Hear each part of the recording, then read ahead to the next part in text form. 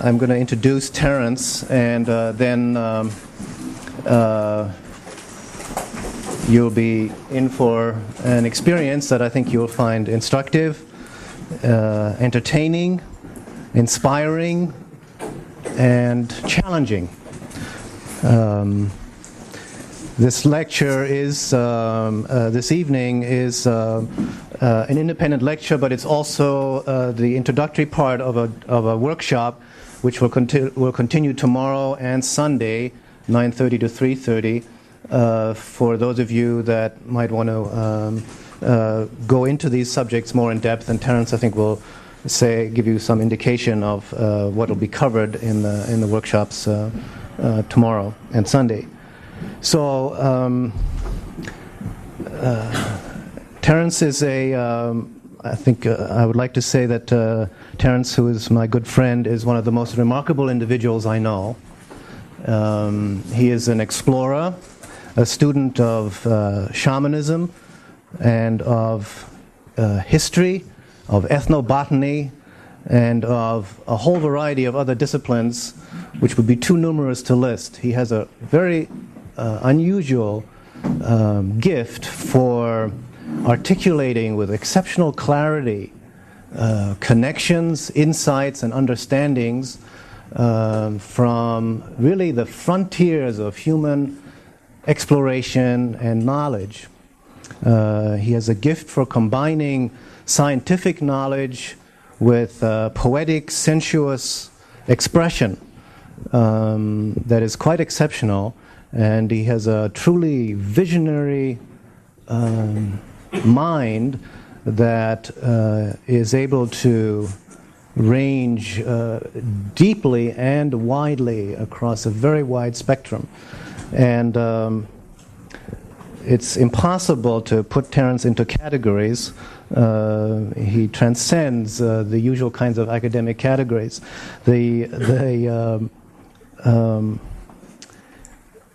But the topic, the focus of this workshop is on ethnobotany and shamanism. In particular, his work in the last several years has focused on the preservation, the study, and the preservation and propagation of knowledge and information about the use of botanical plants in the context of the expansion of human consciousness and knowledge.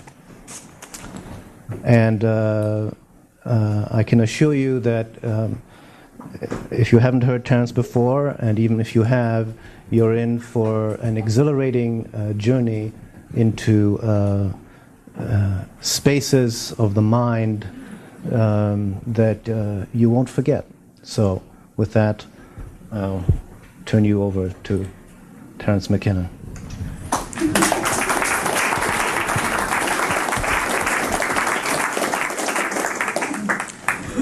Well, I want to thank Ralph for an introduction that will be hard to live up to. I want to commend Ralph and CIIS for the act of intellectual courage that inviting me here represents. I'm sort of returning to my home turf after a year spent in the Hawaiian Islands, where Kat and I were managing a botanical garden that is a nonprofit foundation specifically set up to preserve plants with a history of human usage, foods, drugs, fiber plants, food plants, all the plants that are part of the spectrum of human interactions with the botanical world. I'm sure you're all aware of the crisis in the world's rainforests, that they are being cut down and radically affecting the ecosystems in the tropics and by implication the whole world.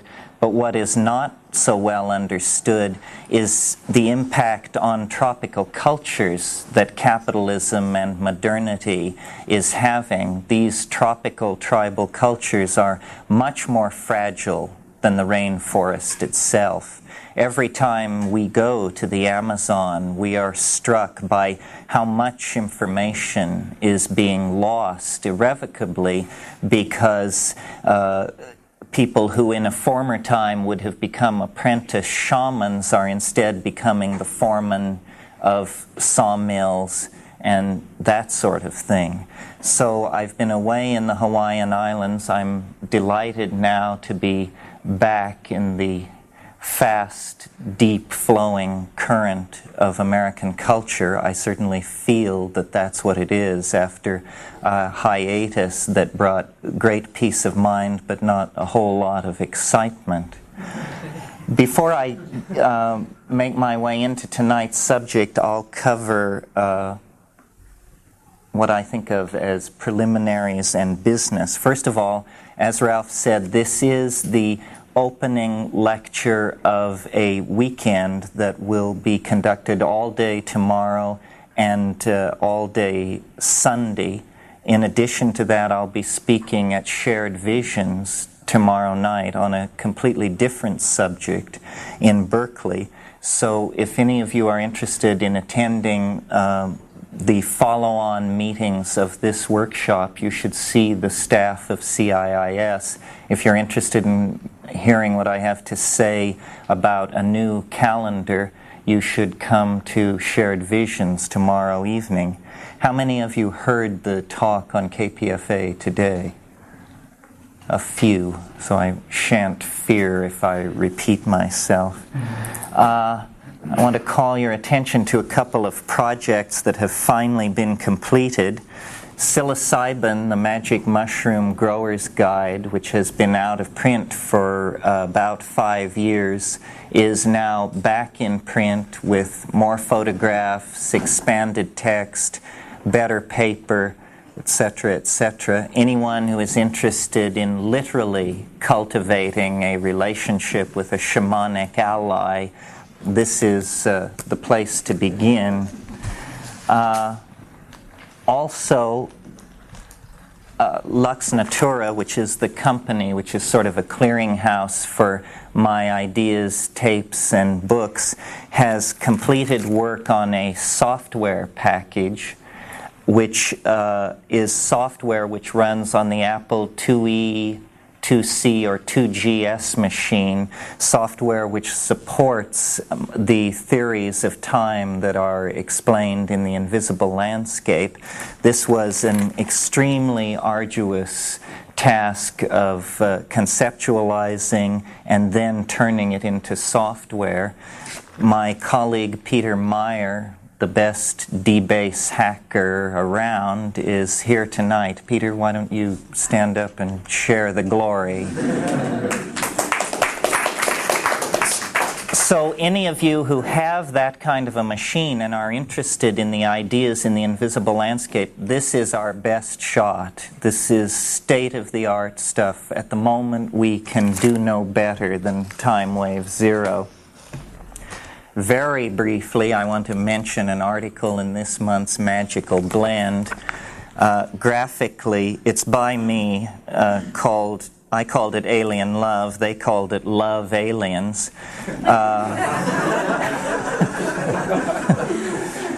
Graphically, I think they took revenge on me for knocking Crystal Power, but the text is there if you're interested. I'm going to talk for 45 minutes or an hour, then we will break, and if you're interested in what Lux Natura has available, there are catalogs here. There's another piece of paper which describes the work that Botanical Dimensions is doing, and also I want to promote a very interesting event that's going to take place in November, a conference here in San Francisco called Angels, Aliens, and Archetypes, which should be very interesting. It's going to happen at the Fairmont Hotel, and besides myself, Whitley Strieber, who wrote Communion, which is now on the New York Times bestseller list, I understand. Jose Arguelles, who I understand has disappeared into the Imperium, will descend to share his thoughts on UFOs with us. Jacques Vallée will be there. Ken Ring, the near-death experience man. Michael Grosso, who wrote The Ultimate Question. Richard Grossinger, a number of other people, people that I have wanted to publicly debate for years. So I think it should be a very lively weekend conference. There are flyers on that. Okay, so much for all of that. The theme, the overarching theme of this weekend here at CIIS is psychedelics, before and after history, shamanism, and ethnobotany. The succeeding meetings will deal with the details of shamanic usage of hallucinogenic plants worldwide in a kind of survey format with special emphasis on those places and peoples that I have personal experience with, which is the Amazon basin and Southeast Asia. And I understand that if you are a student at CIIS, there is credit for that. Tonight's lecture is an attempt to set the stage and sort of enunciate the philosophical themes that stand behind the effort to understand and enumerate psychedelic plants and their usage anyway. I mean, what is the point of it? And the reason I called it, or the reason I invoked history before and after, is because I think that the psychedelic experience, especially as it is induced by plants, is a phenomenon that too little has been made of in an effort to sort of preserve the chestnuts of modern science and society. The psychedelic experience is an extremely old part of the smorgasbord of human experiences on this planet. In fact, the emergence of human consciousness and the emergence of an awareness of the properties of these biodynamic alkaloids scattered throughout a number of plant genera may be nothing less than the same thing. We know that the arboreal primates of Africa at a certain point in the past, and people of goodwill differ on exactly when, came under pressure from an advancing phenomenon of desertification of the African continent. And at that time, new lifestyles, new adaptations had to be put in place. The arboreal canopy dwelling lifestyle of these primate tribes had to be put aside. They descended to ground level. They abandoned vegetarianism in favor of an omnivorous diet, and their already highly evolved system of signaling became even more evolved as they took to hunting and preying upon herds of ungulate animals that were evolving in this grassland situation in response to the same set of environmental pressures that were forcing the primates out of the trees. Roland Fisher did work showing that visual acuity is increased if small amounts of psilocybin are given to graduate students. Psilocybin in doses that are sub-threshold for the triggering of psychological changes. And in fact, he made the point to me when he told me about this, that this was a clear instance of a drug allowing a being, a person, to have a truer picture of reality than if they had not ingested the drug. But Fisher, who was a psychologist, never drew the conclusion regarding what the consequences of such an increase in visual acuity would be on the lifestyle and adaptive skills of an animal. It's very clear, in the same way that if you have a plant in your diet which stimulates or challenges your immune system, that will increase your adaptive advantage.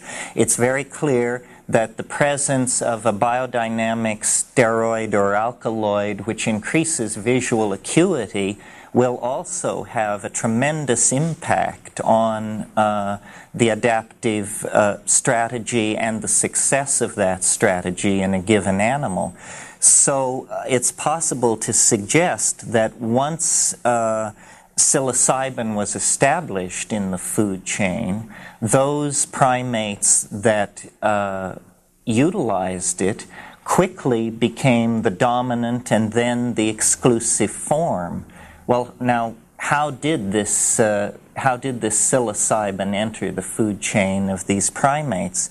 Very simply, because it was coprophytic, meaning it grew in the manure of these ungulate animals, so that once the ungulate animals became a food source and a focus of interest and attention of these primates, they could not help but notice, as they tracked and followed these herds, that the mushroom was thrust upon their attention. If any of you have observed Stropharia cubensis, which is the species I'm speaking of, growing in the tropics, you know that it is quite an astonishing natural object to come upon in any environment.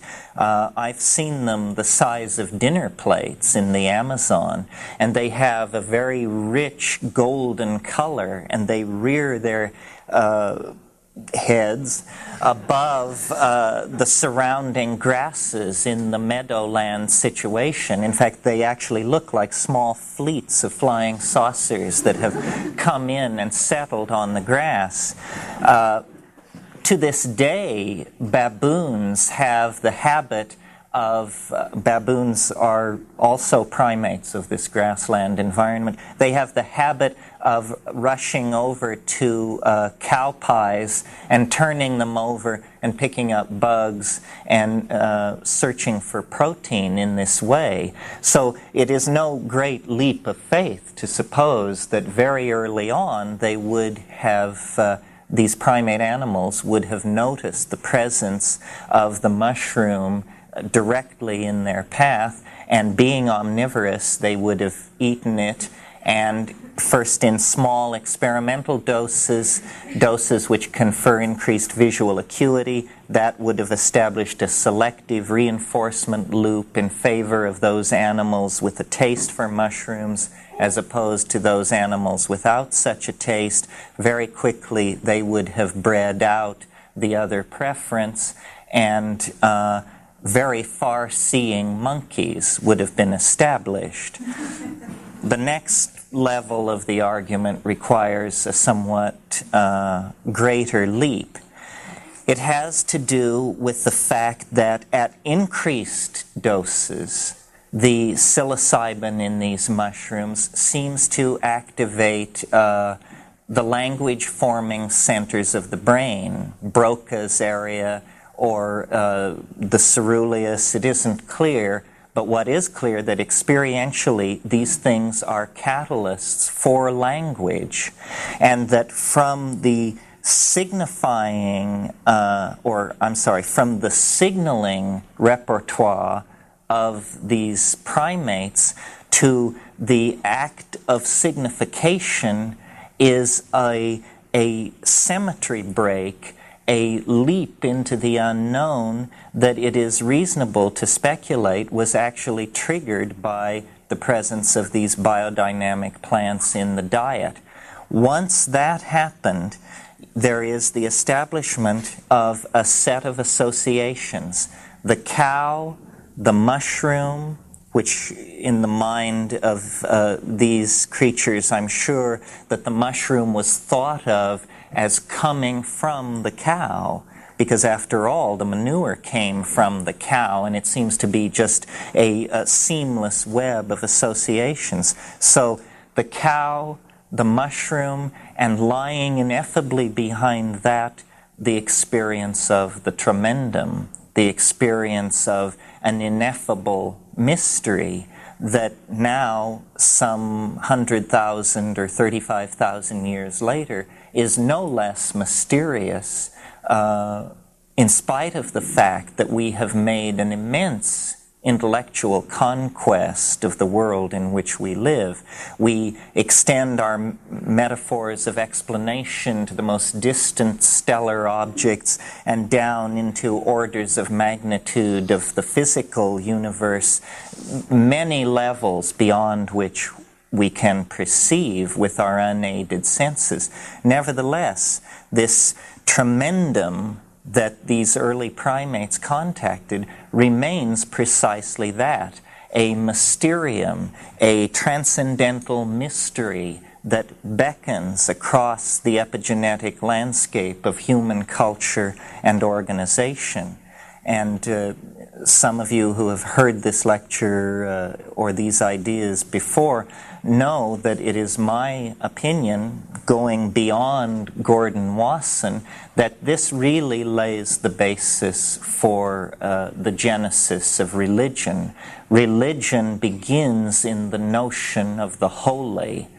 The holy is another way of indicating the felt presence of the tremendum. And the early goddess religions of the Middle East were essentially cattle religions. There are people in this audience who have done tremendous work on the etymology of these languages, showing how these words and roots can be traced back into a kind of convergence where the mystery and the mushroom are seen to be one.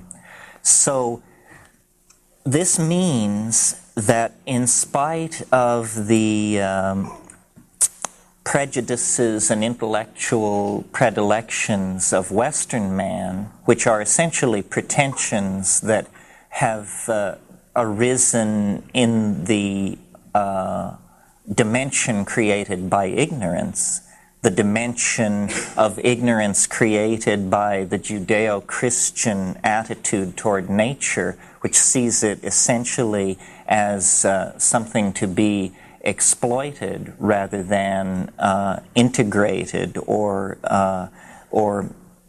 made a resonant part of the psyche. In the light of that ignorance, the connection to the vegetable world has fallen away. Although even as late as the 19th century, mythographers and mythologists like F. Max Mueller and Fraser were talking about the vegetation goddess as a kind of archetypal category into which all of these early religions could be subsumed. Then in the 20th century, this idea fell into disrepute. And the interest in the psyche became detached from the historical career of man through time and became a kind of, a hologram, if you will, the Jungian hologram of the archetypal matrix, which, if you've ever read Jung, you know that he has very little appreciation for historical chronology. He will cite a 16th century alchemist in the same breath that he will cite a 4th century hermeticist or a 16th dynasty papyrus text, because his notion was that the collective unconscious was somehow atemporal.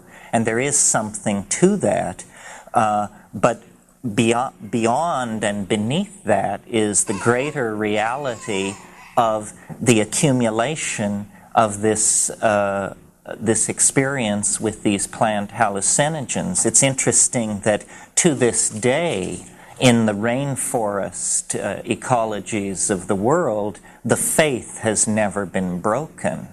And in a way, that brings me then to the second theme, which is after history. History, you see, is a kind of prodigal wandering, a kind of breaking of faith with the vegetation goddess, a descent into what Merciliade called the profanity of history, away from the paradigmatic world of ritual and magic, and into the secularized linear progression of historical phenomena based on technological advance. However, because it rests on no epistemic bedrock, it is simply a cultural assumption, it is now in our own time playing itself out. The fact that it has a false bottom can now be seen as we, through modern anthropology and modern chemistry and pharmacology before it was repressed and shut down in the 1960s, we have rediscovered the mystery almost by accident and then quickly acted to make it illegal, inaccessible, and trivial. These seem to be the three ways that we deal with drugs. We make them recreational, or illegal, or inaccessible.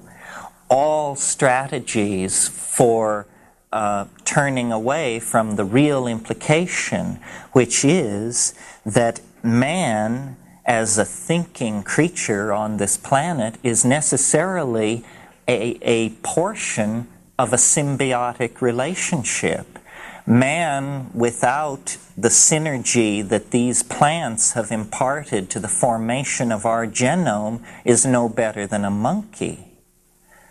So that, recognizing that, we are forced to recognize that the experience of spirit, for which most of us rely upon the testimony of Meister Eckhart and Juan de la Cruz and Hildegard von Bingen, is in fact a birthright of each and every one of us.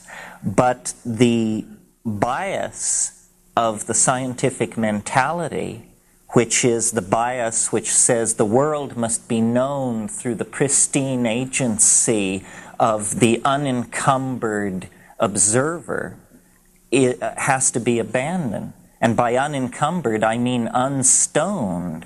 This is the idea that nothing is true except that which emerges from the most sober sorts of reflection, in every sense of the word sober. And yet we know that a substantial portion of the meaning of reality is contacted in the Dionysic excess, in orgy, in the abandonment of the sanctity of the individual ego and emerging into the group mind of the tribe or even the condo complex in our own time. Yes, so that... But that entire spectrum of human experience, the group-minded, emotive, orgiastic, swept-away spectrum of experience is denied, and in its place is put a real horror of nature. And when you have horror of something, you move in such an epistemic murk that you give yourself permission to destroy. The rape of nature has been analyzed as precisely that, a rape, a subjugation of the feminine. And it certainly is that, but it's something else as well. It is a horror that gives permission to destroy, a microcosm of this, which everyone who works in the Amazon is aware of, is the myth of cannibalism in the Amazon. The myth of cannibalism was specifically promulgated to give white people permission to carry out atrocities on the native peoples, because it was said they are homophages. The most horrifying thing we can imagine, gives us permission to deny their humanity and then ride roughshod upon them. And on a larger time scale, this kind of relationship has been extended to all of nature. Now, because of the work of people like Hoffman and Wasson and Metzner and Leary and earlier people, Lewin and others, the 20th century has come full circle. We have dug so deep into the toy box of matter that we have actually come upon the residence of the God, or the residence of the mystery, and it cannot now be denied. This is, I believe, a lot of what the cultural struggle over hallucinogens and the impact of plant-induced hallucinations is about. It is that science cannot continue as usual in the face of this phenomenon. It is what the parapsychologists have been seeking, but have not the courage to proclaim, because so strong is the bias against drugs in this culture that automatically anything having to do with drugs is ruled out of bounds in the realm of evidence, precluding forever, in my mind, the validation of these phenomena. So-called psychic phenomena are an everyday occurrence where hallucinogenic drugs are taken. But where hallucinogenic drugs are not taken, these things must be sought by the most tortuous and excruciating kinds of methods, you know, the flipping of cards and that sort of thing. Even, and I don't want to dump on Whitley because I don't know the man, but I read his book. I was amused, those of you who are aware of Whitley Strieber's book, Communion, he takes great pains to say that he never uses drugs. He even has an appendix in the back of his book, which is a polygraph session, where he insisted that he be asked the question, do you use drugs? Well, to my mind, it's no wonder the poor man can't understand what is happening to him. Without a symbiotic relationship to the biodynamic, God-laden constituents in the exterior natural environment, the unaided human mind is almost certain to fail in its effort to assimilate the mystery of being. Because throughout the historical and prehistorical career of human beings, this is how understanding was achieved.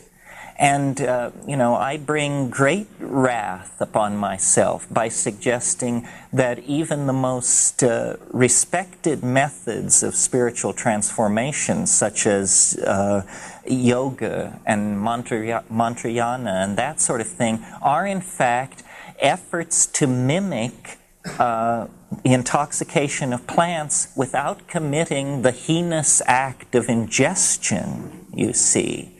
Again, this a masculine paternalistic society has such a penetration fear, such a fear of having Mother Nature come at them with the large, thick reality of things that, excruciating ordeals will be substituted in lieu of that. Not eating, flagellation, sitting for hours and hours, obeying for years the orders of beady-eyed opportunists. All of this sort of thing will be tolerated in lieu of making the commitment to nature. That's what it is. It's a commitment to nature, to the efficacy of nature. And by our now I mean the rationalist scientific view of nature, is that it is something entirely passive which we perceive, and that the act of perception, to become an act of understanding, has to go through all kinds of transforms and processing in the human brain. Nothing could be further than the truth. I'm sure many of you are familiar with the Gaia hypothesis, which fundamentally is a theory about gas exchange in the atmosphere, but which really says that the planet is a self-regulating organism in which we are moving around, playing a role somewhat like an organelle in a cell. The consequences to be drawn from the Gaia hypothesis is that nature is not a passive matrix which requires analysis, but that in fact it is communication. That the perception of nature is the perception of nature's intent. And if we could, and this begins as a kind of outlandish notion, is nature talking to us? Is that what is happening? And ends, I think, in the conviction that that is absolutely what is happening. We do not live on this planet. We live in this planet. Hundreds of miles of atmosphere rise above us. We move along on a kind of membrane, which we call the surface, but which is really simply a symmetry break in the physiology of the planetary organism. The planetary organism, for us, is a continuous stream of communication to us, which we deny. And we deny it by strategies that have been spun out over millennia. One of which is, of course, the subject-object dualism inherent in our languages, the notion of the passivity of the exterior, the notion that mind is a phenomenon, in fact, an epiphenomenon of the functioning of brain. We are unwilling to see that mind is a flowing river into which the brain is inserted much in the way that a dipstick is inserted into a crankcase to take the measure of the lubricant. That's what we are doing.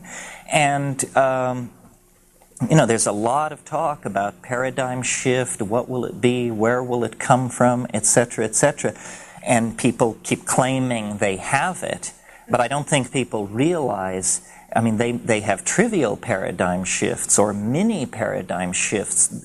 The real paradigm shift that is being acted out in the 20th century is a return to the archaic notion of the primacy of spirit. And it was contacted first and most abstractly by quantum physics, where it was finally realized, when all other intellectual avenues had been exhausted, that particulate matter, conceived of as tiny billiard balls whizzing through empty space, was going to have to be replaced by a notion of fields, of interacting fields described probabilistically and not really localizable in the here and now kind of matrix that we are used to moving through. But they called the new concept of matter probabilistic or wave mechanical. It actually is not mechanical at all. Waves are not mechanical. Wave mechanical is a curiously bastardized kind of term which tries to have it both ways. But how many of us are quantum physicists, and how many of us who are actually have access to the instrumentalities that confirm these notions? So it emerged and is emerging then in other areas, such as abstract art and the effort by the precursors of abstract art, the pataphysicists, the Dadaists, and the Surrealists, to introduce the notion of an animate and active unconscious. The notion of the unconscious is actually an effort to blur the notion of the point consciousness of the ego and to replace the model of the point consciousness of the ego with this more deployed and fuzzy notion of a gradation of awareness spreading out to the very earliest memories of animal organization, you see. But all of these intellectual efforts to launch the paradigm of spirit have been somewhat academic and removed from the ordinary experience of people. What is not removed from the ordinary experience of people is the availability of the psychedelic experience, conceived not as a kind of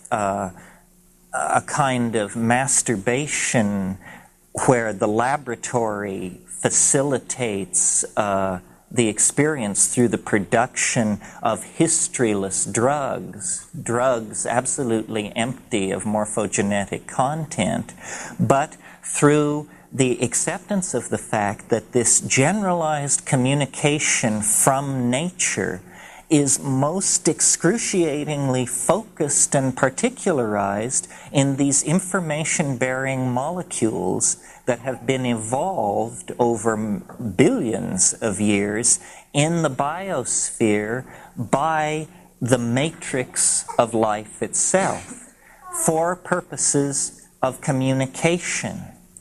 All of life is really an ocean of communication, and this is now being understood even by the hard-nosed Darwinian evolutionary thinkers. It is really not all tooth and claw. It is not survival of the fittest. It is survival of those who can cooperate best with those around them, of the same and different species. Well, the essence of coordinating cooperation is communication.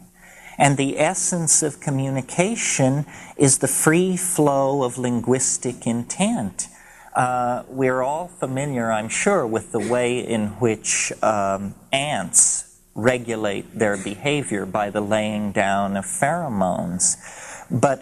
And that seems quite acceptable to us because we say, well, the average ant is not such a big deal. It is the hive which is so exquisitely organized and coordinated and able to execute its intent and carry out its plans. But, have you noticed that the individual atoms of the human hive are no great shakes either in most cases? I'm speaking now to an intellectual elite, self-selected by being able to get yourselves here this evening to this kind of an event. But I'm sure you all are aware of the public opinion polls which show that the average high school graduate cannot locate Venezuela on a map. And similar things, believes that Hermann Goering served in the Nixon administration. And someone said, but he did, didn't he? Only his spirit. So coordination of communication is really what these psychedelic compounds are about. And once this is recognized, I think the role of the spirit as a transforming paradigm begins to come into focus. You see, it is not enough, and this is again another argument I have with the so-called mystical tradition. The intent of the mystical tradition seems to be to trigger the experience of the presence of the tremendum. But in fact, what is necessary is to be able to act in the presence of the tremendum, to execute behaviors based on the felt experience of the tremendum. And this you do not get. You get a strange quietude, a quiescence, a glorification of the hermitage and the monastery as being somehow concomitant with an awareness of the spirit. Nothing could be further from the truth. An awareness of the spirit carries with it an obligation to action. Obligation to action within the context of, and I say this as generously as possible, the hive. So that the appearance in modern times of the anthropological data and the pharmacological sophistication and the botanical sophistication to recognize the role of these psychedelic plants in the formation of human culture is extremely important. It seems to me it is the seminal event of the 20th century, toward which all the other things I mentioned, Freudian and Jungian psychology, modern art, nostalgia for the archaic, etc., point. And one can almost make the metaphor that we are approaching a new level of self-unfolding as a species, comparable to adolescence in the individual. What happens in adolescence is that the DNA reaches the place in its program where there is a symmetry break and a new set of messages begins to be sent, hormonal messages. You can think of them as pheromones within the body. That's what a hormone is. An organic catalyst within the body which suddenly shifts the focus of the individual from what Freud called the polymorphic perversity of the ego to the felt presence of the other, conceived in that case as a sexual partner. And sex, which had never before been an issue, or which had only very peripherally been an issue, suddenly becomes an absolute obsession. And pointing toward the attainment of syzygy with the mystery, fusion with the felt presence of the other in the form of early adolescent sexual experiences. Well, I have many times found myself saying to groups like this, what a tragedy that someone might go from birth to death without ever having the psychedelic experience. It is the birthright of an intelligent species, in the same way that I would hate to think of someone going from birth to death without the sexual experience. These are completing and illuminating and transcendental dimensions of experience which one must have in order to fully claim the dimension of humanness. Now, in the process of culture recapitulating ontogeny and phylogeny, we have reached our childhood's end. And our childhood was the world of naive Newtonianism, Hamiltonian atomic systems, a place for everything and everything in its place. We have come to the end of that process. Now we must invite the presence of a greater mystery. And in the same way that though we enter into the sexual dimension at adolescence, we leave it some 50, 60, or 70 years later, depending on how lucky we are, still without a full understanding of what went on. I'm sure you've all seen the little sign which says, we grow too soon old and too late smart. Well, it applies to sex as well as to the psychedelic experience. Now, as a culture, we must come to grips with the fact that the world is not simple, in the same way that a 9-year-old must come to grips with the fact that the world is not simple. It is not as Mommy and Daddy said it was. There are tremendous vistas and abysses to be plunged, and ask your uncle and he will tell you that nobody knows what's going on in these areas. Ask a shaman and he will tell you that nobody has found the bedrock of the psychedelic experience. Nevertheless, this wish to live with a bedrock of experience is a kind of trivializing of the great mystery in which we find ourselves embedded. We would have a far more accurate and complete picture of reality if we were willing to live with the felt presence of the mystery. And the way to do this is to experience what these plant teachers are trying to say, what these planetarily manufactured information-bearing pheromonal molecules are trying to imbue into us. Now, shamans throughout history have short-circuited the fall. They are those who know. That's what gnosis is. It is privileged knowledge vouchsafed to the courageous.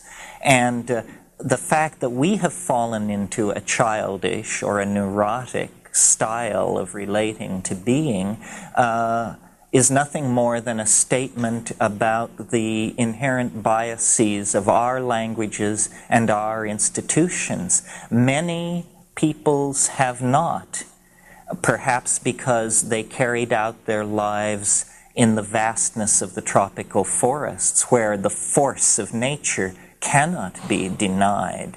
You see, had we stayed in the tropics, we probably would never have taken the fall into history. The fall into history is what happens when one moves into progressively more and more barren landscapes and substitutes for the input of organic nature the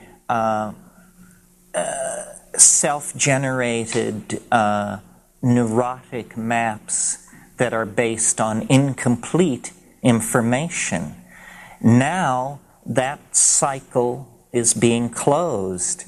I often think that the discovery of the New World and its subjugation, which was like the carrying out of the ultimate fantasies of the neurotic Judeo-Christian tradition, a world to plunder, ends very oddly with Gordon Wasson and Valentina Wasson in 1953 penetrating into the jungle highlands of Mexico and finding there something more astonishing than a flying saucer or an alien artifact, finding there the true heritage of the human species in the form of the intact mushroom psychedelic religion.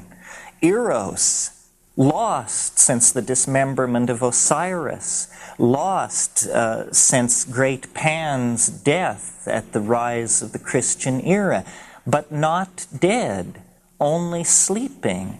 And now, through cultivation techniques and the propagation of ethnographic literature and the work of people like Metzner and Hoffman and Wasson and Schultes, shoved directly in the path of the careening cultural juggernaut of Western civilization. This is why I've called the weekend Psychedelics Before and After History, because I see history, as I say, as a prodigal hiatus, a wandering in the desert of unknowing, an indulgence in an easily cured neurosis, if we will but take upon ourselves the personal responsibility for cultivating a relationship with the mystery. We have bought in so thoroughly to the notion of a hierarchy of information and a declension of truth from experts, whether they be politicians, priests, or scientists, that we have devalued ourselves as the primary instruments of our knowing.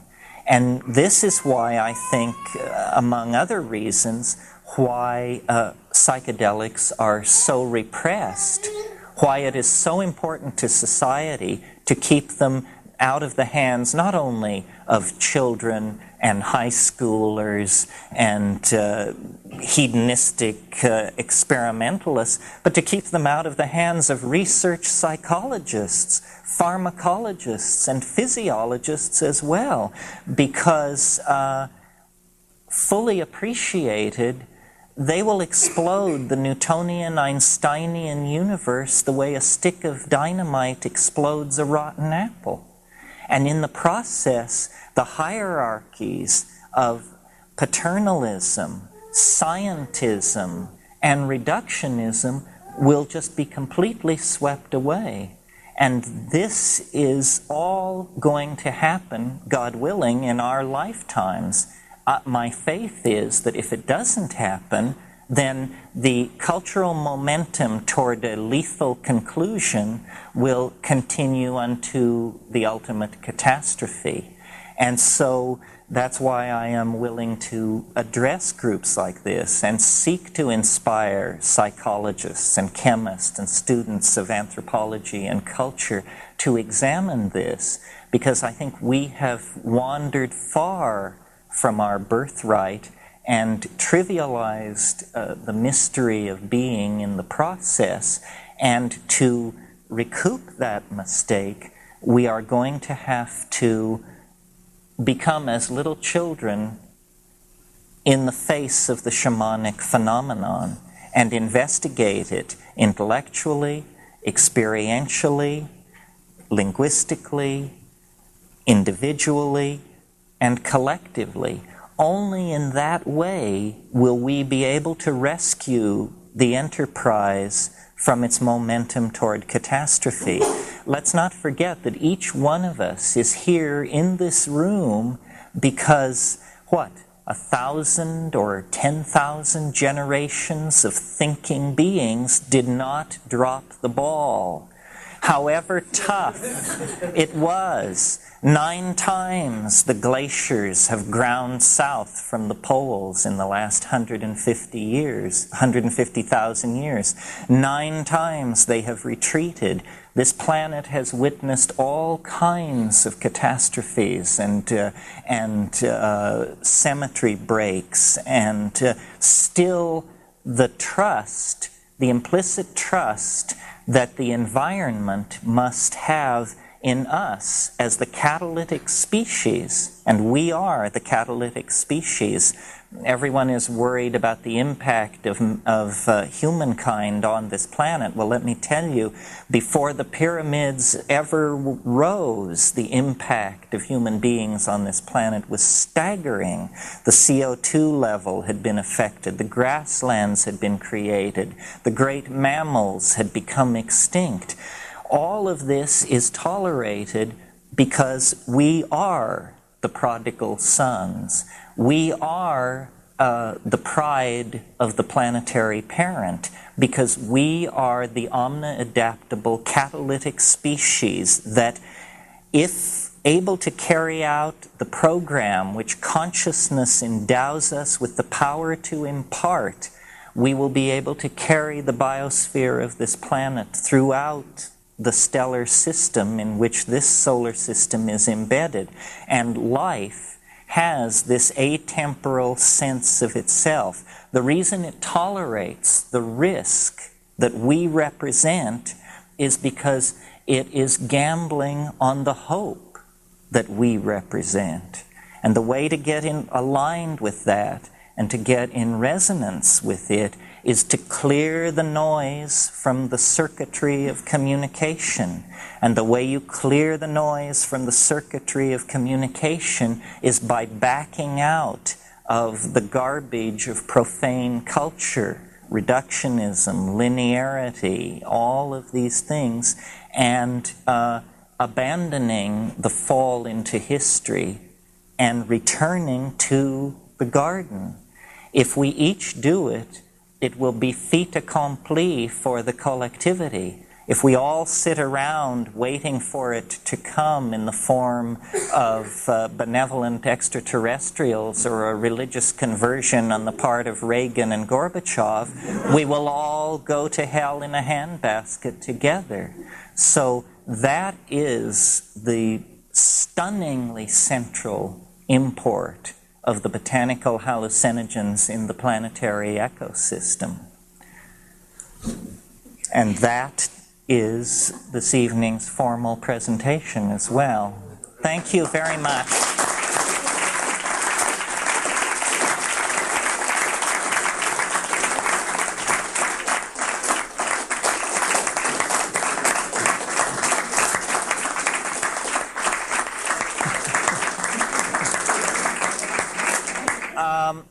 As I understand it, there is tea and coffee downstairs. Let's take a 10-minute break, and then I will entertain vigorous and even hostile questioning by the audience. And here is the various sorts of propaganda that I mentioned earlier. Thank you very much. It's later than we think, so I'm not sure it was up to me to call this back together, but I will do so. I know there are people with questions. Before I take questions, I was handed an express mail package in the intermission. Robin Sylvan, who some of you may know as the former director of the Ojai Foundation, is now running something called the Fairhaven Mysteries Project in Bellingham, Washington. And Kat and I have agreed with him to do a 9-day pilgrimage in Hawaii this coming January at the Botanical Garden site there. And it's been named Volcano Orchid Mind. So if any of you, I don't have enough of these flyers for everyone to get one, but if any of you think you might wish to and can afford to spend 9 days with us in Hawaii next January, I'll just leave these out for interested parties. And if there aren't enough to go around, why share at least the informational contact with other people.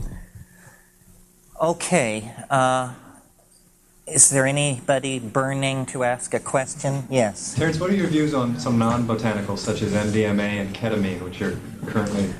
Well, I think I implied in the talk, I really as the longer I deal with this problem, the more strongly I feel about it. It began as a sort of a very gentle separating, and it's become more and more clear to me that, and I guess I rely on Rupert Sheldrake to give me a basis for saying this, drugs which come out of the laboratory have no history.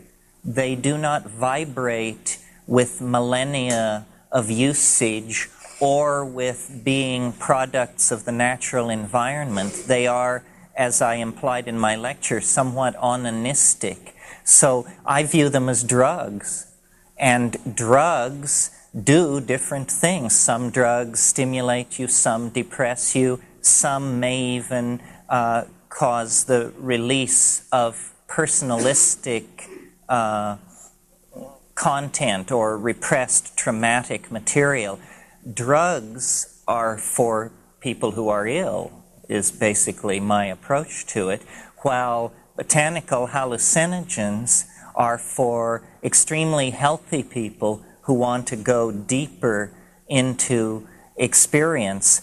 I've tried the drugs that you mention.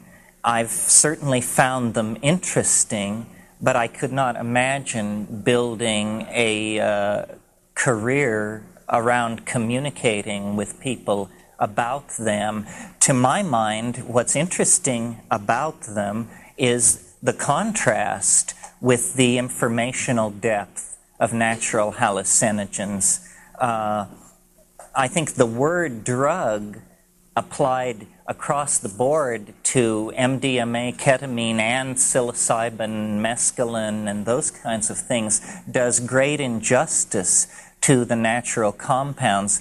There really should be a linguistic distinction made. So I try to speak of organic substances, or more specifically plants. I don't deny the worth or the efficacy of these laboratory compounds, but they are not planetarily evolved pheromones carrying the messages of Gaia. They are humanly constructed nanotechnological machines useful for intervening in the personalistic dynamics of the psyche. Emmett. What do you know? Who did you call? Emmett. Okay. What do you know You're about next. AIDS as a germ warfare? AIDS as a germ warfare.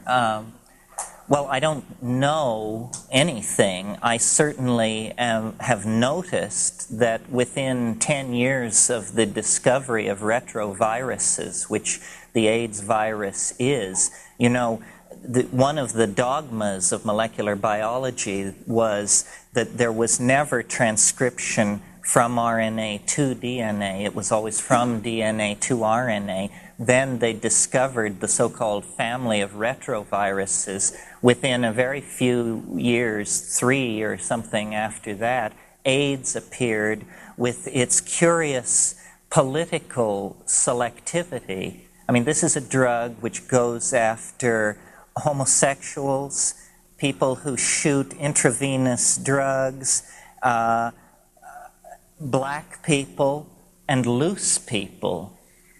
If they could have just somehow gotten the Tay-Sachs thing in there too, so it would have gotten Jews, I'm sure they would have really been pleased with themselves. If it is, in fact, a piece of political engineering, I don't know that it is, but I certainly notice its curious selectivity. If it is, you may be sure that this is a secret buried far deeper than anything having to do with Auschwitz or Watergate or anything else. You want to talk about a crime against humanity. This is a crime against humanity on a previously inconceivable scale.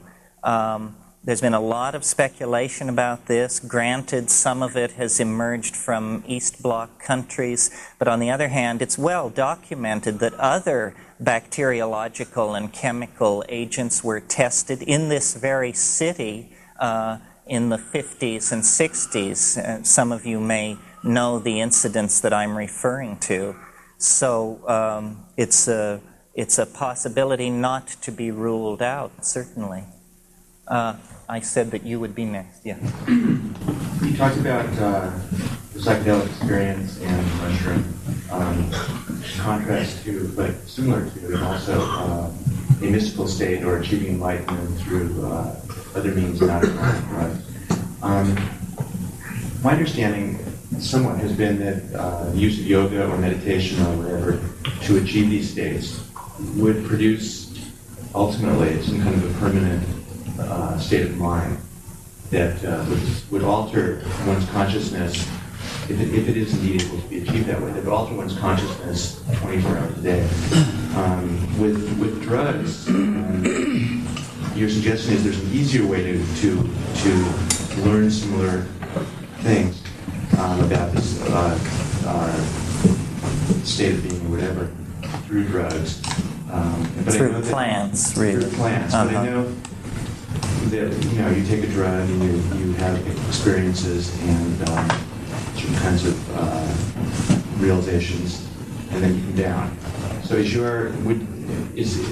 feel that there's some kind of program for ingesting the mushroom, or would it become something that would become part of your diet, or do you reach a state where you do indeed achieve sort of a permanent symbiosis? Well, I think that your point is well taken. Nevertheless, the mushrooms, the psilocybin affects the imagination. It is a stimulant to the imagination. And I don't really think that that is dissipated, or if it is dissipated, it's very slowly. Also, I'm not entirely convinced of the claim of the yogic schools that they can lock in these extraordinary states permanently. It seems to me that the shamans that I have had acquaintance with certainly are not abusers of these substances. On the other hand, they are regular users. And I think that it's fine that the insights are tested against the momentum of down reality. Yoga, most schools of yoga, in fact, I believe all schools of yoga, can be traced back to the 2nd century, the yogic sutras of Patanjali. Well, Patanjali explicitly states that light-filled herbs, his phrase, light-filled herbs, are one of the legitimate paths to achieving these high states. Certainly, if you look at the Rig Vedas are a vast and enthusiastic paean of praise to something called Soma, which was greater than Indra, greater than the gods of the old Vedic pantheon, the central mystery of the Vedic civilization. Gordon Wasson has argued very persuasively that it was a mushroom of some sort. So I really believe that if we had a completely clear picture of the evolution of Indian culture, we would see that for some reason, open at this point in history and looking back at it only to speculation, an institution of botanical shamanism was transformed into the notion of a lineage and a secret teaching and a set of physiological practices. So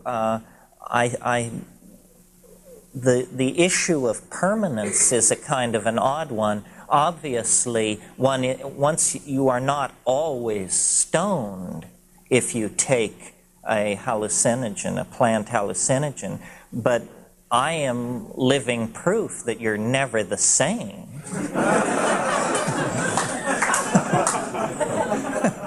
So somewhere between always stoned and never be the same is where one falls. Yes? This grasp of the verbal language. Is that one of your changes? Well, what were you like in high school? Different questions. No.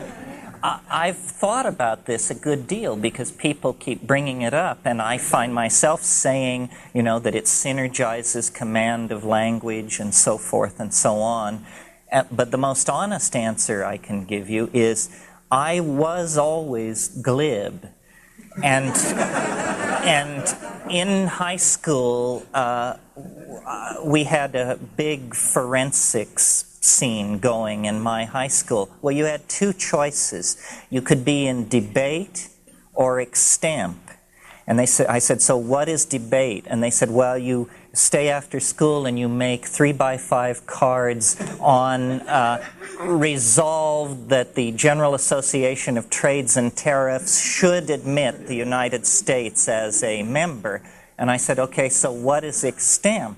And they said, you go in cold and you draw 3 topics out of a hat, and you have 3 minutes to choose one of them and prepare a 15-minute talk. And I said, I'll go with that. And I was very, very good at it. But as I grew up and went to Asia and wandered around, as a freak, basically, I had no sense of myself as having great verbal facility. I discovered that really on the mushrooms. And if any of you, there's a book I can recommend that is excellent reading on the subjects we've been talking about. It's edited by Michael Harner, although he does not make a contribution other than to edit it. It's called Hallucinogens and Shamanism, and it contains about 9 articles on various plants with shamanic usage. Henry Munn, who is an anthropologist who has spent a lot of time in the Oaxacan highlands, has an article in there called The Mushrooms of Language. And he says, you know, they catalyze language, they catalyze verbal facility. And we don't know what the basis of the well-documented traditions of oral poetizing that we find when we go back into the Western tradition. It still exists in rural Yugoslavia. We don't know what the factors were that created that. I think that most people who take plant hallucinogens are simply inspired to attempt to clean up their communication skills, because you do wish to communicate it. And it's the stereotyped view of the intoxicated mystic in our society is of an idiot, you know, the inarticulate hippie, the guy who just says, well, you know, man, it's like, you know. In my experience, that is not what it is at all. They are an extremely potent catalyst for communication. Yes, the blonde woman in the back, and then... Do you think it's possible through artificially created hallucinogenics to program someone, even if maybe just from one really good trip, to program them perhaps to change in their whole outlook on life? And I get the idea with what you're speaking of with natural substances, you're bringing out something that's already in you, or allowing some consciousness that perhaps isn't tapped. I'm speaking about introducing perhaps some foreign consciousness into your mind through chemically altered substance. Do you mean as in a control or in a psychoanalytic sense, like curing an addiction or an obsession? No, I'm talking about like having been given acid at one point, and I mean, even many years later, still sometimes having like flashbacks on it and wondering what perhaps might have been in that drug or what it did to you. Well, I think that the most complex phenomenon in our world is the human psyche.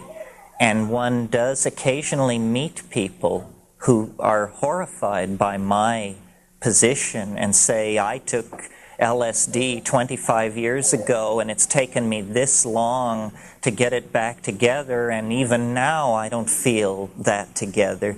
To me, the psychedelic is responsible only in the sense that it gave an X-ray of the psyche to the ego.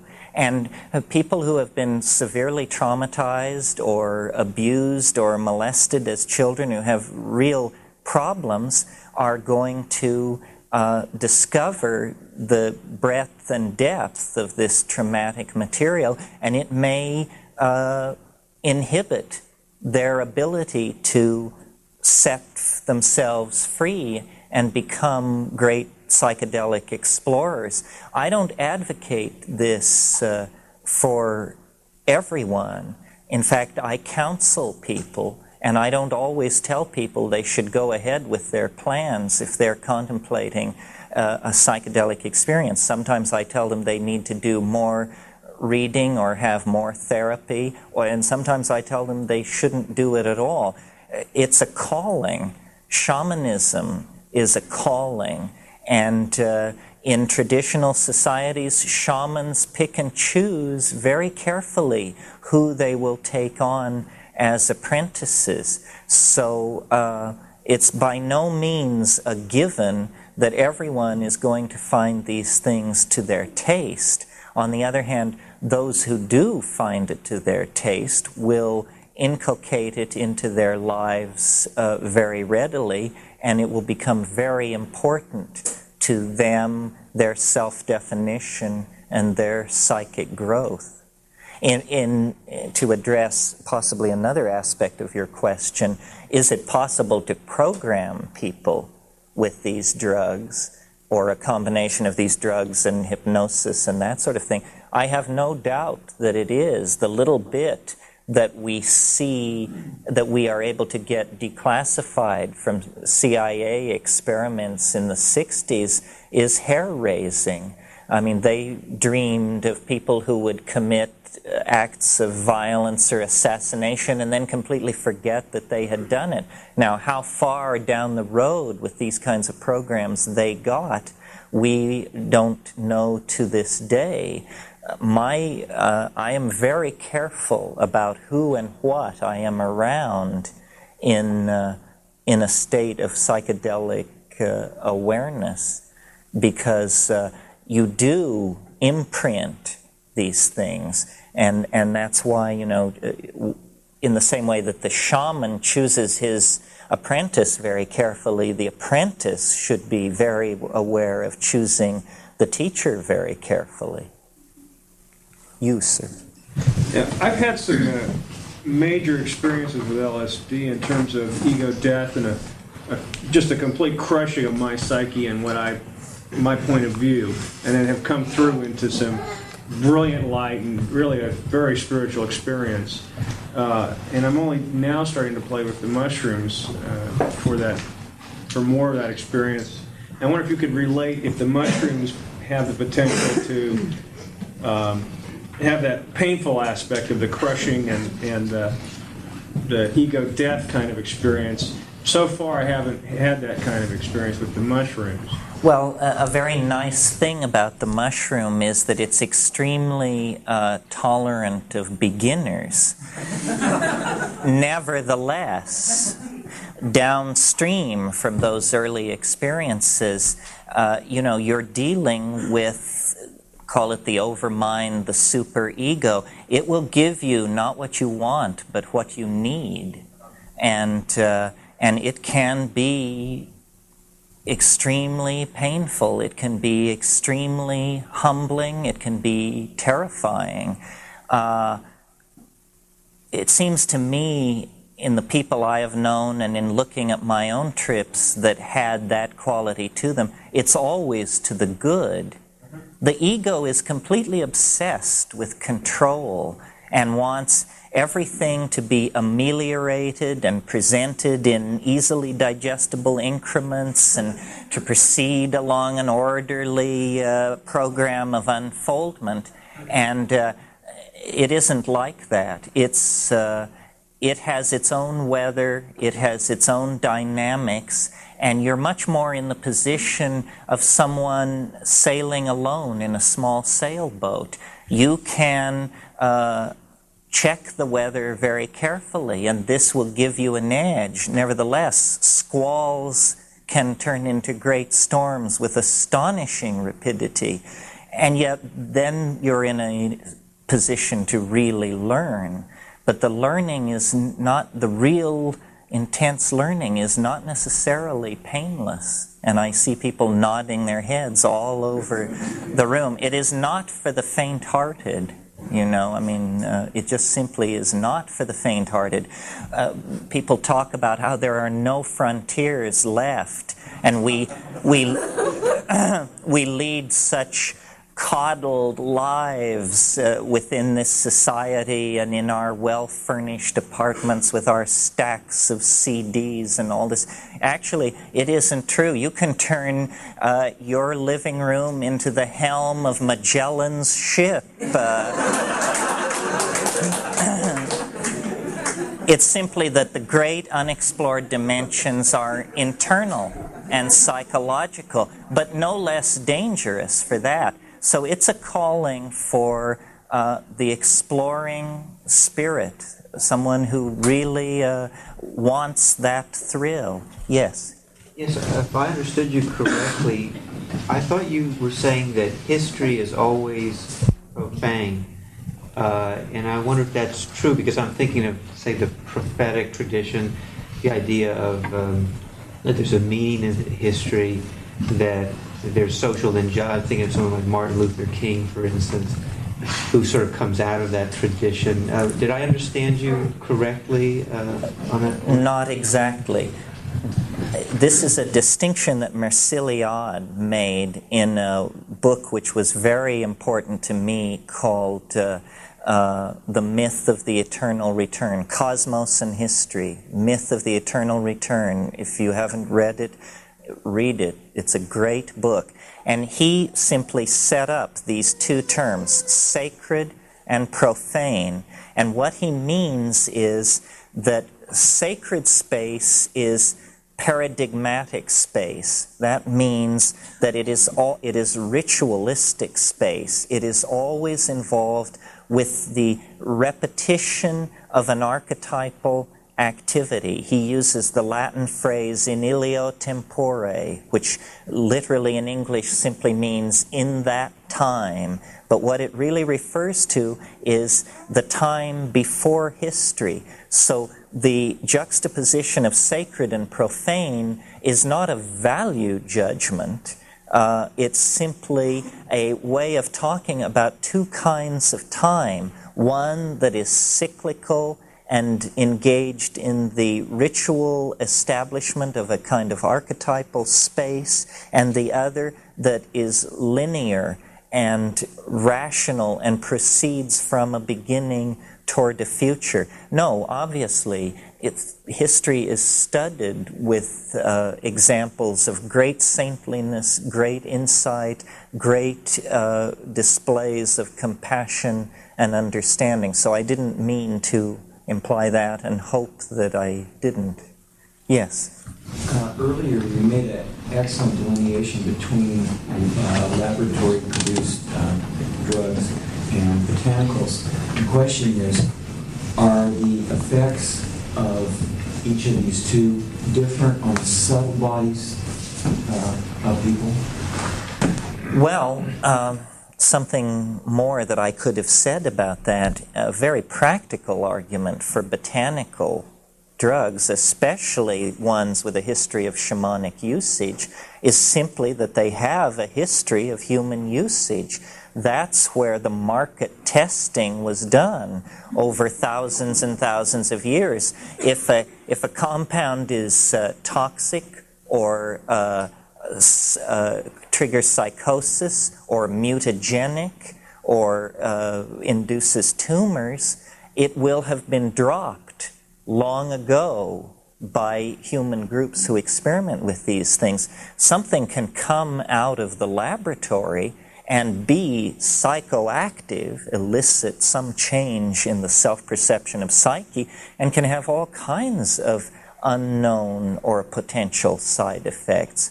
So what I always say to people, if I can reconstruct it here, who ask this kind of a question is, there are 3 tests to apply to a compound that you're thinking of ingesting. First of all, does it have a history of shamanic usage? Does it come from plants? Plants are also biological systems like us. They cannot produce truly alien compounds. And thirdly, does it have a relationship to known human brain chemistry? And I usually say to people, if you get 2 out of 3 on this test, it's probably okay to go ahead. But if it fails 2 of the 3 or 3 of the 3, I would steer wide of it. A perfect example, I mean, I don't want to dump on anybody's favorite drug, but just because I'm familiar with the literature, let me give an example. Ketamine. Ketamine is a fascinating experience. I had a lot of psychedelic experience under my belt before I came to ketamine, and I was amazed at what it does to psyche. However, there's a significant amount of literature which indicates that it can cause epileptic kindling. There is another significant body of literature which indicates that it depresses the immune system. to such a degree that it has now been dropped from general surgery. It's even, I understand, being dropped from veterinary use because all these vets were reporting that a very large percentage of cat patients were not recovering from quite straightforward operations, being spayed and that sort of thing. And ketamine begins to look like the culprit in that. Well, now, if it didn't have that bad rap, I would be willing to grant that it was a very interesting compound. But I just, my immune system is very precious to me, and also I find the notion of epileptic kindling to make me very uncomfortable. So, in spite of the fact that the experience is quite interesting, I would go very slow with that. I certainly wouldn't settle into it as a lifestyle.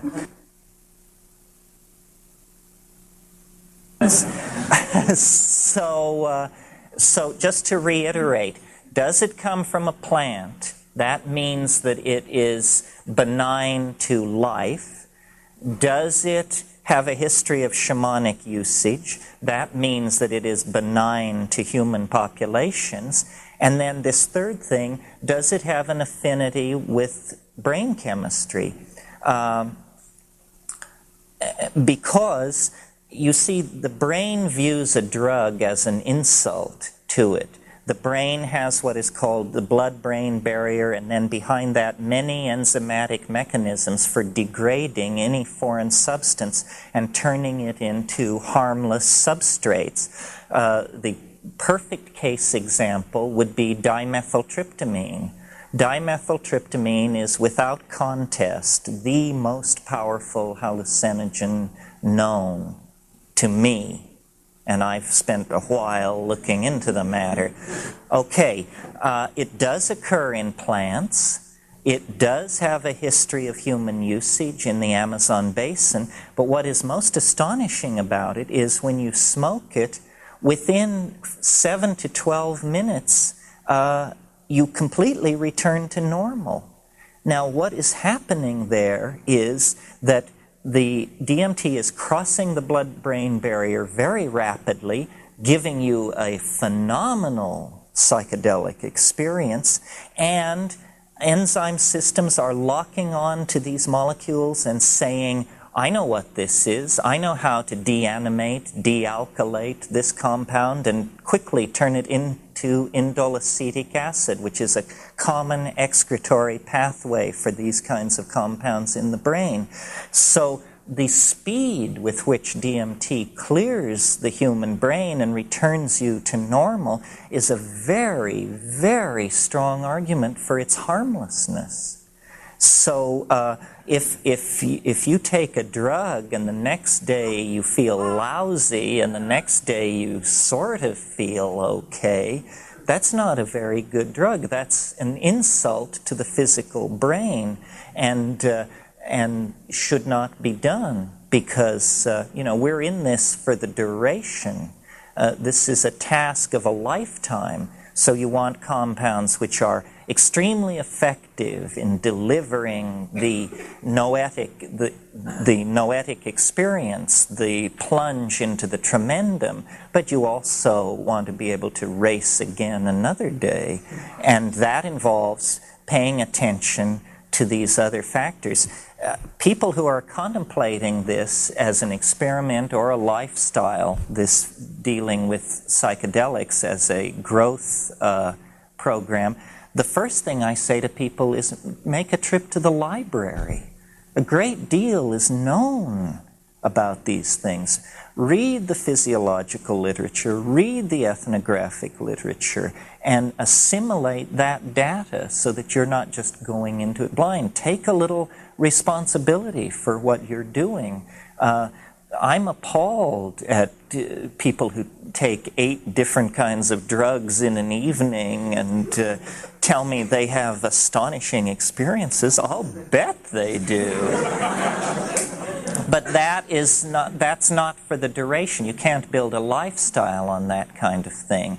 What you want to do is have access into the dimension in a way that is clean and informed and ethical and intelligent. That's how these shamans in the Amazon do it. I was tremendously impressed by their authenticity and by their awareness of these issues. These people are not naive, as so much of the ethnographic literature insists. They are extremely sophisticated, obviously in these matters, more sophisticated than we are. We have much to learn from them. That's why visionary and ecstatic shamanism is the model for doing this kind of exploratory work. Sir? Okay, I got a question which is crucial to me, and I think everyone. The long version is you espouse two different positions, well, many, but these particular two. The first one acknowledges that it's possible to transform yourself or investigate the world in a different way, and thereby save the planet. So you were saying at one point that even though, individually, in the face of insurmountable odds, it's possible to actually do that. You seem to be quite optimistic about that. There's obviously within your realm of possibility that's involved with shamanism going forward. Now, on the other hand, obviously, a lot of people are aware there's a whole body of end-time scripts coming from shamans, from Indian tribes. I mean, going back to Nostradamus, there isn't, to my knowledge, maybe I'm wrong, but there exists this overwhelming body of prophecy, which is a lot of which was produced on these psychedelic drugs. How do you reconcile those two positions, with some sense of hope? I mean, how do you reconcile having free will to change them or to save it? On the other hand, up against this monolithic block of information which says we're going to come up against this stuff very soon. The short question is, how do you avoid getting the horrors when you trip into the modern world? Okay, what about these, as you so aptly put it, these end-time scripts? The only one which is truly pessimistic is the fundamentalist interpretation of the Judeo-Christian appetite for apocalypse. That is a lethal script for the planet in which only 144,000 are saved. I agree and participate in the generation of these end-time scripts, but what I always say is it's an ontological transformation of categories, not the toxification or explosion of the planet. That is a unique point of view claimed by these Christian groups, and I think to the degree that they do that, they place a heavy burden on the rest of us. It's bad enough that we have these nuclear arsenals and the capacity to destroy ourselves without having an explicitly stated death wish as a cultural ideal. So I will, it's a question of apocalypse or millennium. And I believe that it will be a millenarian unfolding beyond the end time, not a cessation of life and a general judgment and a consigning of 99.99% of us to eternal damnation.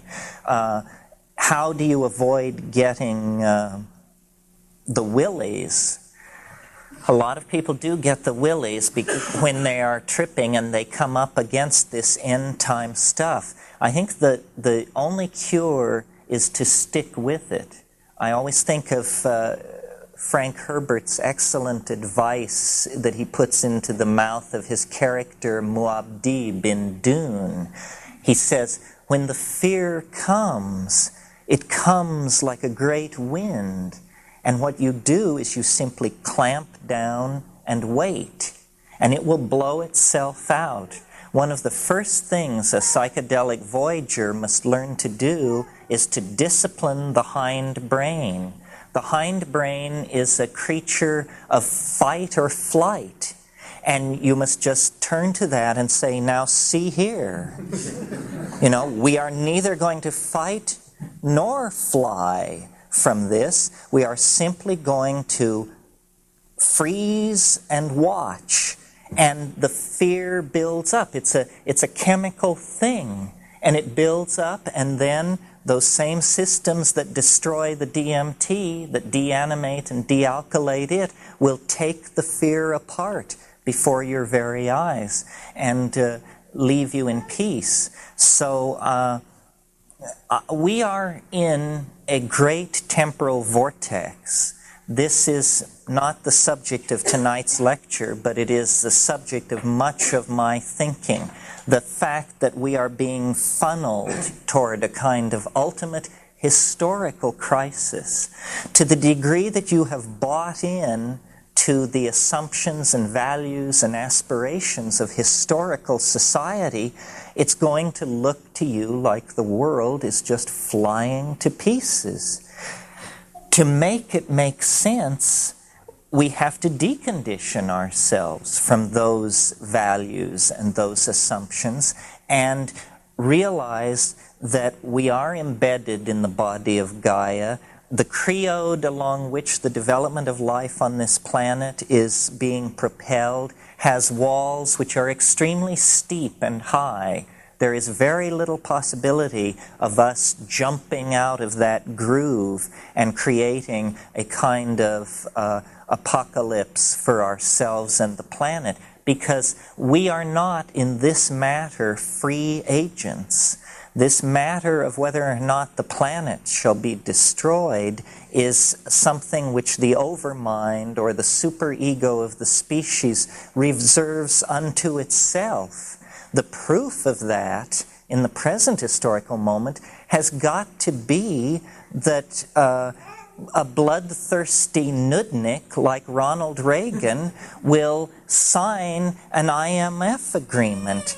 If it is in the interests of people like that to support disarmament and disengagement and rethinking of the lethal momentum of history, then how much more it will be a part of the program of those who will eventually replace these people. We have reached the point, I think, where ideology has given way to a perhaps even more base desire, the desire to make a buck. And it is bad business to have thermonuclear wars. Therefore, the hysterical war hawks of capitalism, or of not even capitalism, but this fundamentalist, self-righteous, demagogic democracy, and of Marxist, millenarian, save-the-world types, has been completely read out of the picture. Governments are growing more and more irrelevant, while banking, commerce, and investment are beginning to dictate terms to these institutions. It is bad business to blow up the world, and this is the great salvation of all of us, even though we may not be particularly keen on the business ethic or mentality. So I'm very optimistic. I think great changes will be seen in our lifetime, and I think the lethal mythologies are being overthrown very, very subtly by the superego, by placing goals that even the dullest of us will turn to in preference to waging a thermonuclear war. Anyone else? Yes. Just interested a little bit in the vision you have for a post-historical relationship between the people and the technology that they create, which we sometimes go crazy with. It builds us the glasses and the other good things that improve our... Well, I think that culture is a dimension, literally, and that for 10 or 15,000 years, it has been a very low dimension. In other words, if you think of it as a dimension orthogonal to nature, it has been just a slight adumbration of nature. But now we are taking unto ourselves, through human-machine interfacing and nanotechnology and this kind of thing, this dimensionality of culture is becoming rather more expanded. So my notion of a post-historical world is a world where all of the technological appurtenances of the present world have been shrunk to the point where they have disappeared into and are scattered as grains of sand along the beaches of this planet. And we all live naked in paradise, but only a thought away is all the cybernetic connectedness and ability to deliver manufactured goods and data that this world possesses. So really, when I see the historical process running off the scale, it is not that we are destroyed at the end of it. It's simply that it runs off the scale into another dimension. Culture is where we are all going to live, but culture need not be something which is toxic to nature. It need not come tangential to nature at all. It can be in an entirely different dimension. This is why I often talk about what I call living in the imagination. The imagination, which begins as a slight, almost a flicker of iridescence across the mental world of ordinary reality, is going to grow and self-reinforce and expand until it will be virtually all there is, if that's all one chooses to experience. Now, a person living in, let's say, Midtown Manhattan, they live in a dimension where nature has been entirely read out.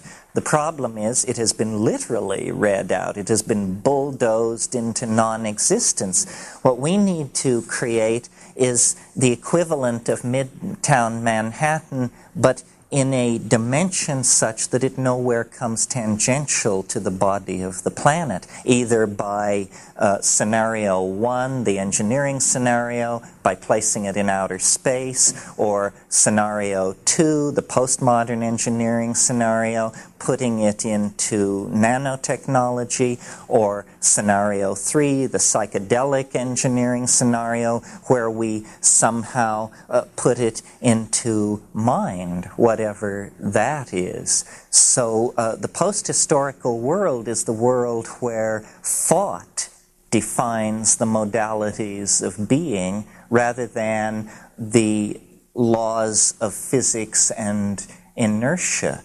If wishes were horses, beggars would ride. Well, eventually, I think wishes will be horses and beggars will ride, but not across the surface of this planet, but through and across the endless grasslands of the imagination. One or two more, yes. Is there anything to be said for MDMA because of its friendly nature, and just as a means of turning on large numbers of squares? Yes, I think in my lecture I said that drugs are for sick people.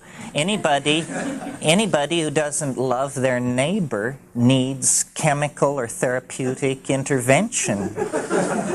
And, if MDMA in the hands of a skillful therapist can do that, more power to it. But it addresses sort of trimming the fingernails of the ego, not these dimensions that I am talking about. Someone else, yes. An area that you talked about that reminds me of something that I've been very interested in studying when it comes to call it the ecology of history. Can you say something about why a culture that grew up or evolved in the tropics would be so different than one that grew up in what you said, barren land? Because of the overwhelming presence of ordered organic systems at every level. I mean, if you don't have to grow up in the Amazon. If you're there 3 weeks, you begin to get the message that, my God, this is some kind of a brain. You take a lung full of air, and it's like a symphony of odors, which you know to be pheromones, carrying messages from one member of a species to another, from species to species. So then you shift your sensory focus to sound, and you realize, that languages are going on all around you, hundreds of them, between species, among species. The tropical rainforest is the most exquisitely ordered process on the planet, and any culture which grows up with that as its front yard is going to be a culture immersed in the Tao, inevitably, because you don't survive unless you come to terms with it on its terms. None of your rules count for anything. It sets all the boundary constraints, and you see the exquisite ordering, how it all works, the economy of form, the economy of resource, and the depth of its pure communication. So that's the great difference. Heinrich Zimmer, in his massive study of Indian art, says of the cultures that wrote the Vedas, he says their great breakthrough was they had no cosmic mountains, no sacred rivers, no holy spots. They worshipped fire, and where the sacred fire was kindled, the center of the universe came to be. They could erect this ritual space anywhere. This is, in a sense, a breakthrough in consciousness, but also it's a denial of the power of place, and it gives then permission for greater misuse and disregard of nature to come. And I view those Aryan people not as an Eastern culture, but as the furthest most extension of Western culture. They set us on this path as surely as the Greeks. So the two probably can be traced together somewhere south of the Caspian Sea. One last question.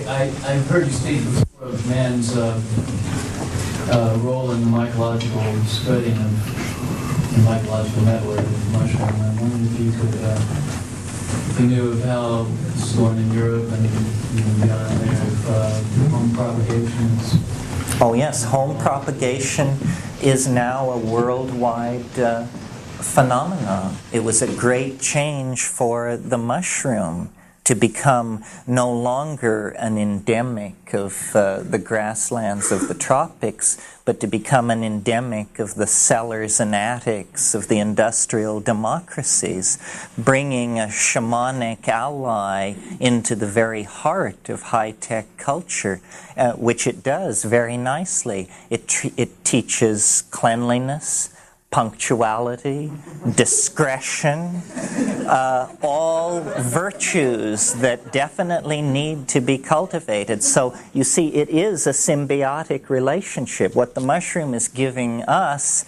is information about the world outside of and beyond history. What we are giving it is an extremely extended range, which is, by definition, one of the things that defines the successful adaptation of a species. So it isn't all going one way. It is not a parasitism by one upon the other, but definitely a real symbiosis. I'm sure many of you are aware that in the Amazon, one of the major life forms that quickly thrusts itself upon your attention in any tropical forest are the leaf-cutting ants.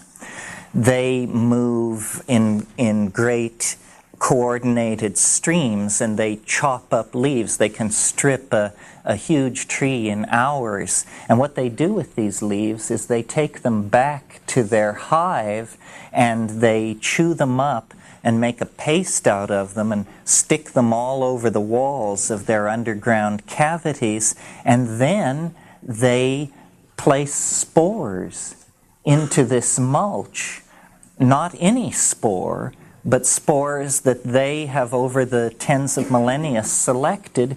These spores change the inedible cellulose of the leaves into edible sugars, and the ants eat those sugars and thrive. So the symbiotic relationship between social animals and fungi is a very well-established phenomenon of the biome of this planet. And in fact, isn't it interesting that the social insects are the one other area of organic nature where we begin to see similarities with our own style of social organization. They use chemicals to communicate. We use small mouth noises. But if the scenario I laid out for you this evening is correct, both societies were called into being through symbiosis with fungi that were operating in a mutual, a reciprocal relationship of mutual reinforcement and support. So it's a model that has been tried before, and it's generally agreed that these leaf-cutting ants are the most sophisticated of all the social insects. So the mycological mind seems to do this. It can take primates or insects and through the slow passage of the millennia organize them into great self-reflecting societies held together by communication. The breakthrough with us was with a much larger brain, with a much stronger hand. We have then evolved a kind of open-ended symbiotic relationship with the mushroom, while the insect societies have been caught in a closed loop, probably because of the small size of their individual brains and their limited ability to manipulate physical matter.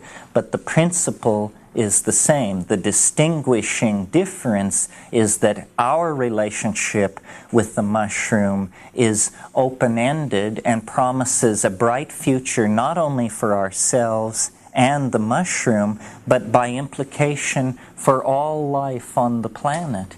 Because as we come to realize the ethics of biology, we will cease to be so xenophobic and homocentric and much more willing to see ourselves as the stewards of the planetary garden. And this is, I think, ultimately what the psychedelic experience and what psychedelic shamanism leads us into: stewardship of the planetary garden in order to create an endlessly self-transcending horizon to all of our futures. Thank you very much.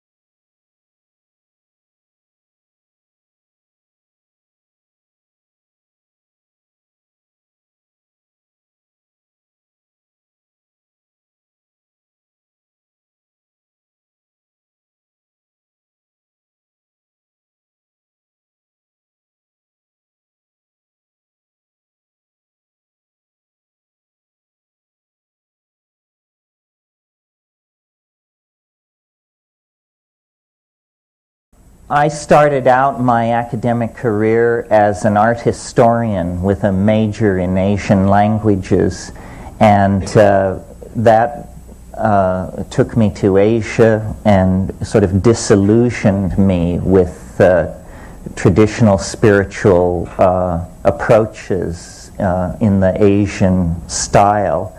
And I reconnected then with my childhood love of nature and pretty much abandoned the humanities and went into the sciences. But by then it was too late to become a real scientist, and I was too tainted by my time again among the poets and the artists. So I had to become a very soft, hard scientist. So I got a degree in conservation of natural resources, about as soft a science as you'll ever hope to touch. And I did a lot of traveling around looking for a viable, vibrant, numinous approach to spiritual reality. And the only place I found it was in the Amazon basin, where, as you know, there are extremely archaic groups of people who never submitted themselves to the historical process the way the peoples of the Middle East and Europe did. And there flourishes, through the use of chemically complex plants, techniques and traditions for accessing a world invisible to the rest of us, a world of forces and information that is transhuman, supernatural, if the word means anything. But this supernatural dimension is anchored in the plants that live in our world.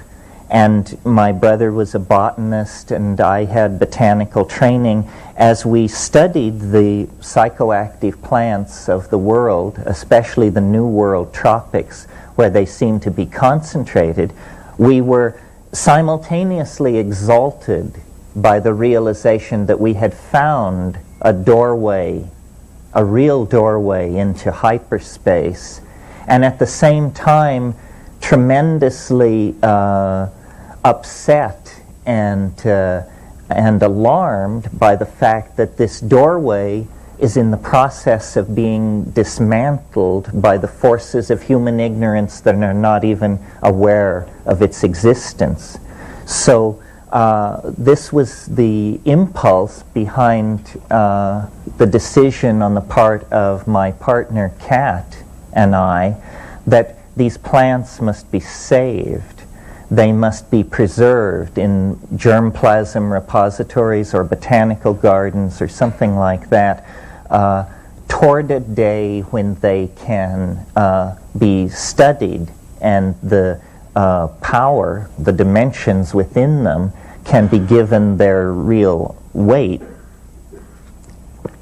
So to this end, we founded a botanical garden in Hawaii that is specifically dedicated to preserving plants with a history of shamanic importance. And I mention this because this is the real world political work that we do, and everything else I will say today will be barely anchored in any world familiar to most of us. But there is a political anchoring, there is a place where it all comes tangential to the World Bank and the IMF and the host governments and so forth and so on. It is tremendously important to preserve this shamanic option, if for no other reason than we do not know what it is. We do not know what it is. Well, so at the break, if you come up, the newsletter of our botanical garden is the large stack of beige paper, and there are 300 copies of that, so I hope there's enough for everyone.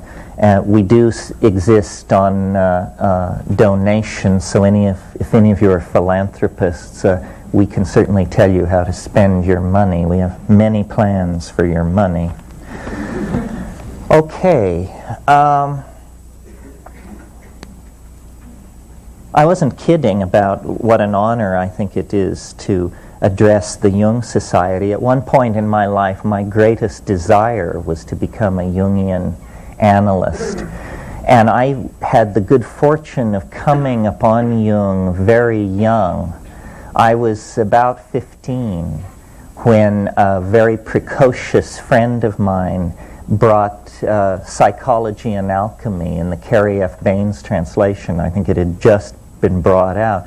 And we were stunned, and we read it from cover to cover, and then went on to Mysterium Conjunctionis, Ion, the studies in the phenomenology of the self. I said to someone yesterday, we read all the books of Jung that the Jungians never read. They seem to stop up there toward the front of the line with the archetypes of the collective unconscious and the personality type. But to my mind, it was the late stuff that was fascinating.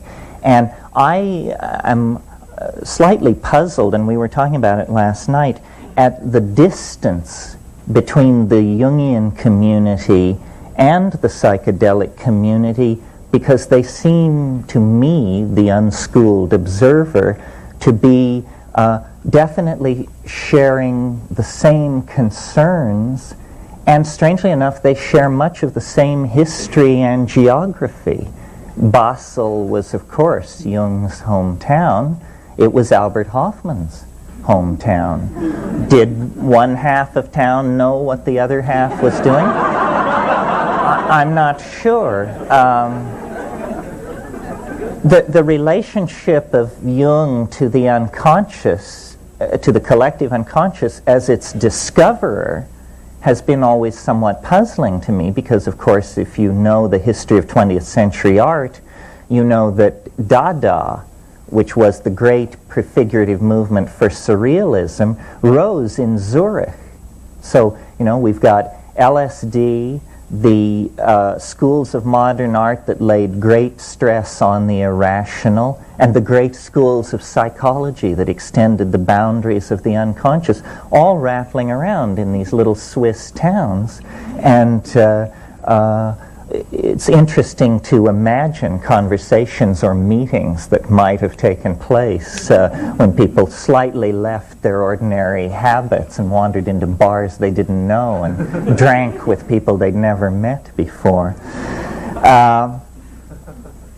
Because Jung provided maps of the unconscious, and at 16, when we were beginning to experiment with this, and let me stress, this was before the great social waves of LSD taking of the 1960s. Just preceding that, from about 1963 to 65, we were frantic for maps of the unconscious. And Freud was useless. I mean, the notion that the contents of the psychedelic experience could be reduced to what Freud called day residues and repressed sexual desire and stuff like that didn't wash. Within 10 minutes you could tell that was not a serviceable metaphor. Jung, on the other hand, offered a vast pantheon of gods and archetypes and psychic complexes forgotten or abandoned.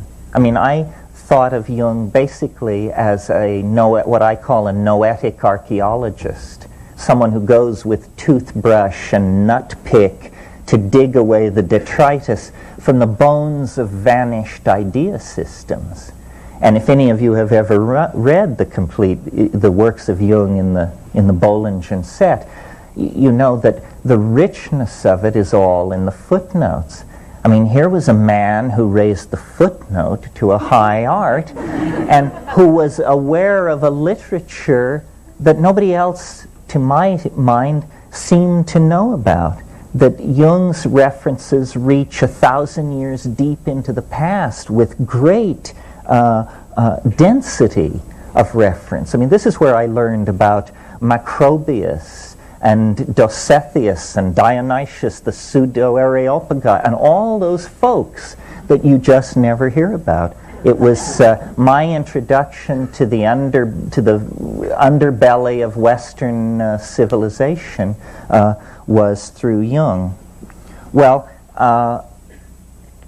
to my mind, and now I'll theme this in to today's theme, I think Maria mentioned that Jung did not have a lot to say about shamanism. He came to it late in his life, and he had already worked through the exegesis of the symbol systems of the European mind. And so he was sort of content to indicate shamanism as an area where more work was to be done. And then the great follow-on scholar was Merciliade, who then actually studied shamanism, showed what its archetypal underpinnings were in all times and places, and the combination of Jung and Iliade, I think, pretty much delivered us as firm a map of the psyche, as dependable a map of the psychic geography as we can expect to have until we make the trip ourselves and readjust the landscape with our own notes and observations. For Jung, the great path into the unconscious was alchemy. And alchemy is an interesting pivotal domain, because I think we could, in a way, say it lies halfway between the concerns of an archaic shamanism and halfway between the concerns of a quasi-scientific psychedelic attempt to explore consciousness. Merciliade wrote a brilliant book on alchemy called The Forge and the Crucible, which is the bridge to show you how you go from Jungian psychology into an understanding of alchemy that approximates Iliade. The notion for the alchemists that Jung brought forth very strongly was the idea of projection of psychic contents, projection of the active imagination onto processes and objects in the exterior world. In the case of the alchemists, it was the swirling chemical processes in their alembics, in their alchemical vessels, that they projected the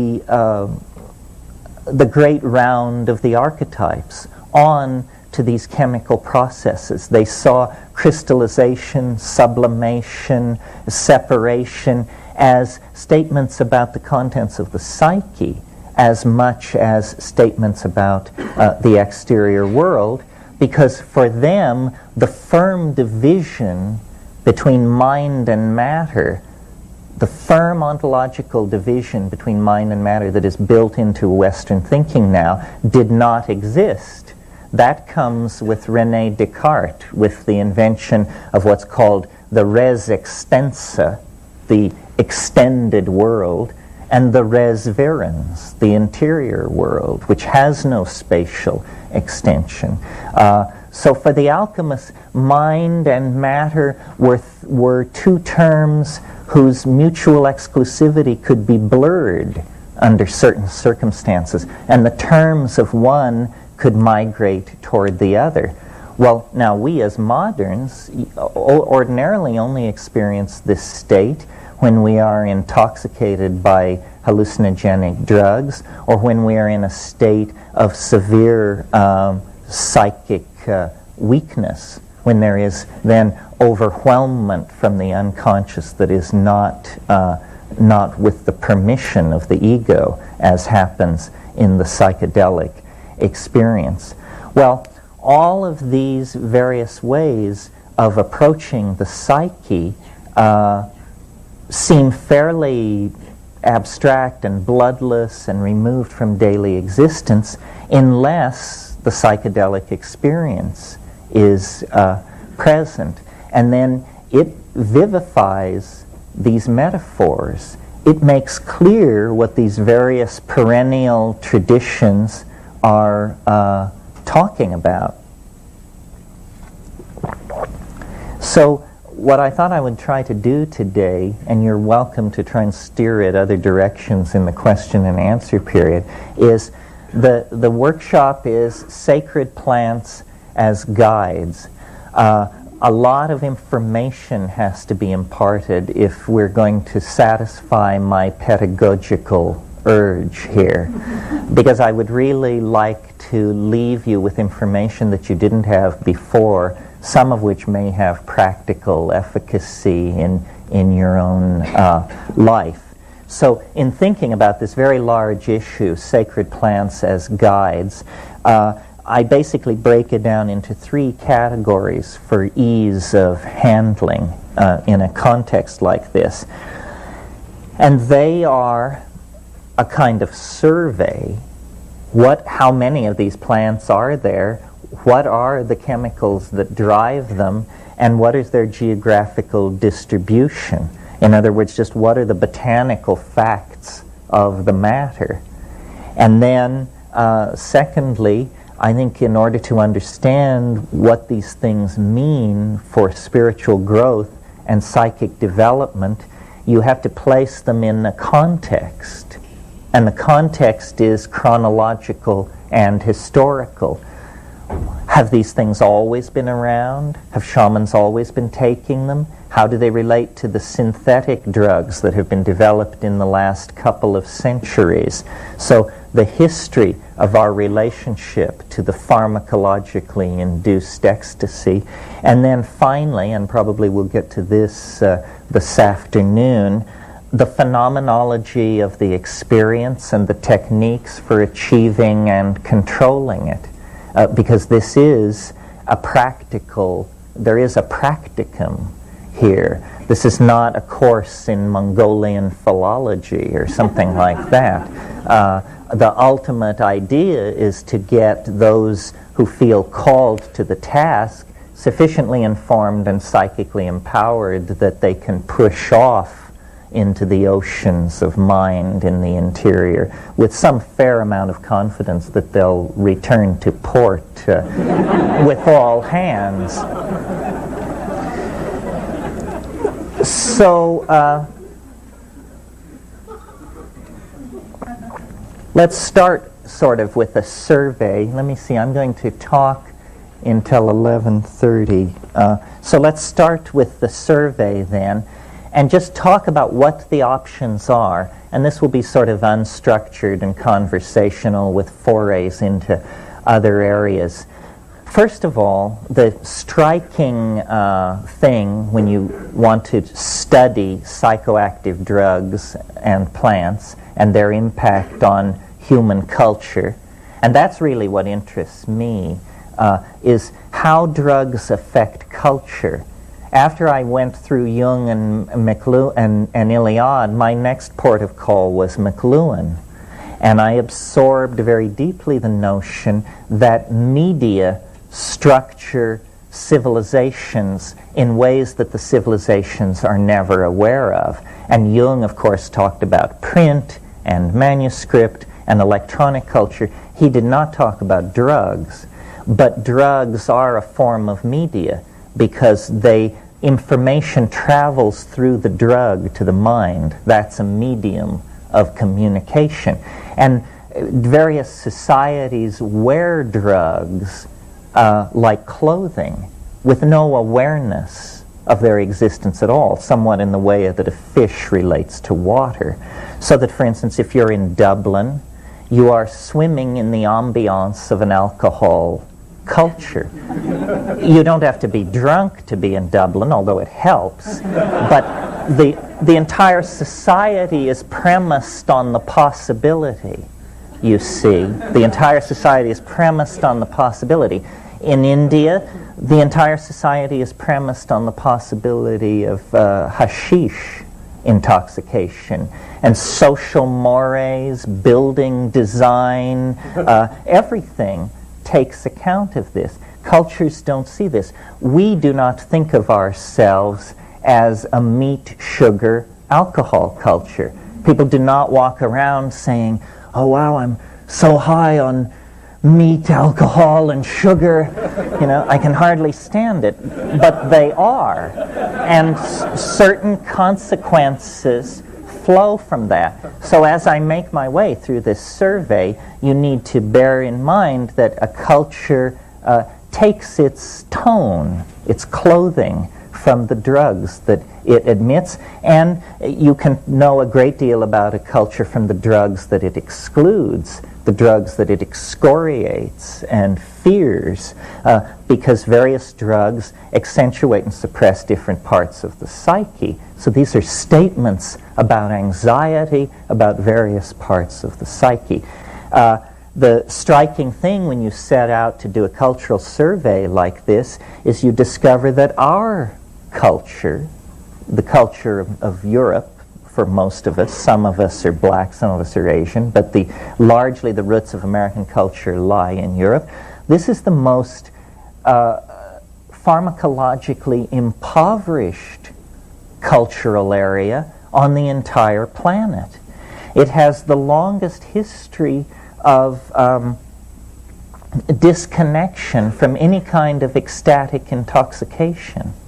And the cultural forms of Europe, linear, abstract, narcissistic, and promoting of male dominance, are, to my mind, exactly what you would expect in a culture long deprived of the boundary-dissolving, numinous encounter with the vegetable mind.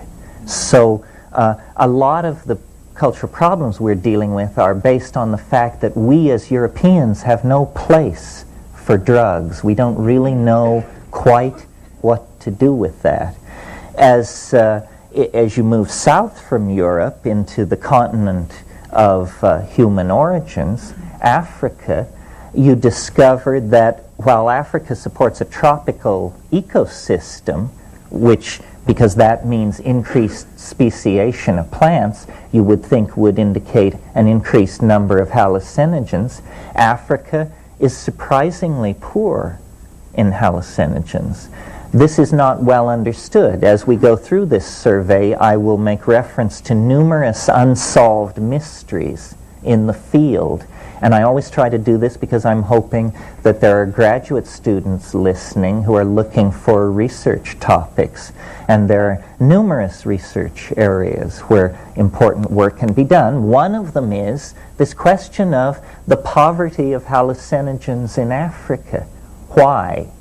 Does it have something to do with the extreme length of time that Africa has been subject to human impact?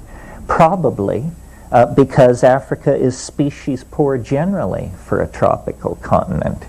However, in the interest of thoroughness, there is one hallucinogenic drug complex that should be mentioned because it raises issues that are important for the broader context, and that is ibogaine, or Tabernantha iboga, the so-called Bawiti cults of Zaire and Gabon. Now, this is the psychedelic about which we in the West probably know the least. It has spawned no waves of social hysteria. It has not been the subject of pogroms or media freakout. It's a powerful hallucinogen, and it's not only a powerful hallucinogen, but it has a component of sexual excitation to it, which is ancillary and unusual. If you actually have ever looked into the subject of aphrodisiacs, the truth is there ain't any. There are things which cause genital itching and prolonged erection and so forth, but a true aphrodisiac, a chemical which would impel you to want to have sex, there's nothing quite like that, except this Tabernantha iboga is very interesting. We tend to think of an aphrodisiac because we tend to break our heart away from our genitals as a kind of cold thing, I think. But when you talk to these people who are taking ibogaine, they don't talk about aphrodisiac. They say this causes open-heartedness, one-heartedness, they call it. And one-heartedness is what they are striving for in the Bawiti cult, and they achieve it. And they achieve it, and it allows them to resist cultural incursions by Christian missionaries. Bawiti is the main cultural force that is holding back conversion to Christianity by these people. Fang culture, the people who are using this ibogaine, it's an interesting culture. There's a great deal of anxiety in Fang culture about divorce and relationships between men and women. Divorce is very easily obtained among the Fang, but it's always followed by extremely lengthy and protracted negotiations with the family of the divorced partner about return of dowry. And a huge amount of neurosis and agony and murder and violence goes on over these dowry return negotiations. The ibogaine stands right in the middle of this as a source of one-heartedness, making divorce less likely. So it's very important as a force for social cohesion.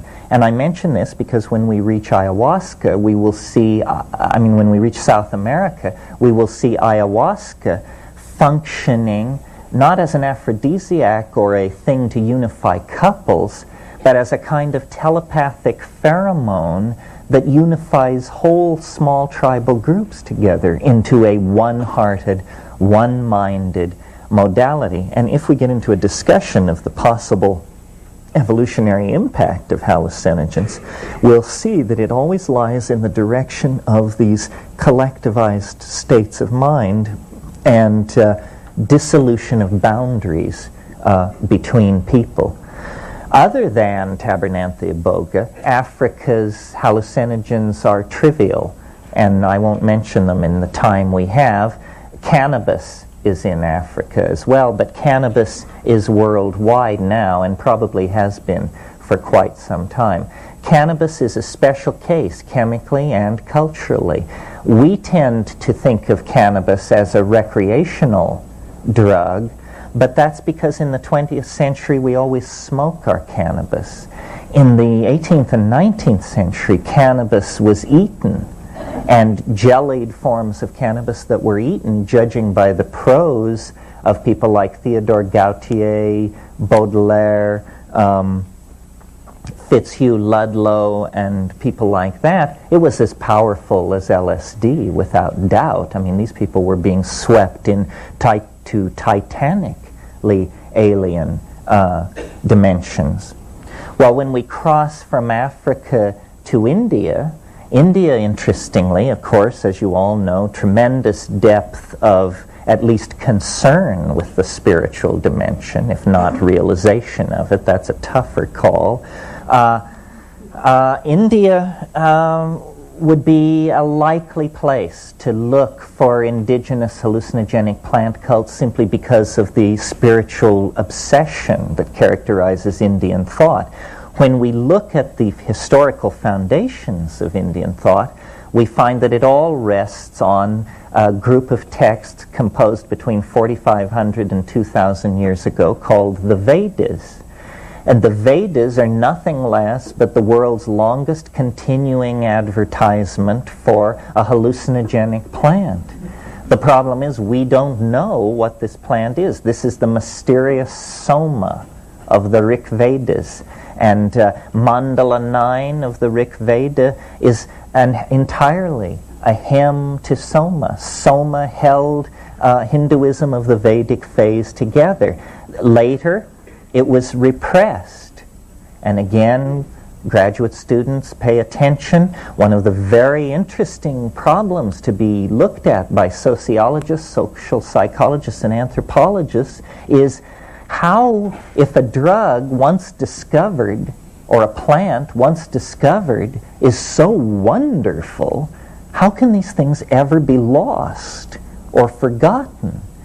And yet, in several instances, we deal with literatures which sing the praises of some plant or drug, the identity of which we cannot figure out, or it becomes a big arm wrestle between various competing schools of scholarship. We do not, to this day, know what Soma was. Gordon Wasson, who some of you may know as the discoverer, the modern discoverer of the mushroom cults of Mexico, founder of the science of ethnomycology, believed to his dying breath that soma was Amanita muscaria, the red-topped, white-speckled amanita. This is a mushroom which has a major role in Tungusic and Arctic shamanism, but to say, as Wasson did, that this is the supreme entheogen of all time is not supported by the evidence, I think. Wasson's own efforts to become intoxicated on Amanita muscaria were not successful. My efforts have not been successful. Occasionally you will hear anecdotal evidence. Someone will tell a story about eating Amanita muscaria that obviously they had a staggering breakthrough to a rupture of plane, as Mircea in his wonderful phrase. But it's extremely undependable. And when you look at the botany of Amanita muscaria, you discover that its chemical constituency is seasonally variant, genetically variant, geographically variant, and so forth. So often, I think, as we gain understanding of a given shamanism, we will see that it depended on an extremely deep local knowledge. And if you take what a Yakut shaman says about Amanita muscaria and attempt to apply it in the national forests of New Mexico, you could end up with a tag on your toe. These things this kind of information doesn't travel well. One of the there are old shamans and bold shamans, but there are no old, bold shamans.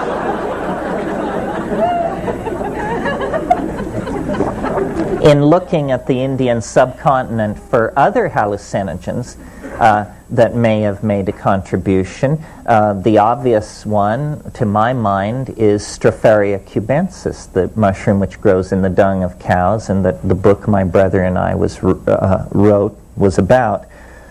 Other possibilities, some of you may know that there are a family of the Argyria family of morning glories, an Asian family of morning glories distributed from India to Micronesia. 13 species, all containing psychoactive ergot alkaloids, none with a history of human usage. Now, this is another area which really fascinates me. Why do some plants become discovered by human beings and become the objects of cults which last millennia, and others are never discovered at all in societies absolutely obsessed with spiritual advancement? This Argyria nervosa is a perfect example, because you take the seeds are the active part, and you don't need much of this thing. You need 4 or 5 seeds, less than a tablespoon of plant material, which I would bet would make it, per unit volume, probably one of the most powerful hallucinogens in nature. And the hallucinations are absolutely stunning, and nobody has ever claimed this. It's free for the taking. This means you can cut a deal with an ally that doesn't belong to the Hindus, the Mayans, or the somebody else. It's an unoccupied parking space in hyperspace. And it's very interesting. The discoveries are continuous. Just a year ago, some phytochemists in the Midwest discovered a plant. It's always been there. Nobody's ever taken it very seriously, treated it like a weed. Desmanthus illinoiensis, the Illinois bundleweed.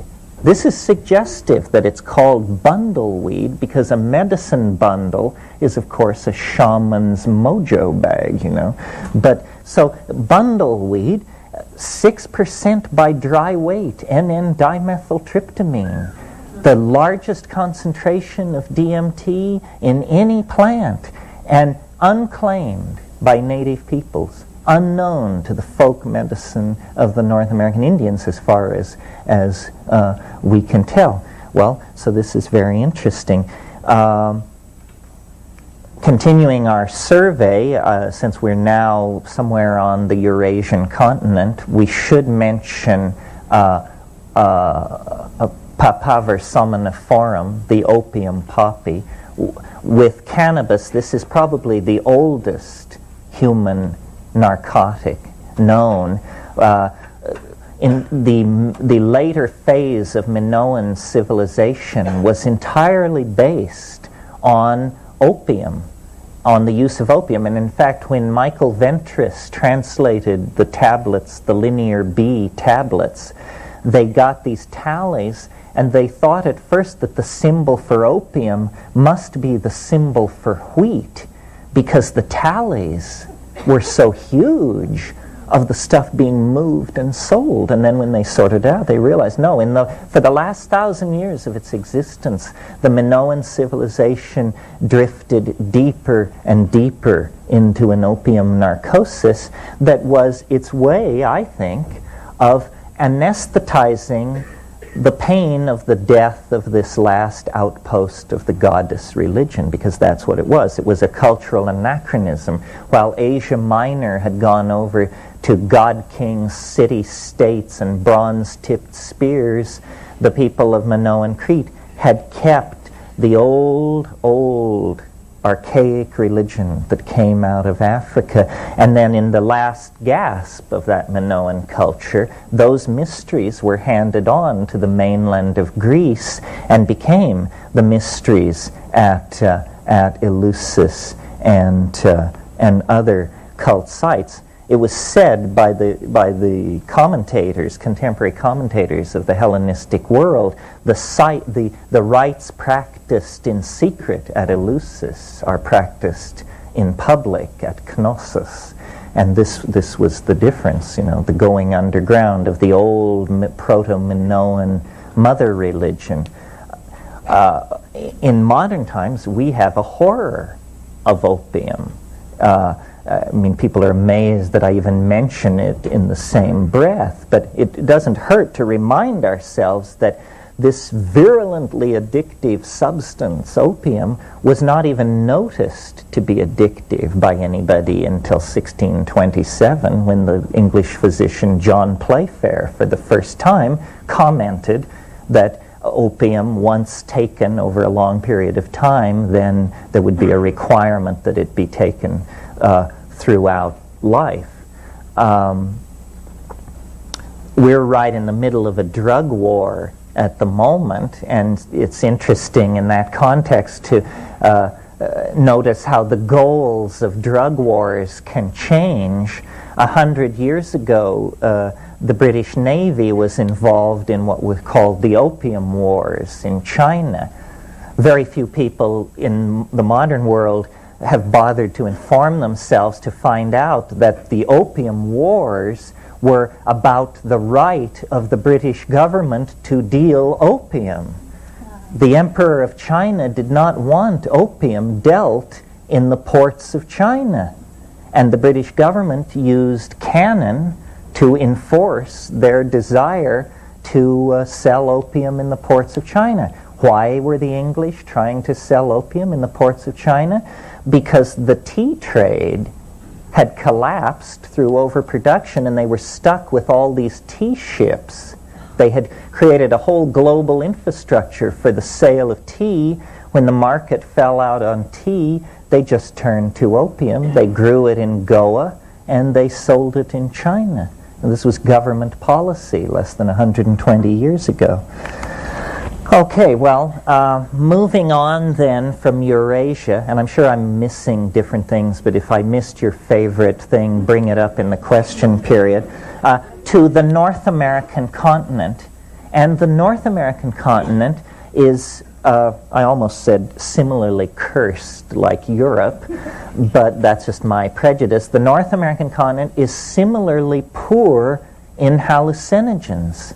There are no very interesting hallucinogens in North America, and North American Indians, North American culture, did not avail itself of this ecstatic plant-induced shamanism. It tended more to go for what's called ordeal shamanism, the Sundance thing where you hang yourself by your pectorals on hooks and stuff like that. I mean, there are other ways to attain these visions. But you see, that absence of good hallucinogens in North America just reinforced that whole beer and woolen and uptight thing that came from Europe.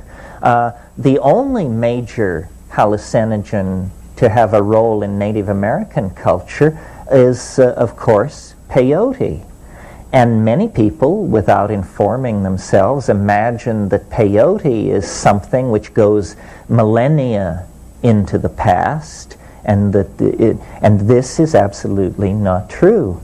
Peyote use may well be less than 1,000 years old among Native Americans. When you go back into the old graves and the old burial sites in the Rio Grande Valley and south, you don't find peyote. What you find are the beans of Sephora secundifolia. You all probably know this plant, though you may not know its name. It's the plant that produces the very hard red and black bean that they can string. If you all know what collarines are, these are erythrinas, which are related to these things. Okay, that stuff contains cytosine and cysteine. These are what are called ordeal poisons. And it might be worthwhile to just talk for a minute about ordeal poisons. I said there's more than one way to skin a cat. There's more than one way to have this experience that shoves you through to an awareness of the numinous. That's what we're trying to do, is have an awareness of the numinous. Well, in certain parts of the world where hallucinogens were not present in the biome, people concentrated on ordeal poisons. And what an ordeal poison is it's a chemical compound that you take it and you think you're going to die and you beg for death and you do not die. You get better, you're fine. And you're so damn glad to be alive that you undergo an abreaction. You get straight, you shed some of your complexes, and you turn over a new leaf, is what it is. Well, in Madagascar, these ordeal poisons have been brought to a high state of perfection. Also in Malaya, there's a poison complex that replaces a hallucinogenic drug complex, and these are horrific poisons. So what apparently was going on in the Rio Grande Valley was, after centuries of this Sephora secundifolia cult, someone discovered peyote and said, my God, thank God. And then the other plant which was big in the Southern California, northern Mexico, and across the Southwest were the tropane-containing daturas, the so-called Tolach religion of Southern California. Well, these are deliriant confusants that are, unless you have a psychic constitution that is not like mine, you can't take these things. They're too, I just found them confusing.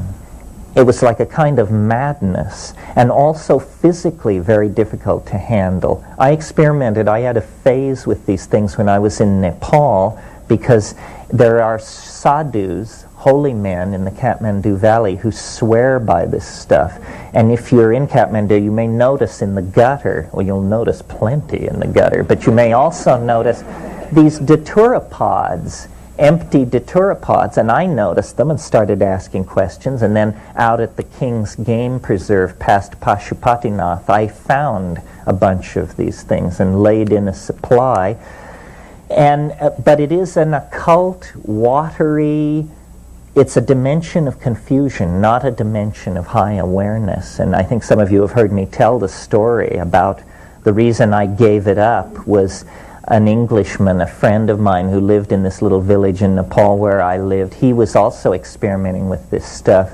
And one day I was buying potatoes and tomatoes in the market, and I ran into him, and we started having a conversation.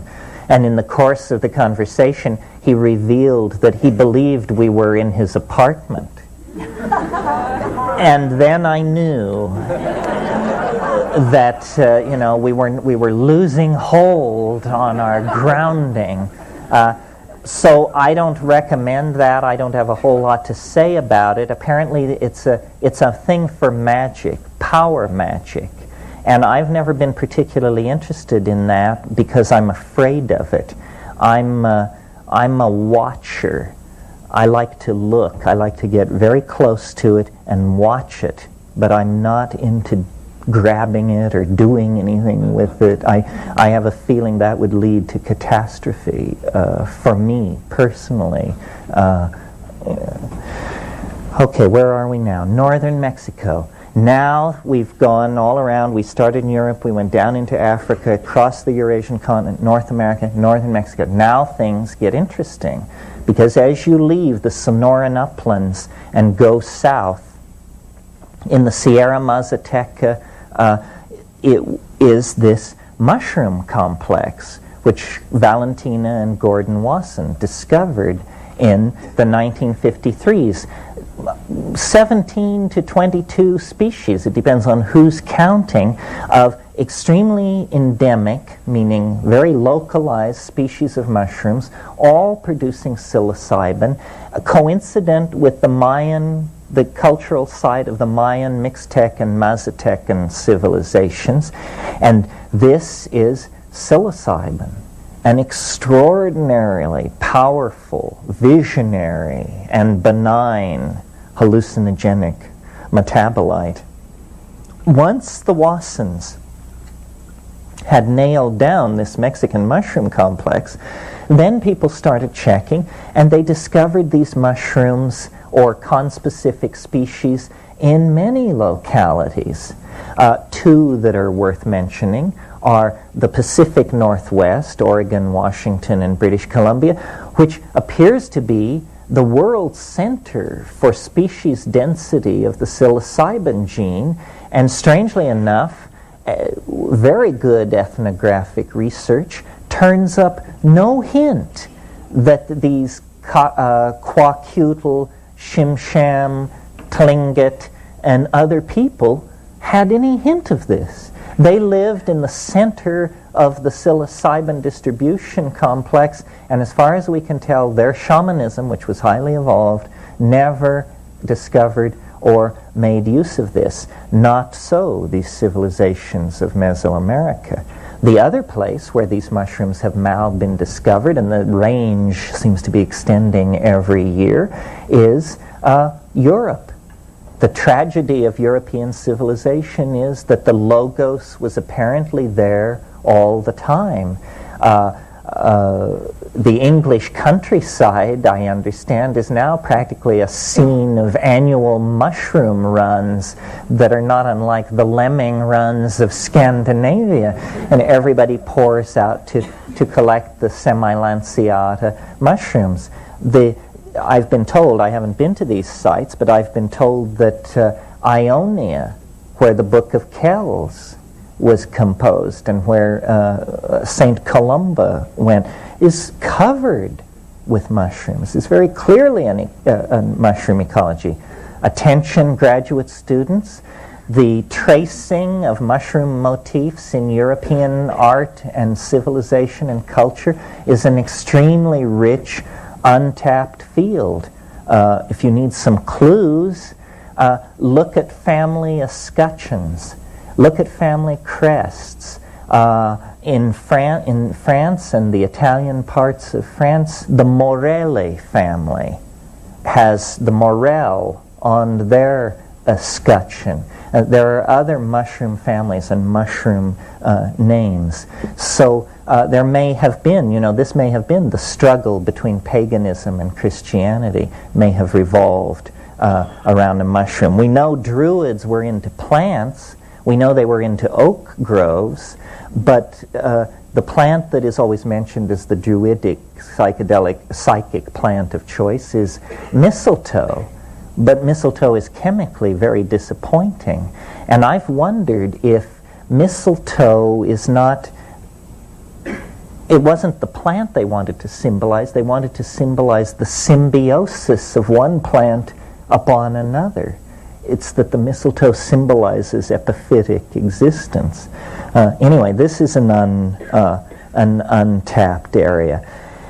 Once you get into the New World tropics, then you are in the great domain of the hallucinogenic plants. And no one knows why it is that the tropics of the New World are tremendously rich in hallucinogens.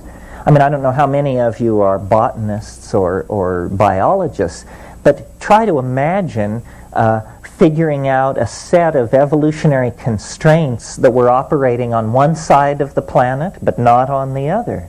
When we take, for instance, the jungles of southern Colombia and compare them with, let us say, the jungles of New Guinea, these are both continental floras, both equatorial, both climaxed at a species-rich climax, and one has dozens of hallucinogens in it, and the other has none.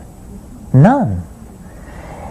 This is not well understood. I mean, theories range as wildly as, obviously, that South America must be where the flying saucer landed. And, that's where the genes were seeded. I confess I'm not sure why it is. At first I thought that it had to do with the extremely primitive state, so-called primitive, the extremely archaic state of culture in the South American jungles, that they represent a real Stone Age culture, where when you go into Indonesia, it may look primitive to you, but the Dutch were there before the English arrived in North America. It has had centuries and centuries in which these things could be forgotten. But of course, then come the botanists who care nothing for ethnographic data and who simply carry out plant surveys and chemical analysis of plants. They can't find these hallucinogens either. So this is a great mystery.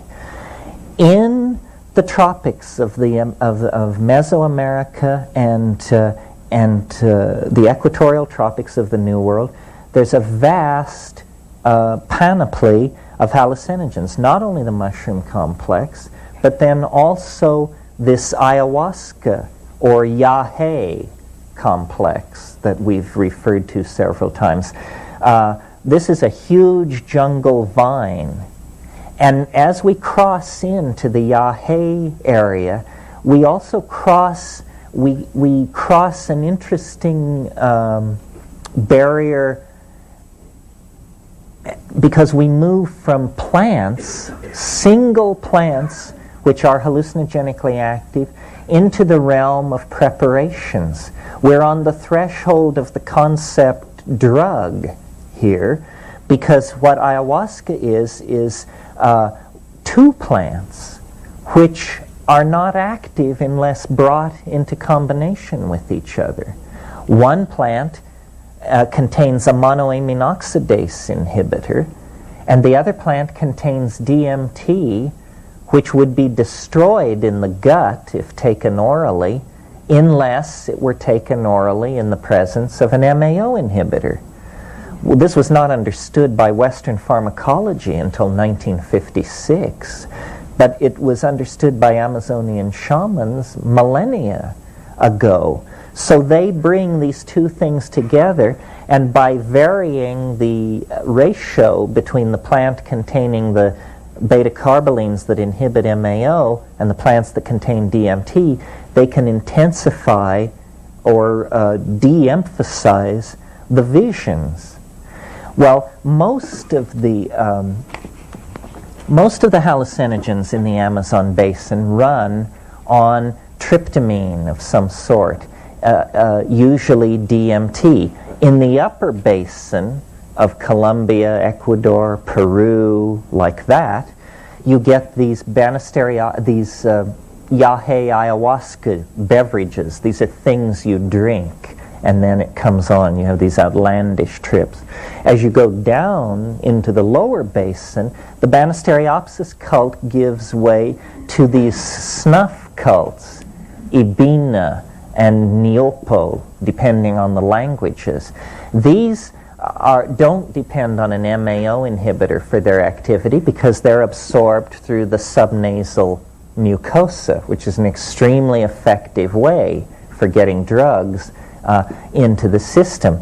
The problem with that complex, the snuff complex, is that we are just physically such delicate and wimpy people that we can't stand that route of drug administration, because what they do is they toast these seeds of Anodonanthera peregrina, this huge leguminous tree which is the source of the seeds.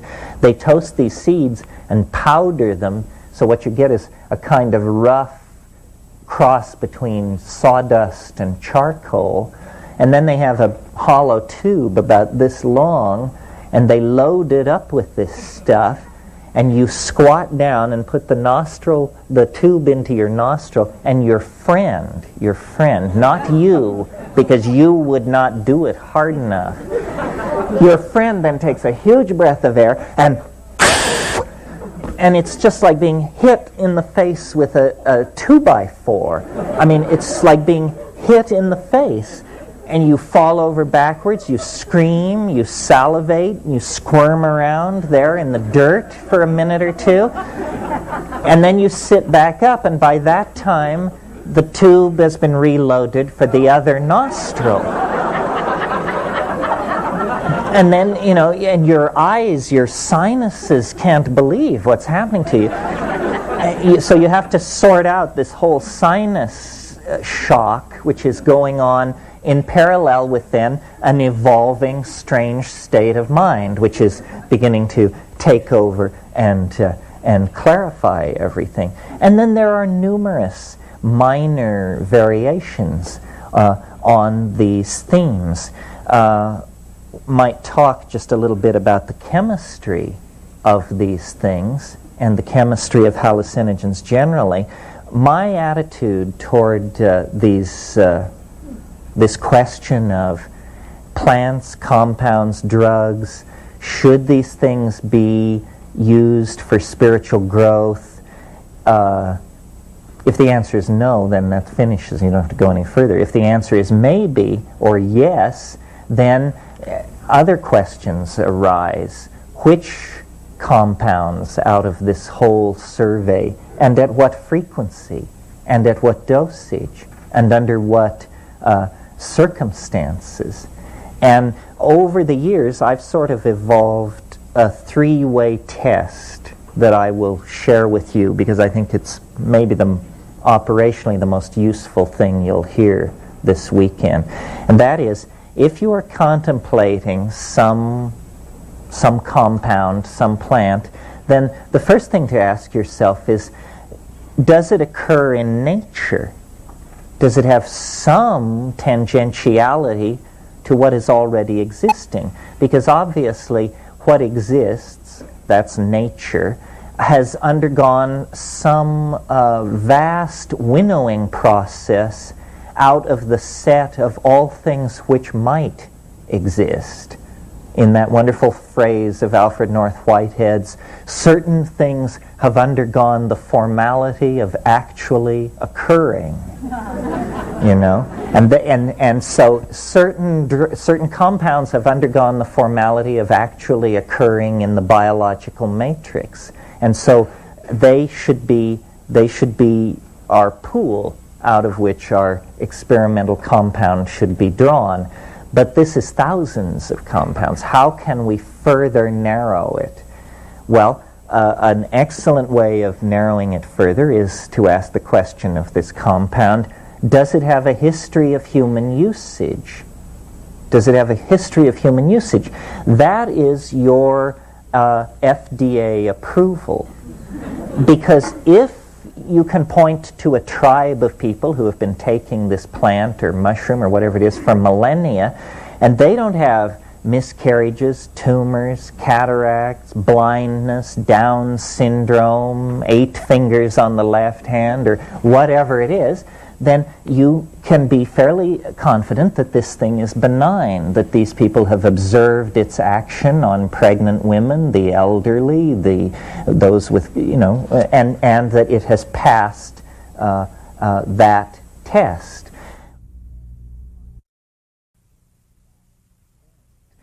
Then, finally, the narrowest gate through which a compound has to go to intersect my precious body is it has to have an affinity to ordinary brain chemistry. It has to have an affinity to ordinary brain chemistry. We don't want to launch something on your brain that it can't recognize at all, that it has no biosynthetic pathways to degrade, that it has no receptors for just some crazy thing, 5-amino-3-triethylphenthioanaxidine or something. We don't want that. There's not the spirit that we're acting in here. So if the compound can get through those 3 barriers, then it's an excellent candidate for providing spiritual gain at low physiological impact. Well, now some people may say, oh, well, you've taken all the fun out of it. All the good things have been tossed aside in this mad rush to purity or something. Not at all. The very best stuff was retained in this process because in terms of relative strength and bizarreness of effect and so forth, the strangest, the most powerful, the most transformative of all hallucinogens in nature or out is dimethyltryptamine, DMT. And it's worth talking about DMT for a moment because it will raise certain issues and distinctions that you may not have been aware of. First of all, DMT is hands down the most powerful of all hallucinogens. I mean, it is so powerful that whatever's in second place is lost over the horizon. Yet, it is the most benign of all hallucinogens because it occurs as an endogenous neurotransmitter in the normal human brain. We, every single one of us at this moment, have N,N-dimethyltryptamine being synthesized, activated, and degraded in our synaptic membrane. So this is almost a paradox. The most benign of all hallucinogens, the most fast-acting, I should also add, is also the most harmless, the easiest to take. It sort of puts a certain obligation on the experient because there is no reason to hold back except that there is this question, does it drive you mad? And then the more serious version of that question, what about the possibility of death by astonishment? This is no joke. Death by astonishment is, I think, probably the major risk we run with this stuff because the impact of the breakthrough is so total, so complete, so unexpected. And in a way, this sort of brings me back around to my theme because I encountered DMT, LSD, all of these things in that very period when I was getting set to take flight as a Jungian analyst. And what completely blew my mind about DMT, and I mention it again, here's an opportunity for research, is how here's a heretical construction, how trans-archetypal the content of the flash seemed. I was appalled because not only had I a certain amount of interest in Jung and proclivity along those lines, but my original major had been art history. Art historians, what we're trained to do is to be able to look at a motif and say, oh yes, I'm familiar with this from ceramic from second millennia Peru, and also Mandaean embroidery work. We know motifs. We're trained to recognize and connect disparate aesthetic domains. Well, when I smoked DMT and came down, I said, this is not on the map. I can't believe it. This doesn't connect up to anything. How can there be domains of the human mind that do not announce themselves in folklore, fairy tales, dreams, or mandala painting, that are so removed from the ven of what is human that they are apparently not accessible in structuring our maps of ourself and our psyche? And that for me was the contact with what I call, and I didn't call it this, Rudolf Otto called it this, and this term influenced Jung, Otto preceded Jung, it is the wholly other. And if there is an archetype of the wholly other, then this is it. But perhaps the wholly other transcends the archetypes. This may explain to some degree Jung's interest in Gnosticism, especially the Valentinian school of Gnosticism, which holds, that there is a higher and hidden Father, all God, who is outside the machinery of cosmic fate.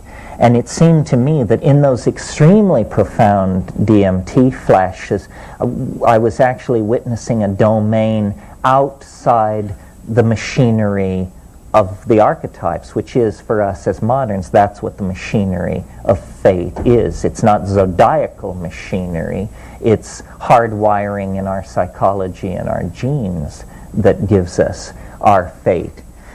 Well, so having said that, I've not only made the survey, but also brought us to, by ending with DMT, the subject matter of this quest.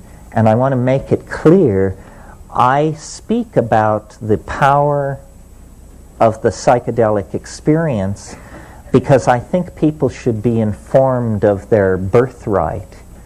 And I feel very antsy around the notion that someone might go from birth to the grave without ever having a psychedelic experience. It makes me as antsy as the notion that somebody might go from birth to the grave without having a sexual experience. It's a strange kind of protective denial, or a kind of expression of fear.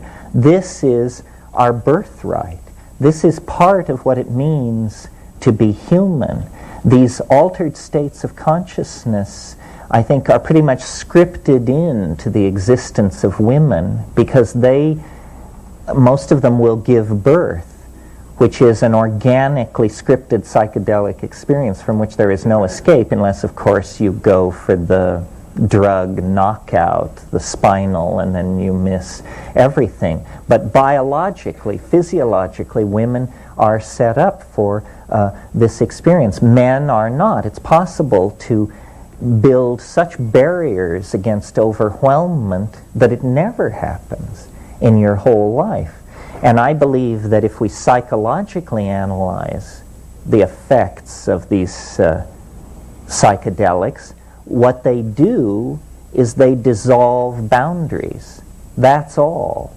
I mean, if you interview 10,000 people who've had a psychedelic trip, each one has their own hierophany, their own hieroskamos that unfolded for them, but the sum total of it is boundaries dissolve, and then whatever's on the other side of your boundary comes flooding in to claim you and to reshape and remake your psyche. Well, I see the entire illness of our civilization as an ego-inflationary illness. We have gone so sick with ego that we are literally murdering the planet rather than confronting the consequences of our psychic imbalance. And the psychedelics act to redress this. They are almost an inoculation against the ego. And I see the ego as a phenomenon arising in historical time, or rather, actually, history is caused by the ego. But the ego is a component of the psyche that arose in the post-archaic phase, in the post-psychedelic phase. It's entirely a modern invention. It's less than 15,000 years old, and the assumptions of the ego are the source of our neurosis, our disequilibrium. Why did the ego arise? It arose because of the climatologically enforced abandonment of these psychedelic religions of the archaic period. In other words, here is the scenario as I see it. Primates, even primitive, even non-advanced primates like squirrel monkeys, howler monkeys, these kinds of primates, all have male dominance hierarchies. The whole thing with primates is about male dominance.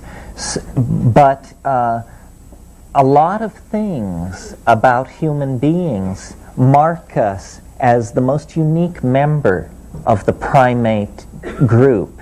Obviously, we look different from any other monkeys. Even the stranger monkeys look more like the normal monkeys than we look like them, or they look like us. Our upright posture. The other thing about us is our suppressed estrus cycle. We cannot tell at a glance whether a woman is in heat or not.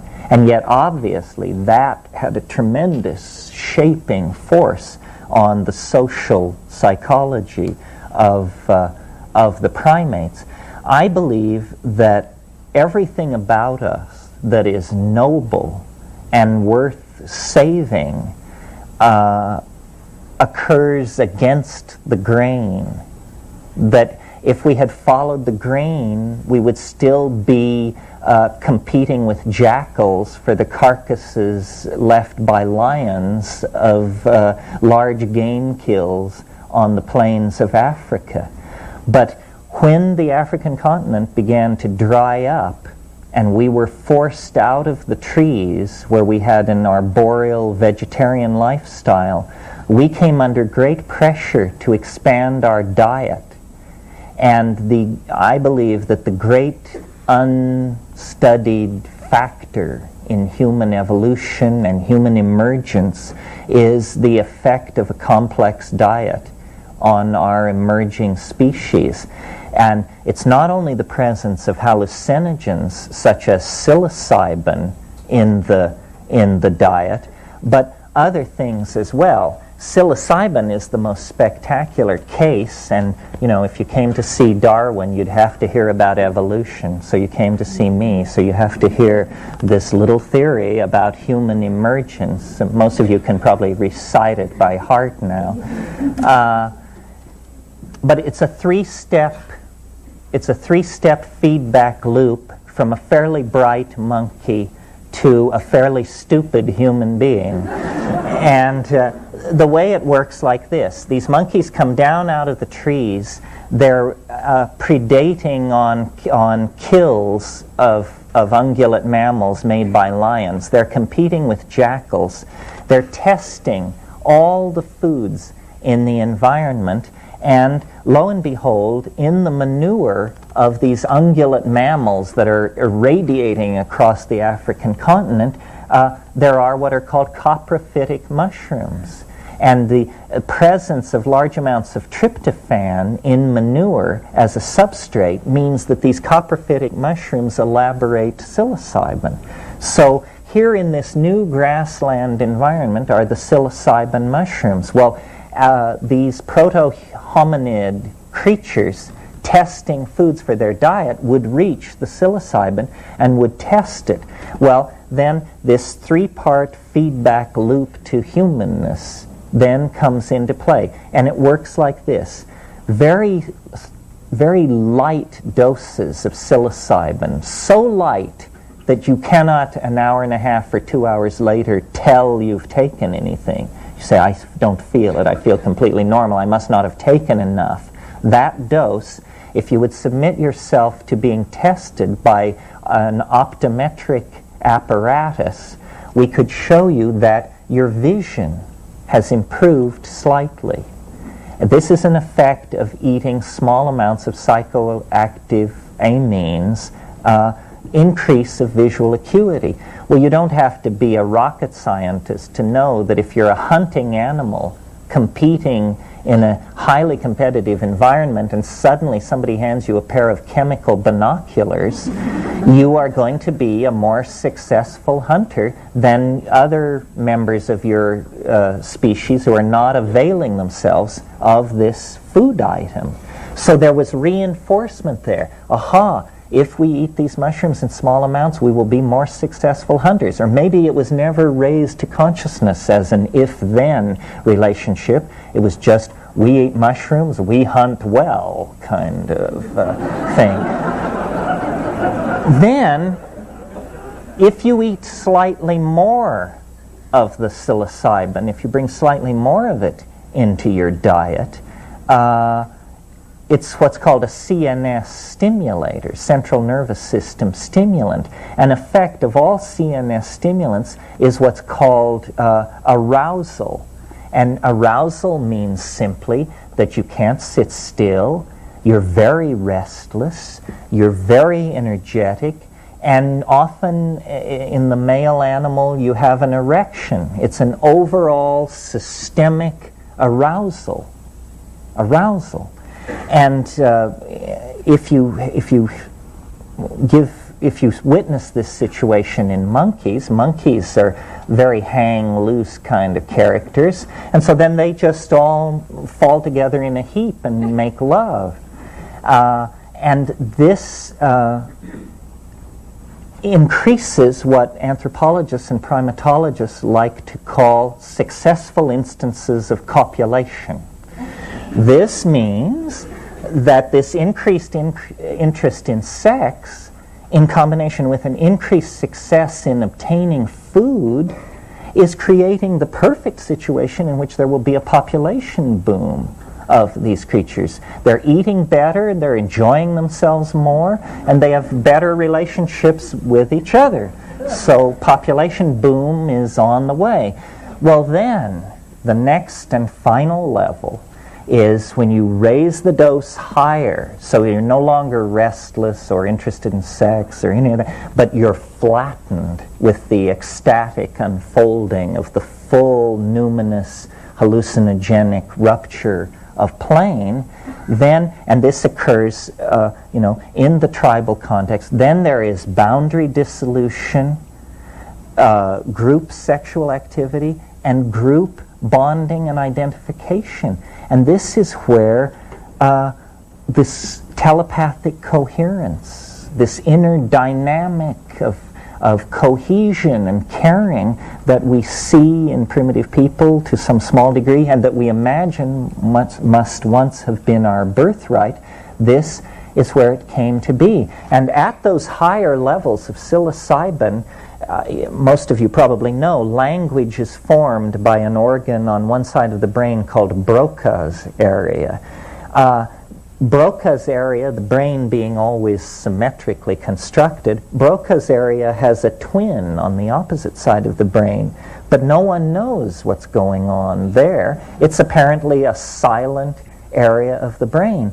Well, when you take psilocybin, there is spontaneous linguistic activity, glossolalia. Henry Munn has written about this in his essay, The Mushrooms of Language. It's almost as though psilocybin is a pheromone that promotes linguistic activity, an effort to take verbal intentionality and connect it up to the ontos of being in some way. And then it's almost as though words are born out of you. You give birth to words. And these concrescences of meaning then create a kind of unitary ambiance which we call understanding. Language is a miracle. I mean, make no mistake about it. I don't think any amount of dissection of monkeys or human cadavers will give you any insight into language. Language is a behavior of some sort, so bizarre, so many orders of magnitude more complex than anything else we do, that for all practical purposes, this is the thumbprint of God upon creation. Human language. And it's a self-transforming thing. It keeps bootstrapping itself to higher and higher levels, and it creates for us the entire ambiance of reality. Once we had words, we quickly replaced reality with them.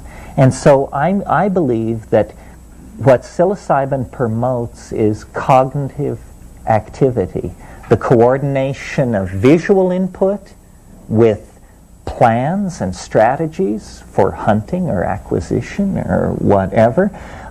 It promotes this increased arousal, which really, in a way, this arousal is nothing more than a reclaiming of your animal body. You feel restless, you feel your muscles, you feel your genitals, you feel your place in space and time. You are reclaiming your body, and then finally it inducts you into this domain of the logos, a religious hierophany, something that we as moderns are absolutely as in awe of as our mushroom-munching ancestors 25,000 years ago. We can't reduce it. We don't know what it is. You know, Jung was always so concerned that people say it's only psychological, it's only the psyche. I've got news for you. It may only be the psyche, but the psyche is all there is. And as we came into a relationship with the mushroom, humanness emerged on the African veldt and was able to stabilize itself for a few millennia, and then we fell into history because of climatological change for many reasons, but we literally fell into history, and now we operate in this lower domain, a domain of limitation, of misunderstanding, of low-grade languages, and we are neurotic, we are unhappy, we are dysfunctional, and I believe this is because our connection to the logos, to the informing voice that gives meaning to being, has been broken. Over 10,000 years, it's fallen away. And all we're left with is our spiritual yearnings, our nostalgia for paradise, and our pathologies. And miraculously, we are left with the time capsule of preservation represented by the rainforest shamanic cultures that use hallucinogens.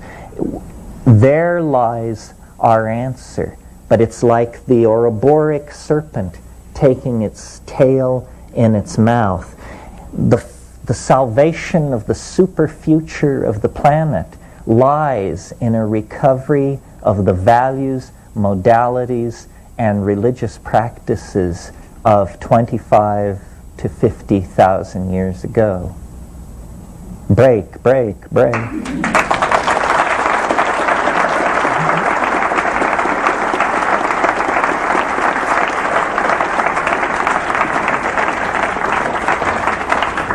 I'm going to disappear if someone... And we haven't screened the pile, so we're just going to go through them, and I'll read them aloud. And normally I give long answers, but there's such a stack of questions here, I'll try and be General Neal and keep... or General Brief and keep it Neal. Since DMT is present in the brain, does the introduction of excess DMT shut down the production of natural DMT in the way that the body stops producing opiates during opium usage? If so, what are the effects? Is DMT really so perfectly chemically benign? The first point to make is that many of your questions cannot be answered because research into these areas is not allowed. So often we can't answer your question. This question, does the introduction of excess DMT limit endogenous production? I can say with fair confidence that that's never been studied.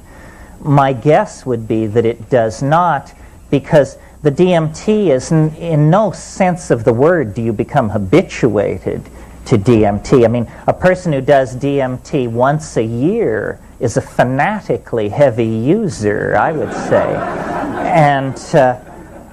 And the question, is DMT really so chemically benign? Again, this has not been studied the way you would study with rats and so forth to determine it. But experientially speaking, the amazing thing about DMT is the speed with which you return to normal. You return to the baseline of consciousness in under 10 minutes. Well, that tells you that the brain is very well able to deal with this compound. One way of judging how toxic a drug or a plant is to ask yourself the question, how long after I take it do I feel completely normal? And with DMT, you feel completely normal 15 minutes after taking it. It's the shortest recovery time of any drug. This question is concerning the bundleweed. While it does not directly meet the criteria of long-term use, is it to be considered safe? I'd say the way to answer that question is to do a chemical analysis of the bundleweed. If there's nothing present but DMT in it, I would think it should be considered safe. Now, there may be other compounds present. In South America, it's possible to contrast two plants, Psychotria viridis, which has almost entirely nothing in it except DMT as the portion of its alkaloid fraction, or Varrola carthaginensis, which is used in the making of snuff, and chemically it's a mess. It looks like they swept the floor. You've got NN-DMT, 5-MeO-DMT, alpha-methyltryptamine, monomethyltryptamine, 6-hydroxy-O-methyltryptamine. All of this you don't want. You want a narrow, surgical strike on the synapse is what you're going for, not splattering all kinds of junk all over the place. What is the best medium for psilocybin spore germination? Potato agar or what? The best medium is rye malt agar, no question about it. Go with rye. Organic rye malt extract. In today's climate, talk about access to shamanic pharmaceuticals for the average person. This is the where do I get it question. Dressed up in respectable terms. Well, without being too self-serving, let me say my brother and I wrote a book on cultivating mushrooms called Psilocybin, the Magic Mushroom Grower's Guide by Otios and O.N. Eric. I'm Otios, as you can see. And I really believe in growing mushrooms. If you are, as you sit here, not psychically strong enough or balanced enough to take psilocybin, then if you learn to grow it at the end of that process, you will be. Because growing the mushroom teaches you cleanliness, punctuality, attention to detail, steadiness, all of these virtues, which are the very virtues you need to travel smoothly in that dimension.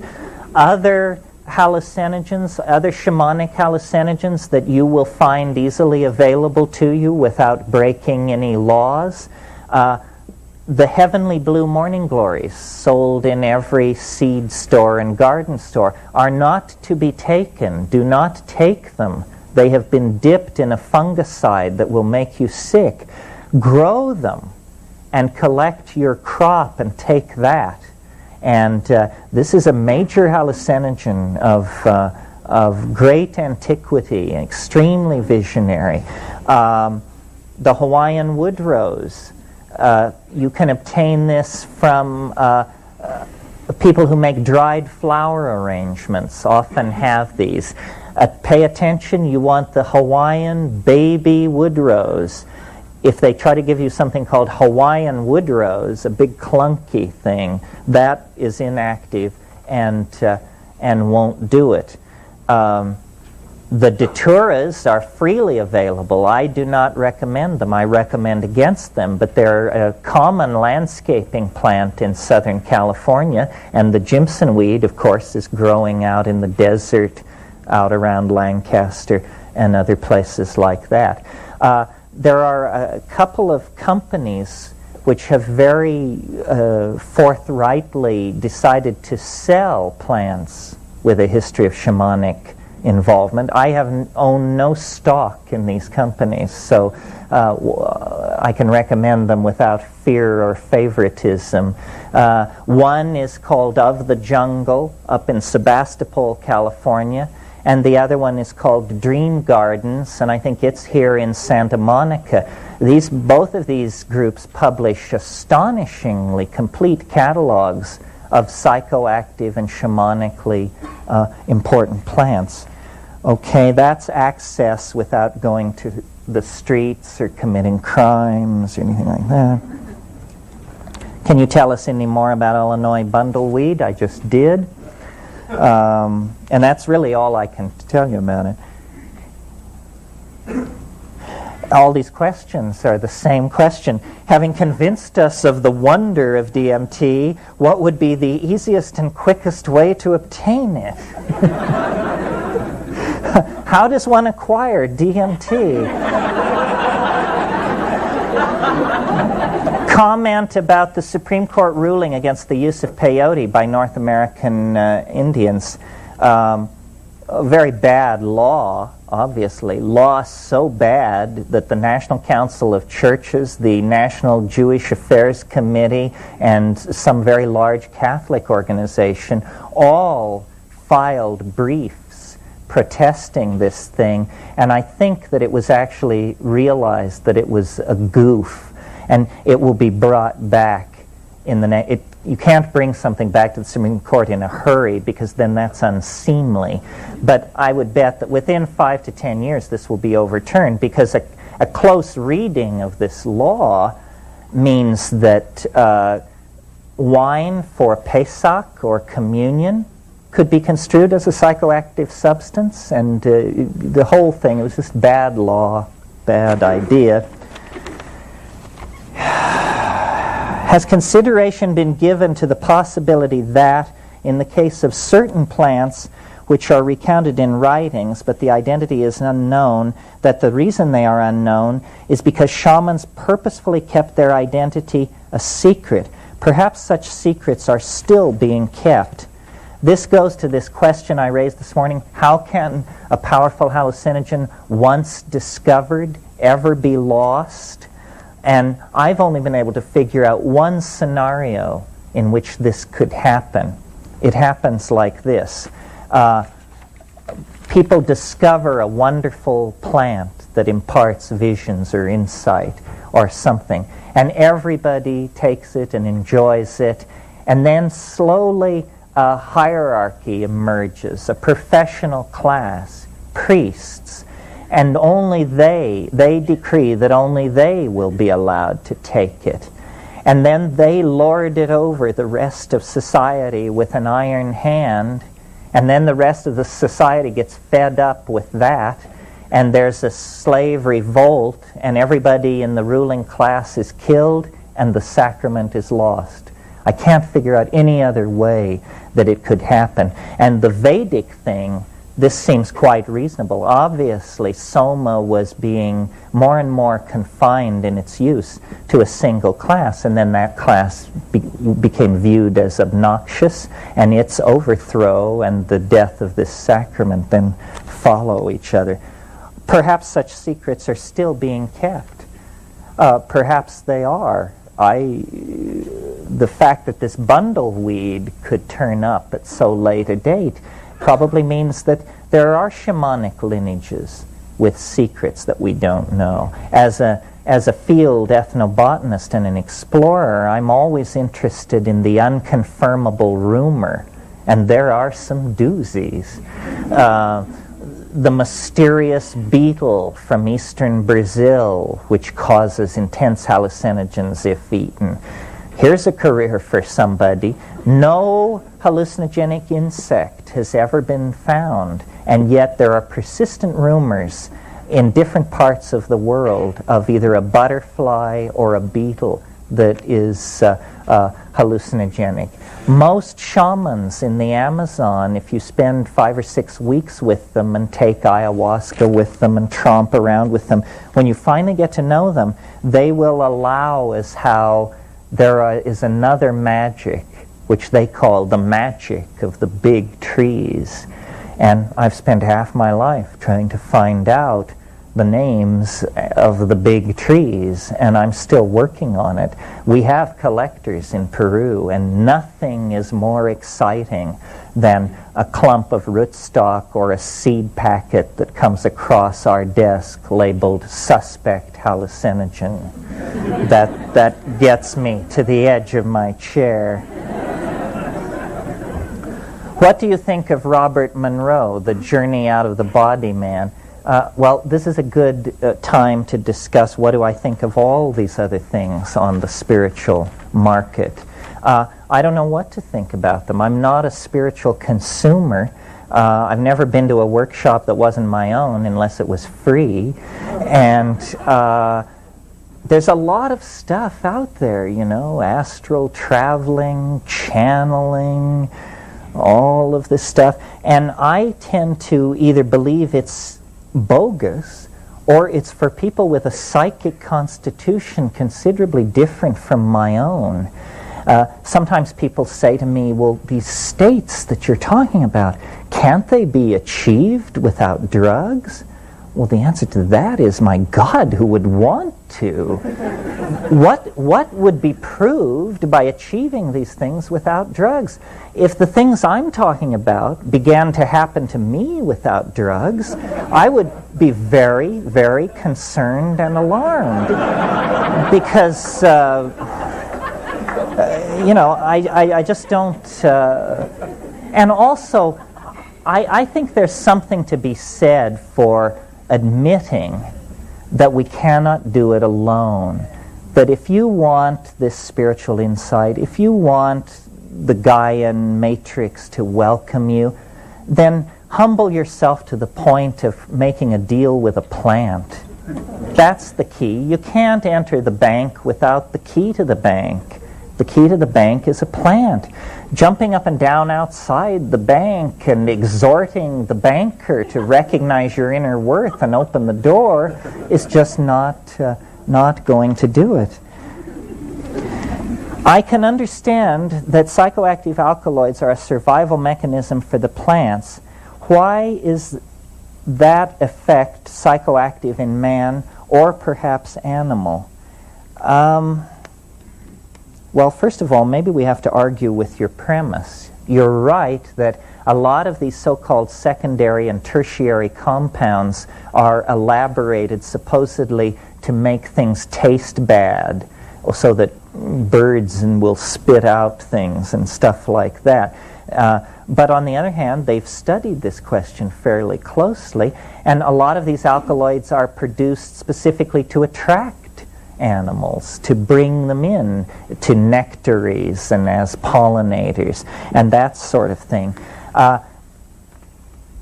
old-style botany always believes these compounds are what's called tertiary to metabolism, meaning they're kind of like waste products and not very important, garbage. But when you look carefully at a psychoactive plant, invariably what you see is that the psychoactive chemistry is going on where metabolism is most active.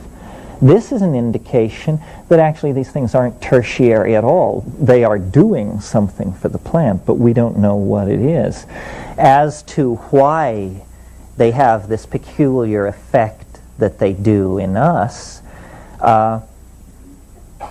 I think that's because there was anciently and over the evolutionary life of human beings actually a connection between us and nature.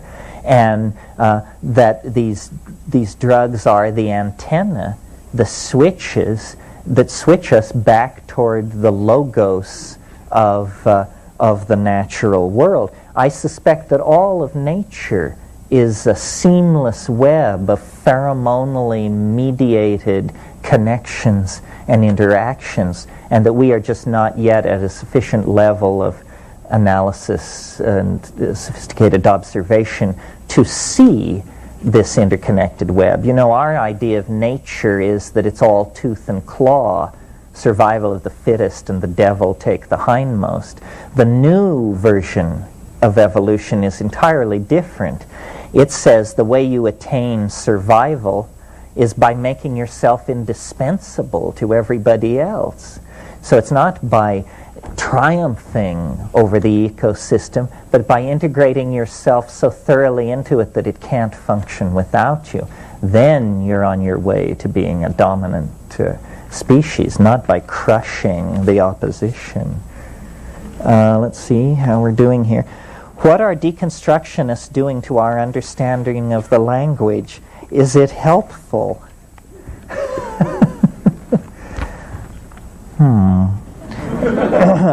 By deconstructionists, I suppose you mean Jacques Derrida and that crowd. Well, I think deconstruction serves a very useful function. I think we're unaware of how thoroughly language is the medium in which we swim, how thoroughly our world is built of language. In a way, the boundary-dissolving character of the plant hallucinogens is a dissolving of language barriers. They show you that the surface of reality was not the surface of reality, it was the surface of your local language. And now it's gone, and here is what lies beneath it. At what point in the evolution of organic matter on Earth do psychoactive plants appear, and why? Interesting question. If we're talking about psychoactive fungi, we're severely limited by the fossil record because no fossil mushroom has ever been found older than 40 million years. This is because fossil mushrooms are very soft-bodied, ephemeral kind of things. As primary decomposers, which is what fungi are doing on this earth, it's reasonable to assume that they must have been here from the very beginning of the conquest of the land. But proof in the fossil record has not been forthcoming. Now, if we're talking about higher plants, flowering plants, which is mostly what we're talking about here, then no flowering plants existed before 65 million years ago. Flowering plants emerged out of the same catastrophe that destroyed the dinosaurs and set the stage for the emergence of the mammals. This is something people don't realize. Flowering plants are as recent as mammals. You know, if you look at if the period of life on Earth is visualized as a yardstick, the period of the flowering plants is the last inch and a half. And it's also the rise of the mammals occurs in that last inch and a half. So before that, the plant life on the Earth was of a very different sort, and we know nothing about its chemistry. Here's someone who asked a Zen question. What would make the present government interested in the study of psychedelics? I don't know if they could make a buck out of it. I don't think they're very interested in psychedelics. I don't think any political... What? CIA, they were very interested in psychedelics. Except that they abandoned it. Yes, MK Ultra, for those of you who don't know, stands for mind control, spelled the Southern way. Mind Control Ultra was a program the CIA pursued in the 1960s where they tried out all kinds of psychedelic drugs, and they also worked with it in combination with hypnosis. They were trying to make what they called the Trojan horse. This was somebody who would be an assassin but not even know it. And how far they got with all of this, we will never know, because of course it all disappears behind the walls of secrecy. But the declassified history of the CIA and LSD is very interesting. Some of you may know the book Acid Dreams by Martin Lee. Fascinating history of the way the government tried and really failed, I think, to use psychedelics. The government's initial approach to LSD was, this is great. This is a truth serum. We can give this to enemy agents and they'll tell us all we know. Well, a few months of following that path, they decided, no, this is an obscurity drug. We can give this to our agents and they can take it if they're captured and no one can learn anything from it. And, clearly this was not a fruitful path either. And I don't fault the government. I don't really fault the government for this. After all, the government is in the business of being the government. I don't think any institution can inculcate psychedelics into its own program, because psychedelics destroy institutions, all institutions. I mean, it's like trying to move an acid around that corrodes whatever pipes you pour it through. And because the boundary dissolving quality of psychedelics is precisely the quality that government is involved in resisting. Government builds up labels, hands out role models, explains how everything is, and this stuff just then melts that back into a primal chaos. So it's pretty corrosive of any social values that don't arise spontaneously out of biological organization. It's anarchist. It's the acid of anarchy in a way. All right, we're never going to get through this list, but it's gratifying to know it's here if we need it.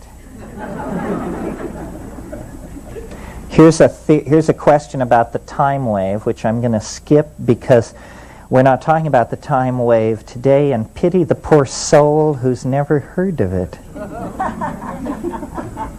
Know of any herbal sources to raise serotonin as a treatment for depression? No, I'm not. I don't know a lot about herbal medicine and that sort of thing, but raising serotonin level as a treatment for depression seems like a pretty good strategy. I don't know of herbs. Usually inhibition of serotonin is what's going on. And with these psychedelics, they do compete with serotonin for the bond site. That's what it's all about at the atomic level, is in your synaptic cleft. In the synaptic clefts of your neurons, there are what are called receptors. And if you were to fly down and look at these things, they look like complex locks. They're hooks, protuberances, little drawers, and fit in places. Well, then the drug molecule is carried into the synaptic cleft by the bloodstream, and it seeks to what's called occupy the bond site, or simply bond, and it's trying to fit in. Well, the normal thing which fits in those bonding sites is serotonin, but some of these hallucinogens are much better fits than natural serotonin. They are what pharmacologists say competitive at the bond site. And so they literally elbow the serotonin out of the way, and then they fit themselves into the receptor. Well, once the receptor and its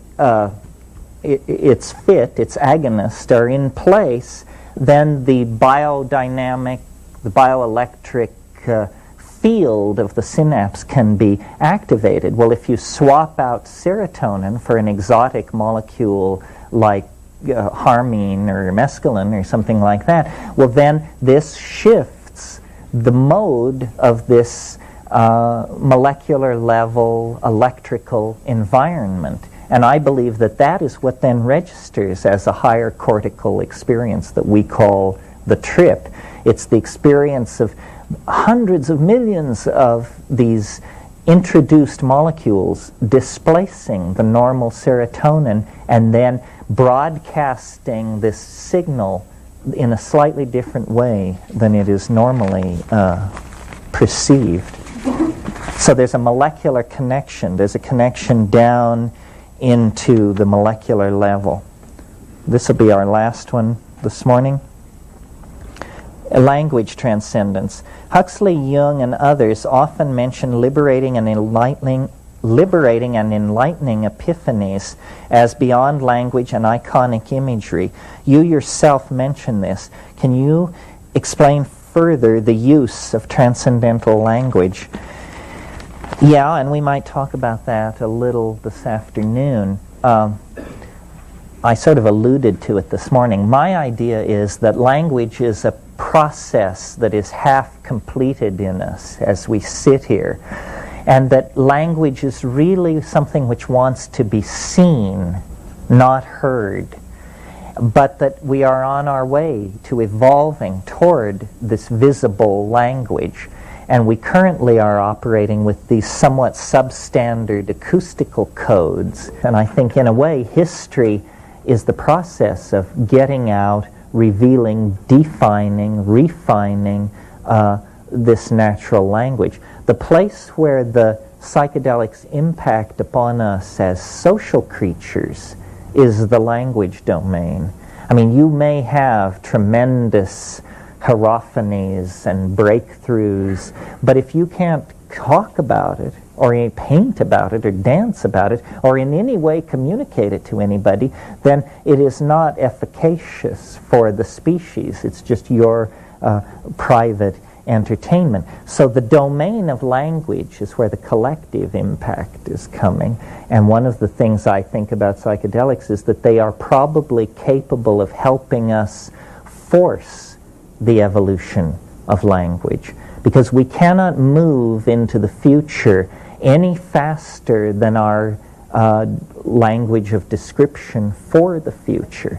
So if we're interested in streamlining culture and getting away from this sort of random walk style of cultural evolution, then we have to look at rationally interfacing with the evolution of language. And maybe we can talk about that when we come back. Thanks very much. We discussed basically the distribution of these psychoactive plants with a history of shamanic use, and then discussed a little bit about the history of them. And I didn't really finish with that because I want to stress that this, I think what we talked about this morning is we got them all to a good place. We got them all to paradise in Africa with clear vision, much food, and plenty of horsing around. And then we broke for lunch. The forces that created that partnership society in prehistory, the forces that allowed the emergence of a non-male dominant social style, were the same forces which then eventually destroyed it as well, because it was nothing more than climatological change is what was happening. As the African continent became drier, the grasslands retreated, the water holes became less frequent and further apart, and the mushroom came under pressure because of increased dryness. And at that point, I think probably the mushroom festivals became less and less frequent. The whole thing became more tenuous, and there was great pressure then to try and figure out how to preserve the mushrooms through the dry times of the year to have them available for ceremonies. And I think that it's the use of honey as a preservative that really set the stage for things to go wrong, because honey turns into a psychedelic compound on its own if you do nothing to it but leave it alone. It ferments, it becomes mead, and mead is a primitive kind of alcoholic beverage. So over several millennia, what began as an ecstatic mushroom cult turned into a beer cult, a cult of alcoholic intoxication. And then you get the same shift of ratios that you see in our own society. I mean, how many women in our own society have their first sexual experiences in an atmosphere of alcohol abuse and misuse? The two almost go together, and less in the 20th century. Before the 20th century, it's almost possible to imagine nobody got laid for 1,000 years in the West without being pretty juiced up, because it was pretty unappetizing, I imagine. So this is a way in which sensory modalities and emphasis on different aspects of psyche change over time without a culture even being aware of it. And then I talked this morning a little bit about the fall into history, the neurotic dysfunctionalism that characterizes historical existence. And I think it's worth going back to that, because some people have the idea that psychedelics are a kind of instant psychotherapy and that they address the concerns of the individual, but they're not concerned to link it up to history, to see what it was for us in the past and what its absence has done for us. I think that the whole phenomenon that we call the fall into history is the scenario of abandonment that we underwent as we broke the umbilical connection to the Gaian matrix of organic life. That's what we were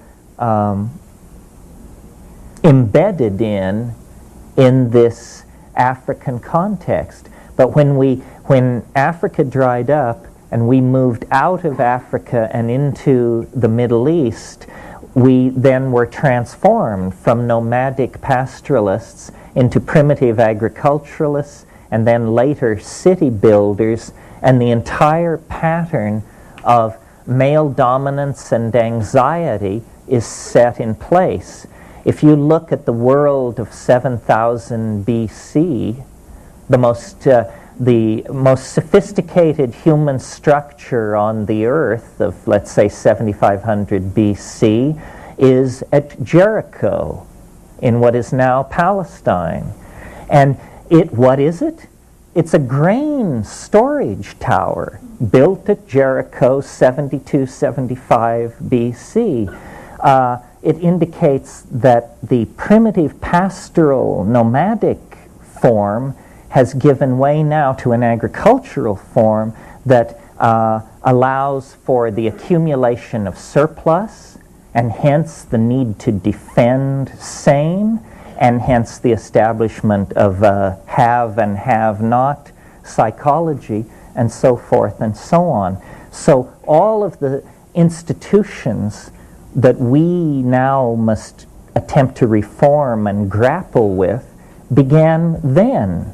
Urbanization, kingship, male dominance, representative politics, all of these things begin then and are further exacerbated a couple or 3,000 years later by the Western decision to go with a phonetic alphabet as a method of communication. See, a phonetic alphabet further removes you away from anything concrete or real or related to nature. There's no ideogram, there's no glyph, there isn't even a rebus. There is simply an abstract symbol which stands for a sound. I mean, this is about as far away from the hands-on approach of language that you could get. Well, the culture that made these decisions, which is our culture, the culture of Europe and the ancient Middle East, has evolved into the dominant culture on the planet and has put in place institutions like science and so forth and so on. Our metaphors have grown ever more cogent in their ability to manipulate matter and energy as they have evolved less and less relevance to ourselves. So now we have ideological systems of tremendous power that none of us can understand or relate to, which is a kind of an odd relationship to knowledge, since knowledge is supposed to be an experience of empowerment, not an experience of disempowerment.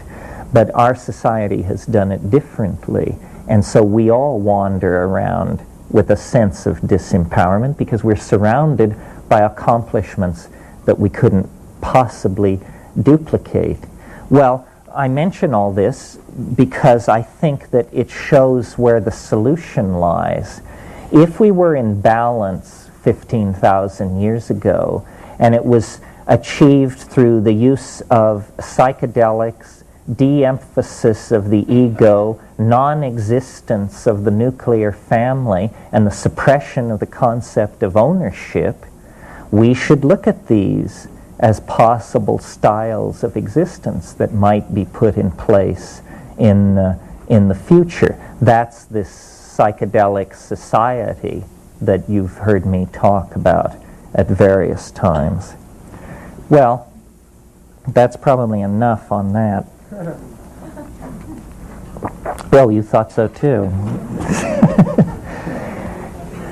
When I said we'd look at the geographical distribution, the history, and then the phenomenology, I thought that we would put most of the phenomenology of the thing in here, in this section, because it's important to establish just what we're talking about, and also to empower people to describe their own experiences, which are often so peculiar that unless there is a group such as this, a person tends to just define themselves as starkers.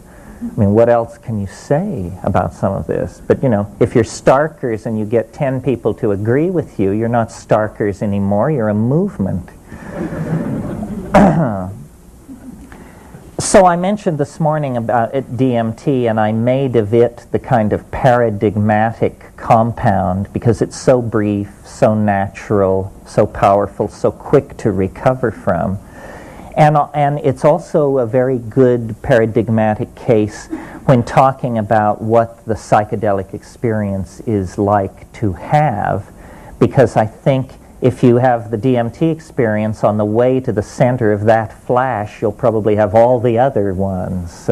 It seems to lie at the center of the mandala. The most startling thing about the DMT flash, and I mentioned this morning when we were talking about Jung, is how astonishing it is. That death by astonishment seems the major danger. And this is even if you're an art historian, a Jungian, an aficionado of symbols, and so forth and so on. It seems to come from some dimension orthogonal into the human world. And it is not a unitary experience, the way the famous white light and all these other wordless, indescribable, elusive, mercurial things are. It isn't like that at all. It's extremely multiplistic, and it's extremely specific in its presentation. And when you smoke DMT, you have the feeling that you have burst into a place, that you have not had a psychological experience, you are not having a mental experience, you have burst into some kind of a space. And within that space, the first shock is that it's inhabited. And this is the shock I've never recovered from, because it was just the last thing I expected to find inside a chemical compound was the equivalent of a Bugs Bunny cartoon. It is inhabited by entities, is the only word to describe them. And they are, as I've said many times, they are like jeweled, self-dribbling basketballs. And there are many of them. And they come out of the background and they present themselves to you. They're literally vibrating up and down with excitement. They're faceted and rotating. And they see you as clearly as you see them. They even greet you. Some of you may recall the old Pink Floyd song, "The Gnomes Have Learned a New Way to Say Hooray." I think it's on Piper at the Gates of Dawn. It's the first album. Those Floyd fans were looking puzzled. It's because it was 40 years ago or something. Anyway, as you burst into this space, the gnomes say hooray, and they present themselves, and they are truly the gnomes of Central European fairy tales, archetypal gnomes. They are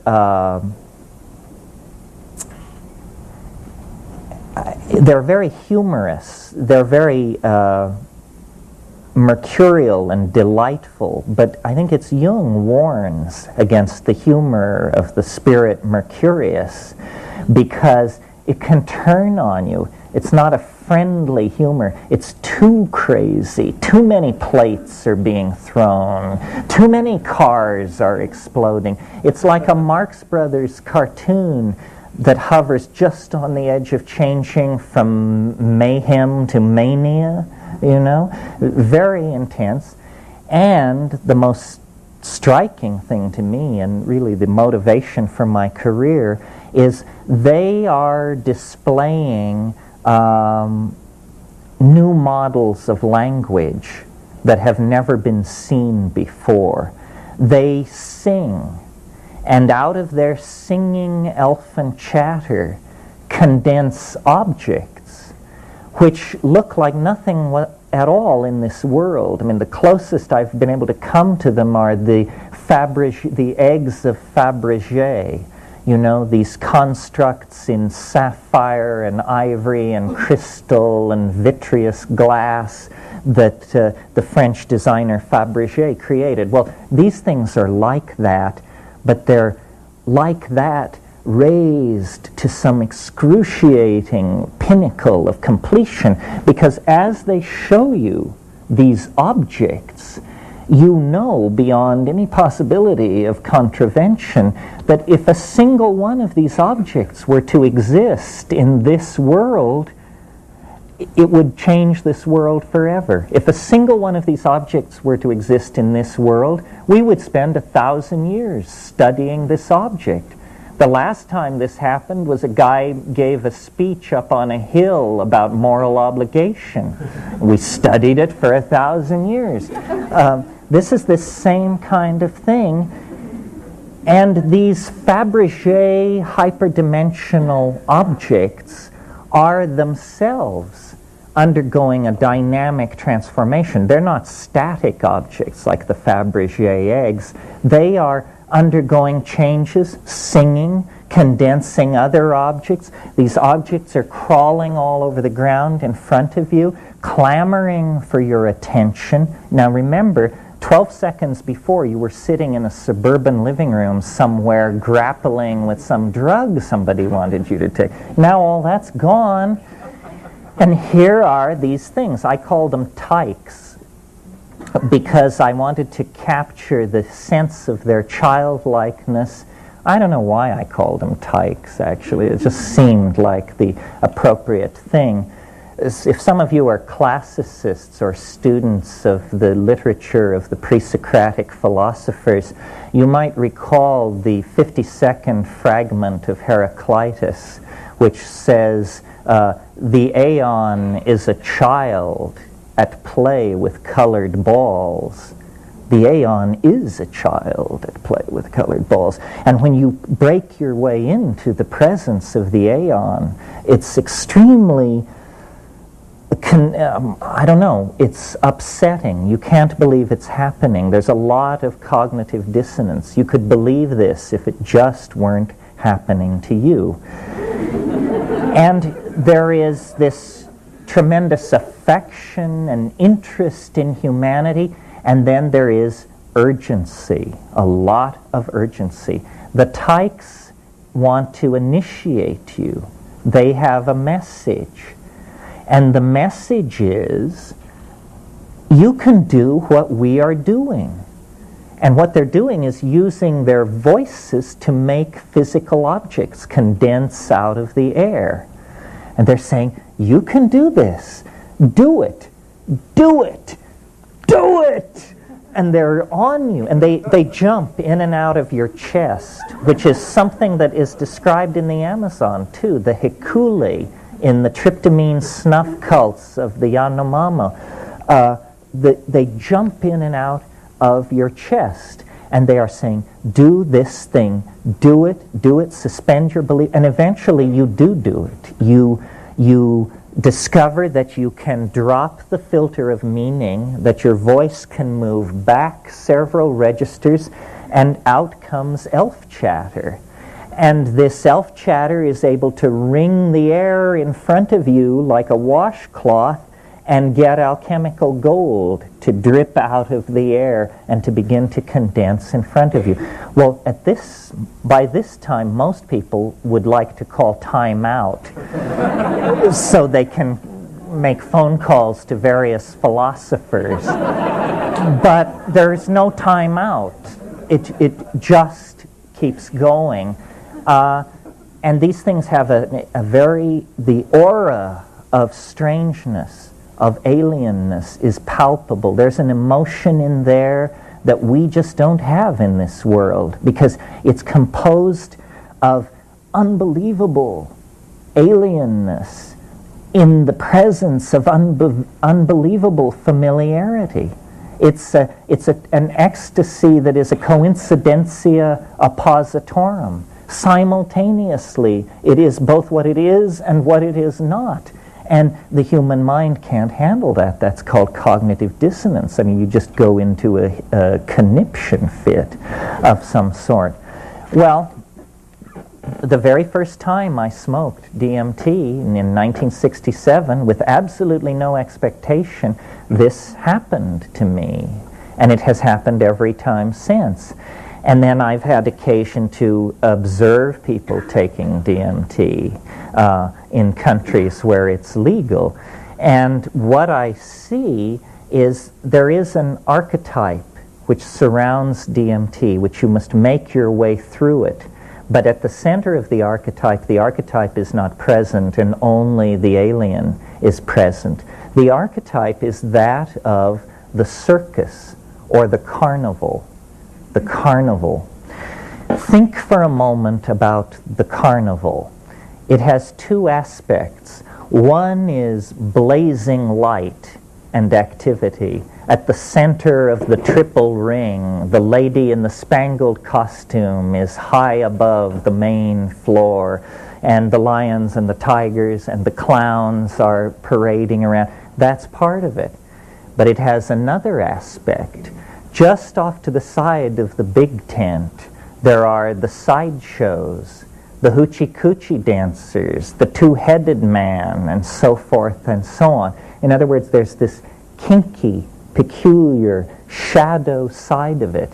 And I often, if any of you are fans of the film of Federico Fellini, here's a man who understood the archetype of the circus, and how, if you remember in Amarcord, that circus, or if you remember in Giulietta di Spiri, the flaming doorway into the room with the bed springs and the crepe paper flames. These are carnival images that relate back to DMT. When you finally come into the center of it, these are all seen to be veils. It veils itself that way because that's how you, it's the old candy to the baby routine. It treats us as people who would like to go to the circus. And then it takes us to the circus. But then there is a revelation beyond that. And I don't know how many people present in this room have confronted the thing I'm talking about. I always, at this moment, am aware that some people are saying, my, doesn't he perfectly get it? And other people are saying, huh? What is this? What is this guy talking about? The point I want to make is it's real. It's not vague. You don't have to strain for it. Nobody wonders whether or not it happened to them. It's just like somebody walking up to you and taking you by the arm and saying, there's something I insist on showing you. Come this way, please. And I am it was the presence of the entities that shattered the person who I was, because I was a scientific rationalist, a reductionist. I had no room for elves in my cosmology. And here they were, hundreds of them. So it seems to me that this is a central question that shamanism has always dealt with, perhaps not with the kind of ontological sophistication that we imagine ourselves to have, but this is the question that must be asked. Who's in there? Who is this? There are at least 3 possibilities, and I'm not sure which is the most conservative. The first possibility is that we don't understand how the world is constructed, and that, in fact, there is a parallel universe running alongside of ours, full of elves who use a language to make objects. And then why you can burst through to this place on this one drug, then that raises, each explanation raises a lot of questions. Then the other possibility is, this is the Jungian possibility. And Jung, I can't remember which one it was, but one of the later things, he talks about these elves because of the Kibiri. The Kibiri are the alchemical children that appear in Act 3 of Faust, that Jung spent a lot of time on these alchemical Kibiri and the question of the homunculus. And he says at one place, I think he says, he describes them as autonomous psychic elements that have escaped from the control of the ego. This is a weird way to go about it. I mean, it's probably an accurate description, but how much does it tell us, It means that the psyche is to be visualized as a half-gallon of mercury, and when we throw it on the floor, the mercury balls up and spreads everywhere, and each ball of mercury you look at, by gad, it has a little face looking back at you. That's because mercury is a mirrored surface. You're looking at your own psyche shattered into thousands of pieces around you. Another possibility, and one I leaned toward for years, and I still lean toward, because I've noticed the radical nature of your explanation diminishes with the distance since the last time you smoked DMT. The longer it's been, the more likely you are to have some humdrum notion that you can pour it into. So the humdrum notion that I settled on was, well, clearly these are just extraterrestrials. They don't come in silver ships demanding to be taken to the National Defense Agency. This is how they come. Why they come this way, who knows? They're coming through mind. Mind is the medium in which they travel. Where do they come from? Who knows? Can it even be located in the Newtonian space-time matrix? I mean, what do you want here? A star catalog number? Would that satisfy you? And then finally, and I think I've exceeded my number of possible explanations, and then finally the explanation, which is my current favorite, it's a little disturbing. And I haven't quite figured out what to do with it, but I have a sense we're on the right track here. The reason the DMT space feels so peculiar, both alien and excruciatingly familiar, is because these things in this other place represent what I call an ecology of souls. This place is the one place you never thought you were going to make a visit to and come back to chat it around the coffee maker. They're dead. That's who these things are. This is the realm of the dead. Well, I have to confess, in all of my psychedelic voyaging and idea mongering and all of that, I never was able to go that far, to reach that far in my imagination. It sort of had to be presented to me. But if you go to shamans worldwide and talk to them about their spirit helpers and say, what's the deal with this, who are these things? They say, well, these are the ancestors. Didn't you know? These are the ancestors. It's perfectly cut and dried and normal. I had occasion, I won't use his name to embarrass him, but I had occasion to expose a very well-known Tibetan high mucky muck to DMT. And he said he took it like a man, said afterwards, that is the lesser lights. That is the lesser lights.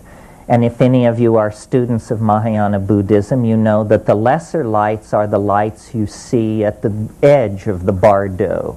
As you start into the 42-day process of dying, you encounter the lesser lights. This guy was saying to me, you cannot go further in the body and have any expectation of returning. In other words, once you see the lesser lights, you have stretched the umbilicus to matter to the breaking point. If you go one step further, it's eternity for you. Well, I don't know how I feel about this. The head tyke, I've had to then ask myself, the head tyke, is that me? Do you actually encounter your dead soul? Is there a dimension where you are both simultaneously dead and alive, both simultaneously witness and observer? I don't know, but I certainly think that if we're going to use a conservative explanation for these things, the only theory more conservative than that they are dead people is the theory that says that they are nothing whatsoever, and that just simply will not serve. I think it would come as a tremendous surprise to 20th century civilization if, orthogonal to all our expectations of space flight and virtual reality and all this techno-schmechno stuff that we're lining up in front of us, there would be a broadside from 90 degrees out of the unexpected, and it would be a doorway swinging open into the realms beyond organic existence. I resisted this fiercely, but I just don't know what we're going to do with these DMT creatures if we don't, try to find a rational explanation. And any rational explanation will be exotic because the facts of the matter are exotic. Those of you who have not had this experience, who are sitting there thinking it would never happen to me, you're full of it. It will happen to you. This doesn't require the willful suspension of disbelief. This doesn't require a pure heart or dietary prescription. No, this is part of the human birthright. And the fact that we deny the existence of a non-human entity, intellect, intelligence on this planet is just part of our heritage from rationalism. And, you know, you don't have to take it very seriously, because rationalism, the philosophy that gives us permission to deny the invisible world, you know who founded the philosophy of rational materialism? Any takers? Aristotle was early. I think I'd give credit to René Descartes for modern materialism and rationalism. Well, you know who told René Descartes to found rationalism and materialism? An angel. Are you ready for this? This is a suppressed history episode in the history of human thought. Here are the facts, folks. 1619. René Descartes is 21 years old. He's a young Frenchman in search of adventure. He joins a Habsburg army that is going off to Prague to lay siege to Prague, to put down an alchemical revolt there. They kick butt on these alchemists, win the war, and they're on their way back to France. And in September 1619, this French army camped at Ulm in southern Germany. Some of you may know Ulm as Einstein's hometown, and in fact that figures in our story obliquely, as you will see. This French army camps at Ulm, and René Descartes hits the hay, and in the middle of the night an angel appears to this young man in the radiance of his rooms and says, the mastery of nature is to be achieved through number and measure. Modern science is founded, folks, right there, right then, by an angel. So how far away are the informing voices? How rational is rationalism? How material is materialism? All of you must know, I'm sure, the famous story of Kekule, the German chemist Kekule, who discovered the benzene ring. He was struggling with this problem in physical chemistry, could not figure it out, fell asleep in his study, and the Ouroboros serpent appeared before him in his dream and took its tail in its mouth. And he came out of a sound sleep and said, I've got it. He walked to the blackboard, he drew the first benzene ring. Angelic intervention from the unconscious. So the point of all this is to suggest that human history is completely interpenetrated by the peculiar, the non-human, that which has intentionality and affection for mankind, for humanity. And this is what shamans call to their aid. This is how the curing is done. It's done through these spirit helpers, they're called, elementals. And so far as I know, Jungianism is the only modern intellectual position where you can even raise this issue without having a net dropped over you. I mean, this is absolutely forbidden by the modern worldview. And yet it lies very, very close to the surface in our culture. I mean, as an example of how close to the surface it lies in our culture, consider for a moment Santa Claus. What's this about? Santa Claus is the master of the elves. The elves that he is master of are demon artificers. They make toys for the world's children in their vast underground toy shops. And where are these underground toy shops? At the North Pole.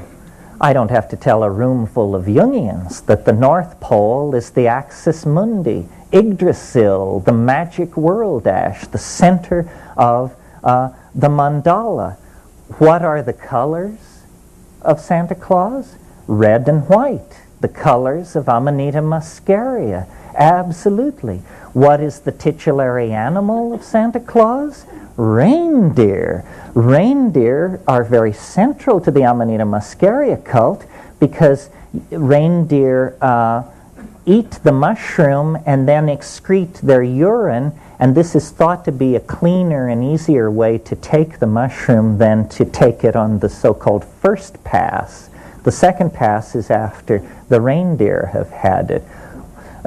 Just an anecdotal aside, if you're ever in the Yakut Basin, one of the great perils of the intoxicated Amanita user is to crawl out of the yurt in the middle of the night to take a leak in the snow, and before you can back off, the reindeer come and knock you headlong because they want to get to this Amanita flavored snow.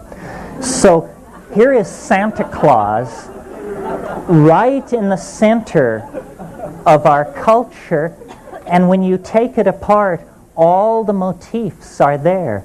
The demon artificers, the elves, the cosmic axis, the magical flight. I mean, it's a beautiful example of the preservation of pagan psychedelic use into a modern context. Well, what can we say about this? Oh, well, I know. The one more thing I wanted to say about it. This program that these tykes are pushing is a language skills program. And we don't know how long people have been bursting into this place. This may be the source of language. Where did language come from? We learned it from elves in hyperspace. Is as good a possibility as any other. And this is still ongoing, this language reformation program. They want us to activate our language forming ability. And language in the DMT flash, as I said this morning, it's something beheld.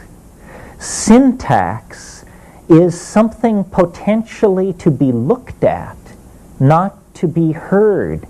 And we don't understand this because for us, language is something that you hear.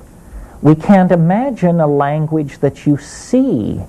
But have you ever noticed the way in which we preserve clarity of intention in language with verbal metaphors? We say, I see what you mean.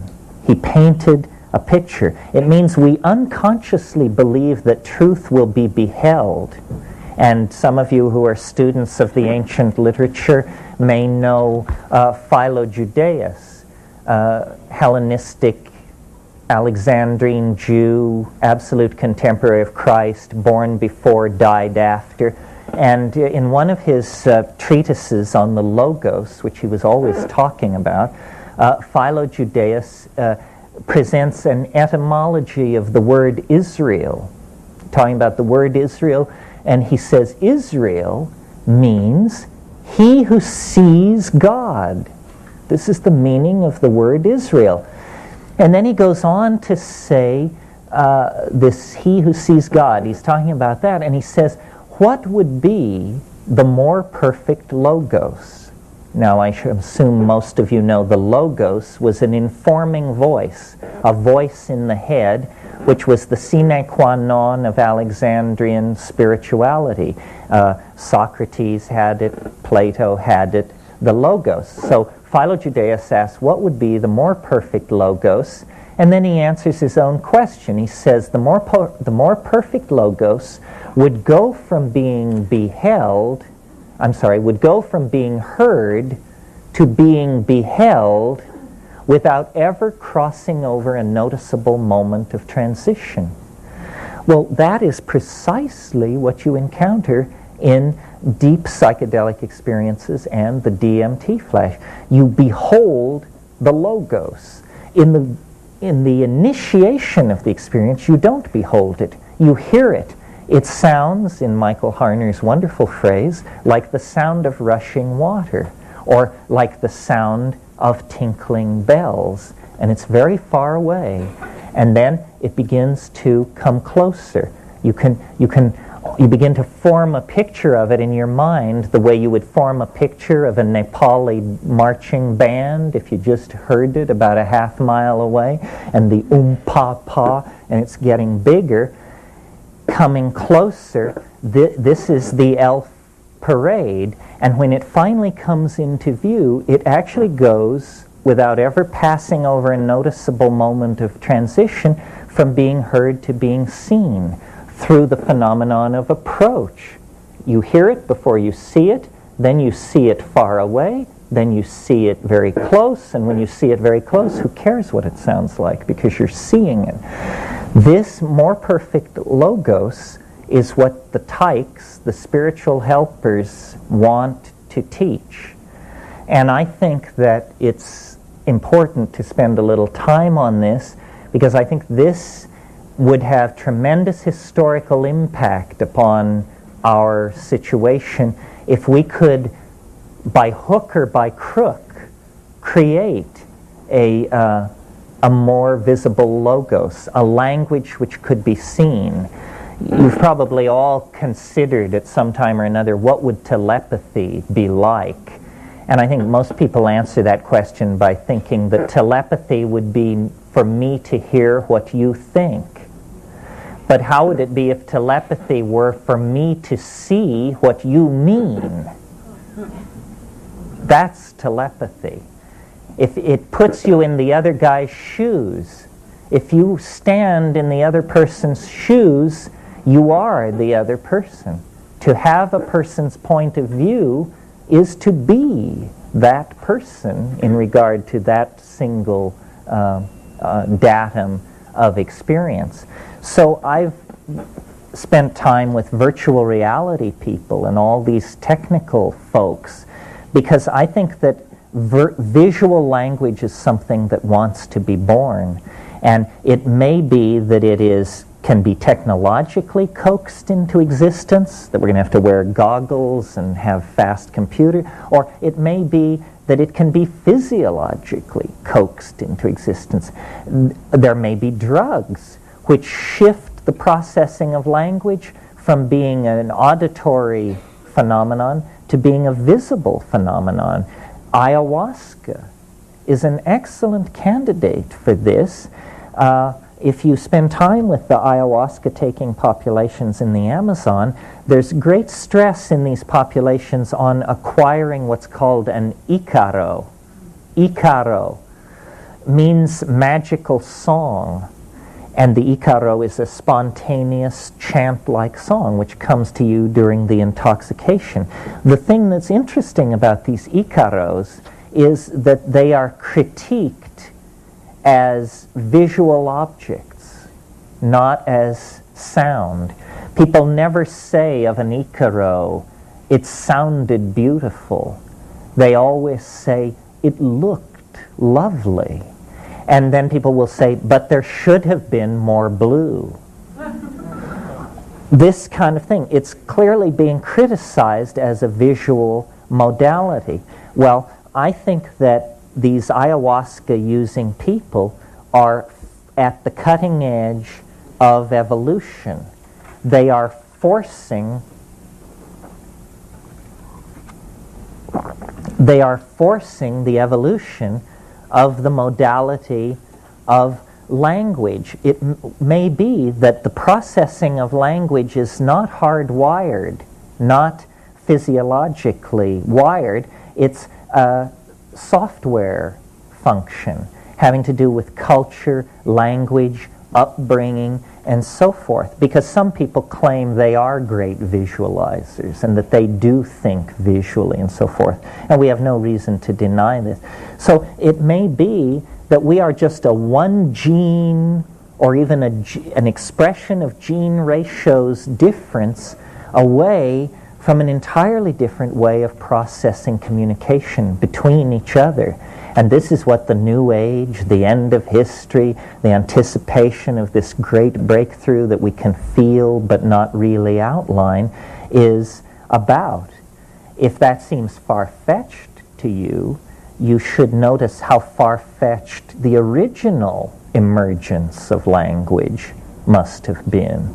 Because I think people were fully people and totally mute, or unable to articulate a thought, and then either an accumulation of neurons or some synergistic effect was brought into play, and lo and behold, spoken language emerged out of that. Well, something similar could happen to us. In the morning session, I talked about the forced evolution of language, paying attention to our language. I really think that the way to think of these psychedelics is as catalysts for the imagination. If any of you are chemists, you know a catalyst is something that when you add it to a chemical process, the process is tremendously speeded up, but in the end the catalyst is not destroyed. The catalyst is reconstituted at the end. So psychedelics, one way of thinking of them, is as a catalyst for cognition. The original description of psychedelic drugs was they were consciousness expanding drugs. Well, if we take the idea that they are consciousness expanding seriously for even a moment, then we have to put a lot of attention in on this, because it's the absence of consciousness that is murdering us and our planet. We need all the consciousness we can get. We need to wring it out of computers, get it out of plants, raise it in ourselves and our children. Wherever we can get it, we need it. And the present, the present situation with the planet is very dire because of us. Our unchecked evolution in a single direction along the gradient of culture has now created a toxic planet that is an endangered planet. Since this situation has arisen entirely within the confines of history, aren't we going to have to look outside of history in order to redress this problem? I think so. And when we do look outside history, then we find the institution of plant shamanism there, waiting to inform us, to educate us, and to show us how to set our a course out of the present dilemma. I don't think we can find our way out by ourselves. I don't think we can get high by ourselves, and I don't think as a species that we can save this planet by ourselves. We have to have a partner. We have to get an ally into this situation. Just in closing and as an example, the mushroom has a tremendous problem-solving ability. And because we can talk to it, we can ask it questions. We can actually get a non-human perspective on human problems. A few weeks ago, I made this statement before a group of people somewhere, and after the talk was over, somebody came up to me and said, well, so why don't you ask the mushroom how to save the world? And I just put it off, thought it was the wrong attitude. But then later I wondered about this question, how to save the world, and I thought, well, maybe I've been too circumspect with the mushroom. Maybe I should just put it to it. So I carried out the experiment and put to them, how do we save the world? And now I don't offer this as the solution. I'm going to tell you the mushroom's answer so that you can see how our backs aren't quite to the wall yet. There are still avenues to be explored. I said to the mushroom, how can we save the world? There was a hesitation of 1/3 of a second, approximately, and then the mushroom said, no woman should raise more than one natural child. And I said, what? It said, no woman should raise more than one natural child. So I took that home with me and I thought about it. Here are the consequences of following that piece of advice. The population of the earth would be cut in half in 50 years. 50 years following that, it would be cut in half again. 50 years after that, in half again. In 150 years, the population of the earth could be under 1 billion people. Nobody was shot. No wars were fought. No one was told they could not have a child. No one was coerced. No one was starved.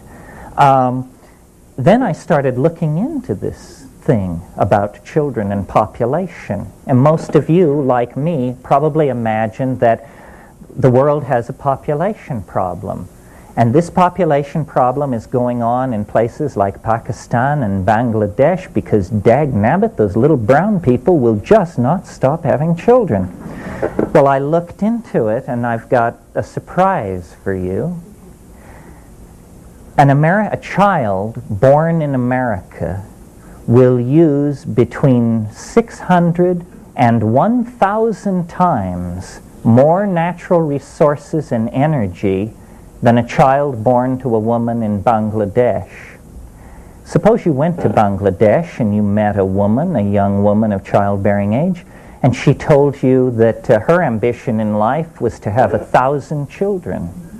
You'd be appalled. I mean, what kind of social responsibility is this? What kind of person are you that you want to do this? An American woman having one child is having the equivalent of those 1,000 infants. Now, another interesting thing about this suggestion made by the mushroom, that each woman should rear one natural child. When we think of population control schemes, the first objection is, my God, you can never sell this to people. They have these religions, they have these centuries of tradition and so forth. It just won't wash. Notice that what the mushroom suggested is most likely to be accepted by the person most important to convert. We don't want to convert the women of the back streets of Bangladesh to this policy. We want to convert the women of Sherman Oaks, Malibu, Santa Monica, Grosse Pointe, Boston, New York, Philadelphia, because these are the women whose children are using the resources. So here is, in one sentence, the mushroom was able to answer a question I put to it with a suggestion I had never dreamed of, that seems at first glance anyway to stand up pretty well, and I've spent a lifetime trying to figure out ways to solve human problems. See, we're a little stupid because we're all alike. And something years ago the mushroom said to me, which deals with this, was people are always this question of enlightenment. And the mushroom said, for one human being to expect to obtain enlightenment from another is like a grain of sand on the beach expecting to attain enlightenment from another grain of sand on the beach. Don't you get it? You're all grains of sand. I mean, Joe Schmo, who runs a body shop, and Mukta Ruby Baba are the same people. There's no difference between those two guys. No reason to assume so. So I think we need help, and that little exercise in what do you do about the population problem shows that there are suggestions out there we haven't thought of, avenues we haven't tried. when I thought about why haven't we tried this avenue of one woman, one natural child, it took me about 30 seconds to understand that it's real hard to make a buck in a situation when population is retracting at a rate of 50% per generation. And our whole world is based on making a buck. I told this idea to someone and they said, but if the women of Malibu stop having children, they will lose all their political power, because political power is numerical. This is not true. Political power is power. And if the women of Malibu stop having children, they will be quite a bit wealthier than they already are. Notice that this deciding to voluntarily have one natural child is also very helpful to you personally. That a woman will have to work less hard, will have to cut fewer deals with the in-place structure of male dominance if she has only one child. A woman with 2 children has got to cut a deal with male dominance, or she has a trust fund or something. The reason we are, I think, we have a tendency to clench at this suggestion and not follow it through is because we imagine that there is something holy and sacred about the nuclear family, and that we don't want to attack this biological unit that has such integrity. But this is a bunch of nonsense. The nuclear family has no biological integrity whatsoever. It's a creation of the post-industrial Reformation. The extended family is the natural human unit to ease the pressure of child rearing on young women and to give everybody the benefit of contact, intergenerational contact, and so forth. No, this nuclear family that our politicians are always beating their breasts about is the absolute cauldron of neurosis in this society, as far as I can see. And when you look at the demographics of what is happening, the number of women with the number of households that are one woman, one child household, I think you can see that maybe our unconscious has already been in communication with the mushroom, and it's just the ego who's going to get the news last. Well, I don't want to spend too much time on that, but it's an example of how these things offer solutions to human problems. And if it can offer solutions to a human problem like overpopulation by 6 billion people on a planet, then it can surely take care of the needs and concerns of a group of rainforest hunter-gatherers that number 70 or so people. I doubt they can conceive of a question that it doesn't have an answer to, because it can operate on many levels simultaneously. And this is an example of consciousness in action. You see, me plus nothing had nothing new to say about the population problem.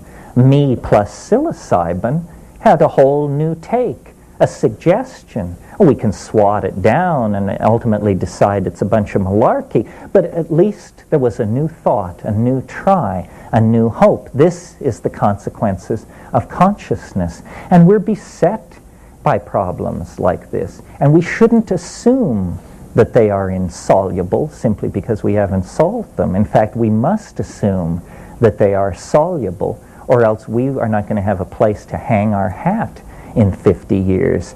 But the solutions come through an act of humility, an act of opening to the dynamic of nature, the feminine, the psyche.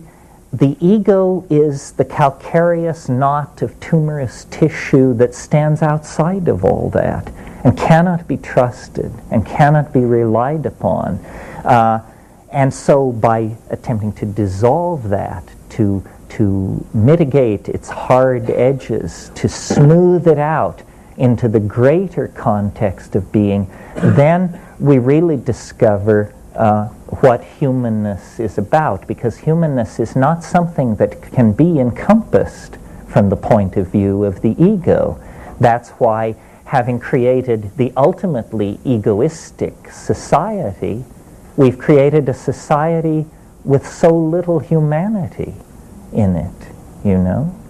And I see the psychedelics as a siren song, calling us back to what is authentic, to what is real, and to what, instead of closing off our future options, begins to open them up so that we can see that, human beings are a part of the larger universal destiny, and we can comport ourselves with grace and dignity and make the world a better place than we found it, which is certainly not our record so far.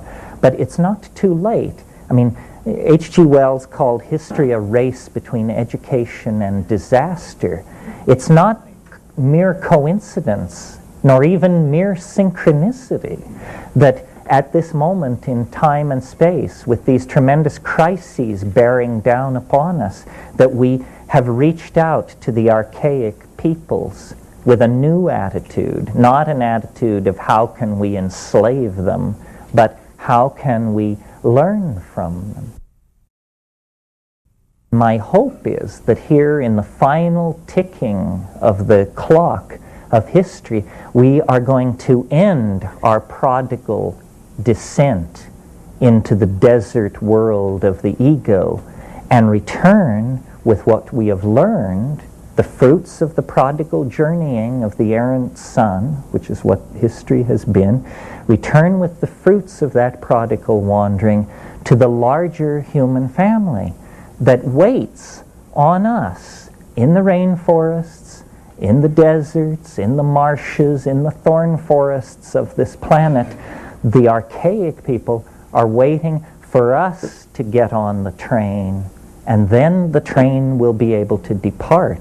But we have to awaken to our past, and then we can set a course toward a meaningful future. That's the wrap, basically.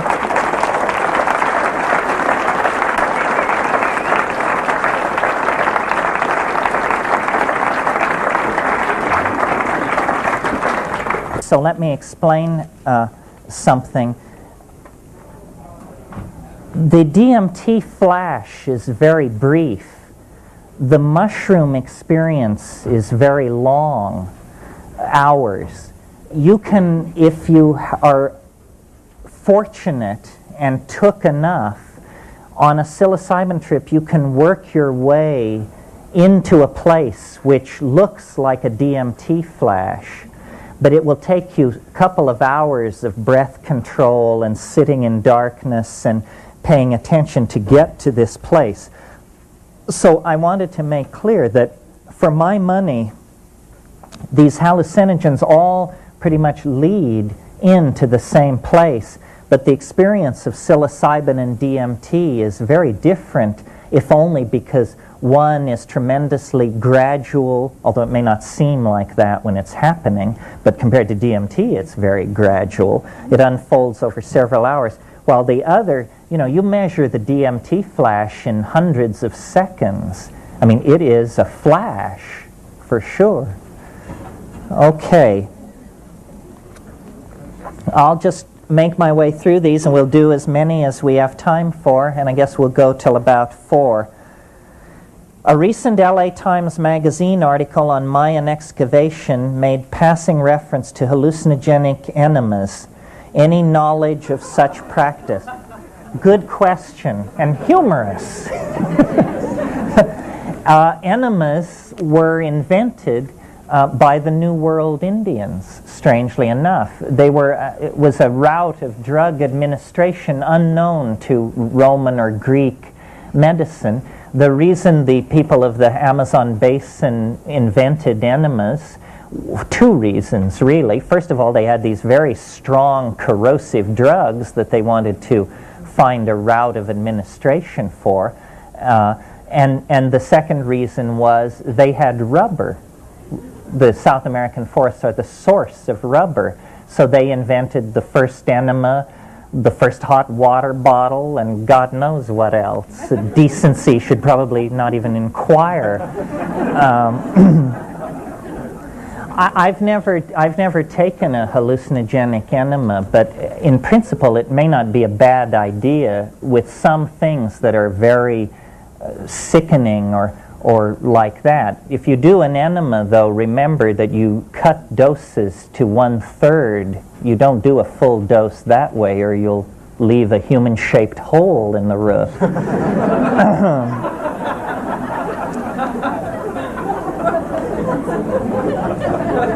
Once the European contact began, enemas became just a fad in Europe, and they were even doing tobacco smoke enemas at one point, which is really weird. Okay.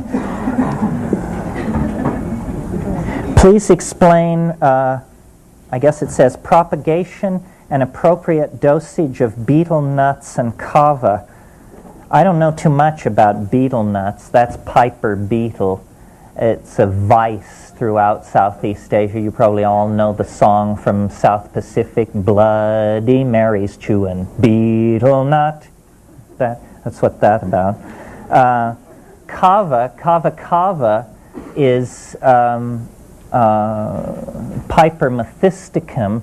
This is a plant that occurs throughout Oceania and Micronesia, and has very exotic chemistry. Bisnoryangonine and norbeocysteine are the active principles. These two compounds are known otherwise only from a mushroom. Kava is a kind of dreamy intoxicant. You don't feel like doing much, but you really enjoy just sitting there on the beach, and it's soporific kind of. It causes a bizarre condition which is called crocodilianism. And crocodilianism is where your skin dries and cracks and migrates into little pyramidal shapes. And when Captain Cook landed in the Hawaiian Islands, he was, of course, meeting the high mucky-mucks of the Hawaiian royalty. He thought everybody had leprosy. He didn't know what kind of a hell he'd fallen into until they put it together and said, no, these are the royal families. All of these people are suffering from kava addiction, crocodilianism. It's not pleasant tasting. It's not a pleasant high. But recently I was in another state, and I had an errand to go. A very chance errand carried me to the house of someone I didn't know. And there on the table in this house was this huge bowl, this carved Fijian kava bowl. And I walked over and looked at it, and it was full of this milky, creamy stuff. And I stuck my finger in and I tasted it, and it was kava. And I turned to the lady of the house. I said, "What's the story?" And she said, "My husband was in the Peace Corps in Fiji. He loves this stuff." And so then I met him and talked to him about it. He said, "I'm a chronic alcoholic. I can't touch a drink. I can't touch a drop, but I drink this, and I love it." And I said, "Well, do you know about crocodilianism?" And he said, "Oh, yes." And he lifted up his shirt and scratched his chest, and a huge cloud of dandruff rose. So sometimes you never know. It's the people I hang out with.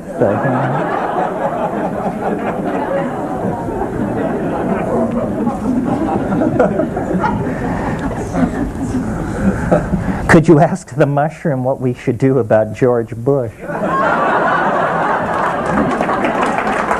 I have hope for the man. He has such a botanically promising name.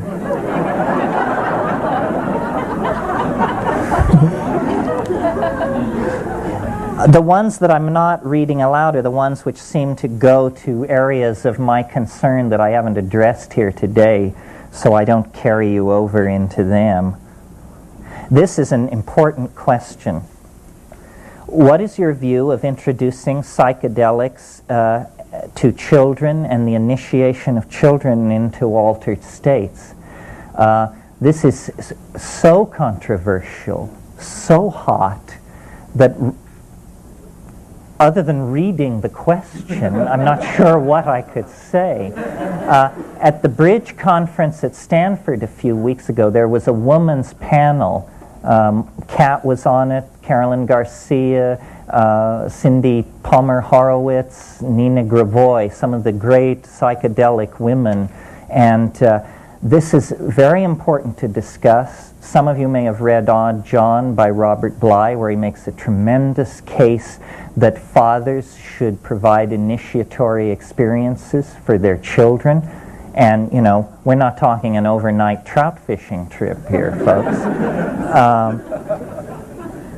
I think this definitely needs to be discussed. I'd be more comfortable with women discussing it because I think women are the caregivers and the child rearers largely. But it's really a problem. I mean, it's a problem for us that we even do these things in a climate of legal intolerance. And then, you know, to put it on to our children, to make criminals of our children. You know, I mean, you can lose your children with a stunt like that. This is very touchy, and yet I see it as a First Amendment right. It's a matter of religious conviction. And I don't know, my hope is that someday this religious conviction issue is going to collide right into the psychedelic issue, because I do not see how we can live under a constitution that guarantees life, liberty, and the pursuit of happiness, and say that psychedelic drugs are illegal. I mean, if the pursuit of happiness means anything, it must cover that. Now, I've had constitutional scholars explain to me that, well, no, you don't understand. Hamilton wanted it to say life, liberty, and the right to own property, and Jefferson objected.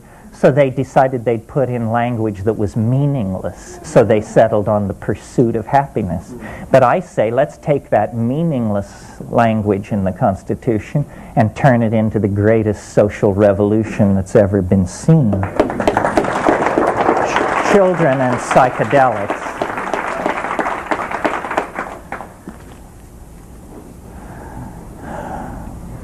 And here's a technical question that is about mushroom media that we should spare the rest of you.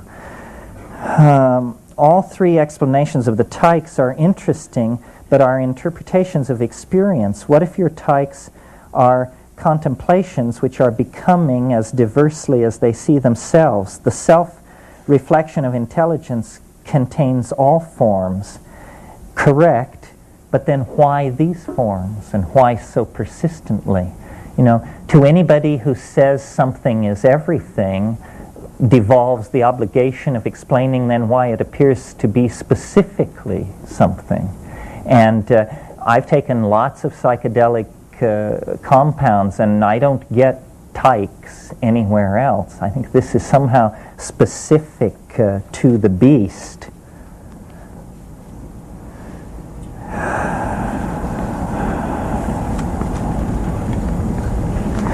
Oh, this is this is more a statement than a question. Quantum mechanics, especially the Schrodinger's cat experiment, show that we are simultaneously dead and alive, rather like a Kekuli resonance structure of the two. DMT creatures are consistent with contemporary science. This is true. I mean, language is what divides, but what is divided is not divided. It simply appears divided through the convention of language. I'm real uncomfortable with this death and DMT issue because I don't know quite what to do with it. It's a little, I like profundity, but even that seemed like deeper water than I wanted to get into. How does ibogaine relate to MDMA in opening the heart? Well, this is a funny thing about compounds. Most drugs, after their discovery, in the process of entering general awareness, undergo a phase in which they are the love drug. this happens. Marijuana has been the love drug. LSD has been the love drug. Psilocybin has been the love drug. A slightly different kind of love, but cocaine has been called the love drug. MDMA is called a heart-opening drug, and ibogaine, as I talked about. And then I've had tremendous heart openings on other things not related to this. And even DMT sends you down with an acute perception and appreciation of what a wonderful thing it is to be alive. Chemically, MDMA doesn't relate to ibogaine at all. I think this opening of the heart thing is something that many drugs make possible, and we just need to give ourselves permission to do it. The great power of MDMA is in what's called directed psychotherapy, where a therapist helps you sort out your problems. But we haven't seen, nor are we likely to see, any comparison studies of how well MDMA stacks up against LSD or psilocybin or mescaline. Some therapists have preferred MDMA because they like how it sort of stays on the surface. No titanic hallucinations, no visitations by flying saucers, just an acute awareness of what a schmuck you may have been. Well, other people want this deep material, want the dreamlike mythological stuff to be brought up.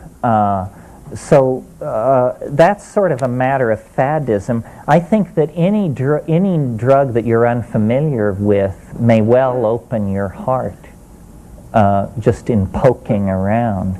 Opening the heart is an act of attention in a state of unusual psychic dynamics.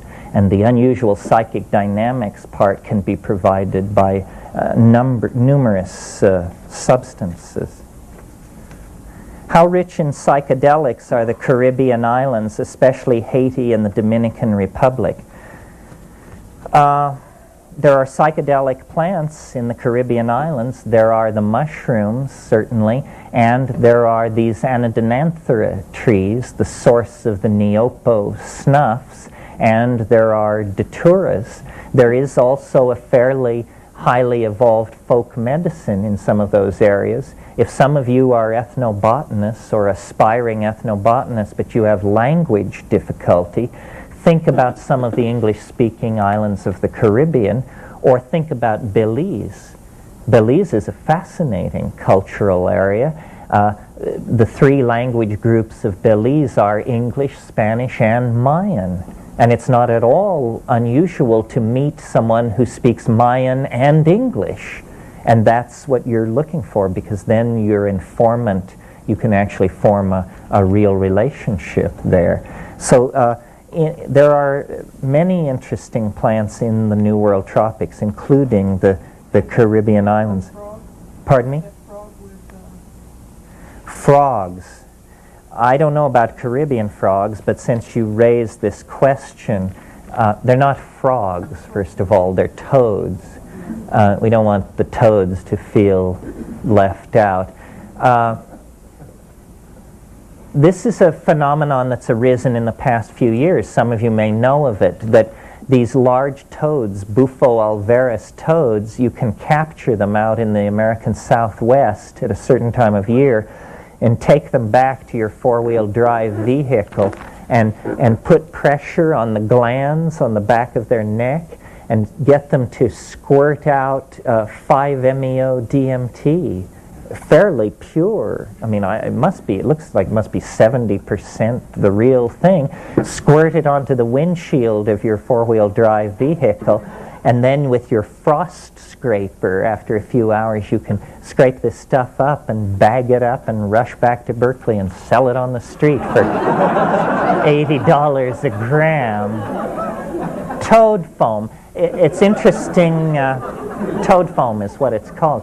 It raises some interesting issues because, so far as I know, it's the only animal-based psychedelic to have any availability at all. There are known animal psychedelics. The most spectacular example is a fish off the coast of Norfolk Island in the South Atlantic, and this fish contains DMT, and there are other fish with DMT in them. But this toad foam is the first example of an animal-based hallucinogen actually showing up as a product on the underground.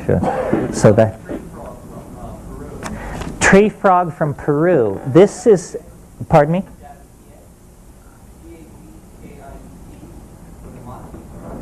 Is that the Matisse word? Well, this is all Peter Gorman's field work. And I respect Peter Gorman. He's not a personal friend of mine because I haven't spent that much time with him.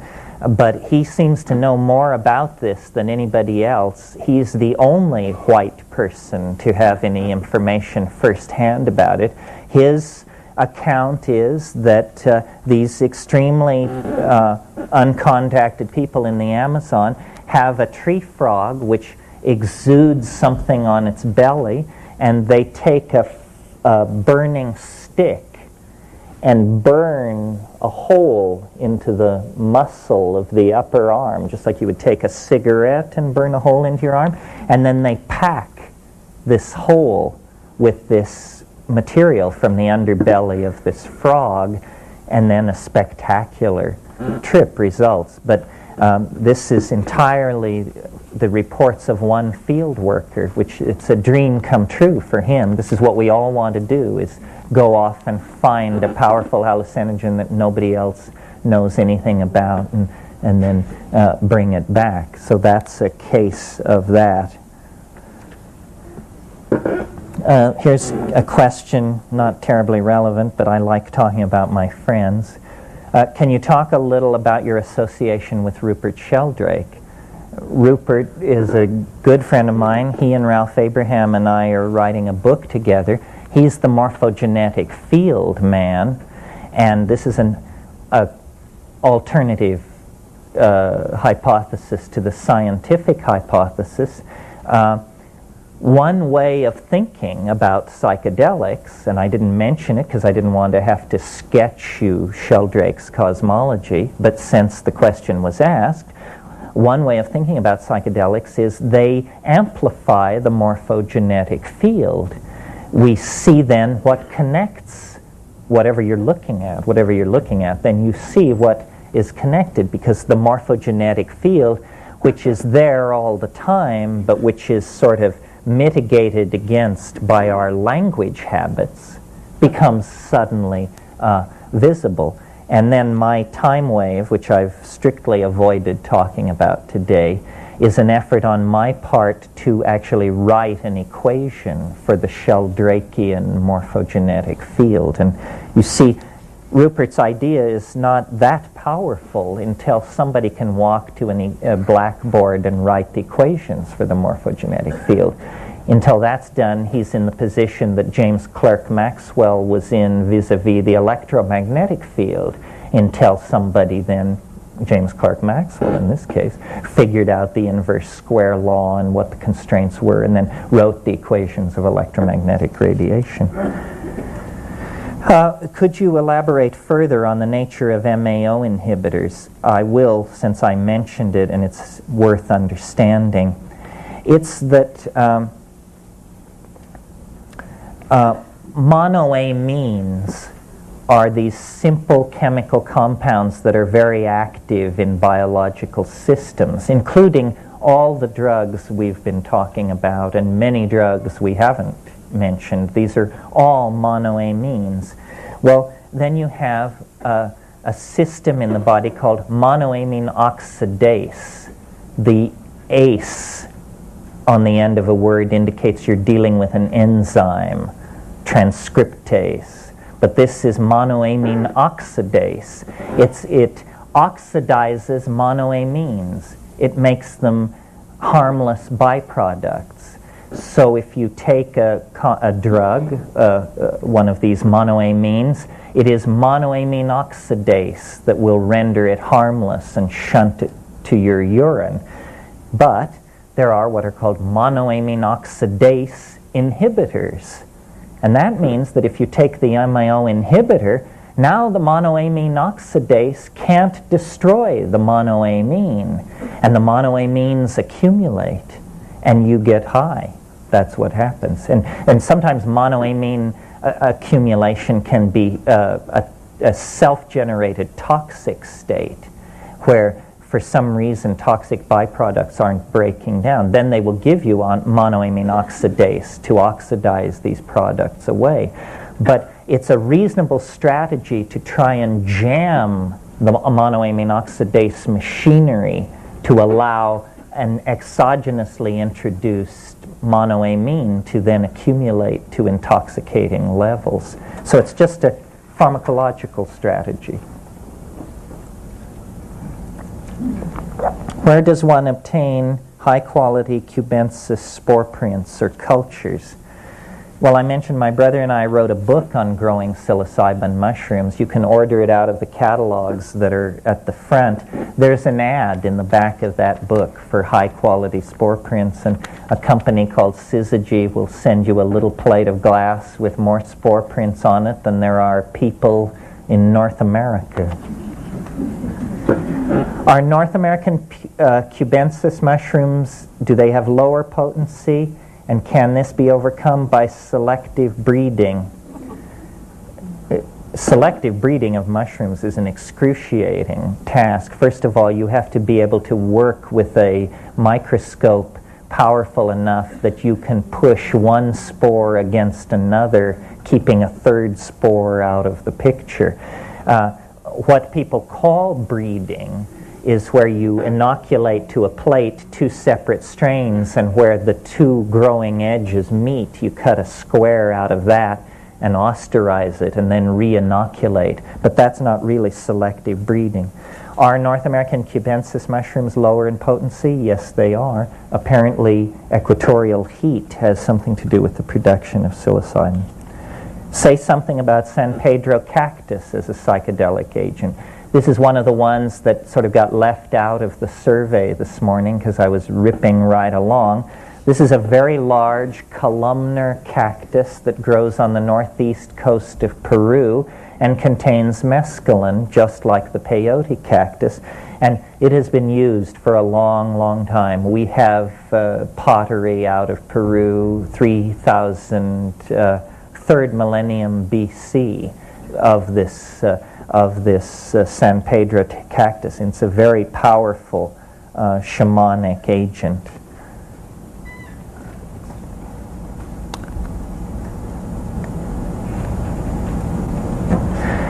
Marion Woodman, who I guess spoke to you recently, has stated one of the most noteworthy archetypes to surface in recent Analysan's dreams is the Black Madonna, a blending of mother and whore energies. Would you comment on this in the light of your psychedelic experiences and the re-emergent of the feminine energy? Well, I think, the goddess is on the move. The goddess is, this archetype is drawing energy with a fury that has not been seen since the Angevine court of Eleanor of Aquitaine. And it's a re-imaging of deity that is going on at every level. And certainly on psychedelics, you have immense moving experiences of the goddess. If you invoke the goddess in that situation, you can confront her. This is all part of this archaic return. I mean, it's happening on many levels. And imaging the supreme power of the universe as feminine, boundaryless, penetrating, is very important. Let me say just a bit about gender politics, because sometimes people think I have no use for men.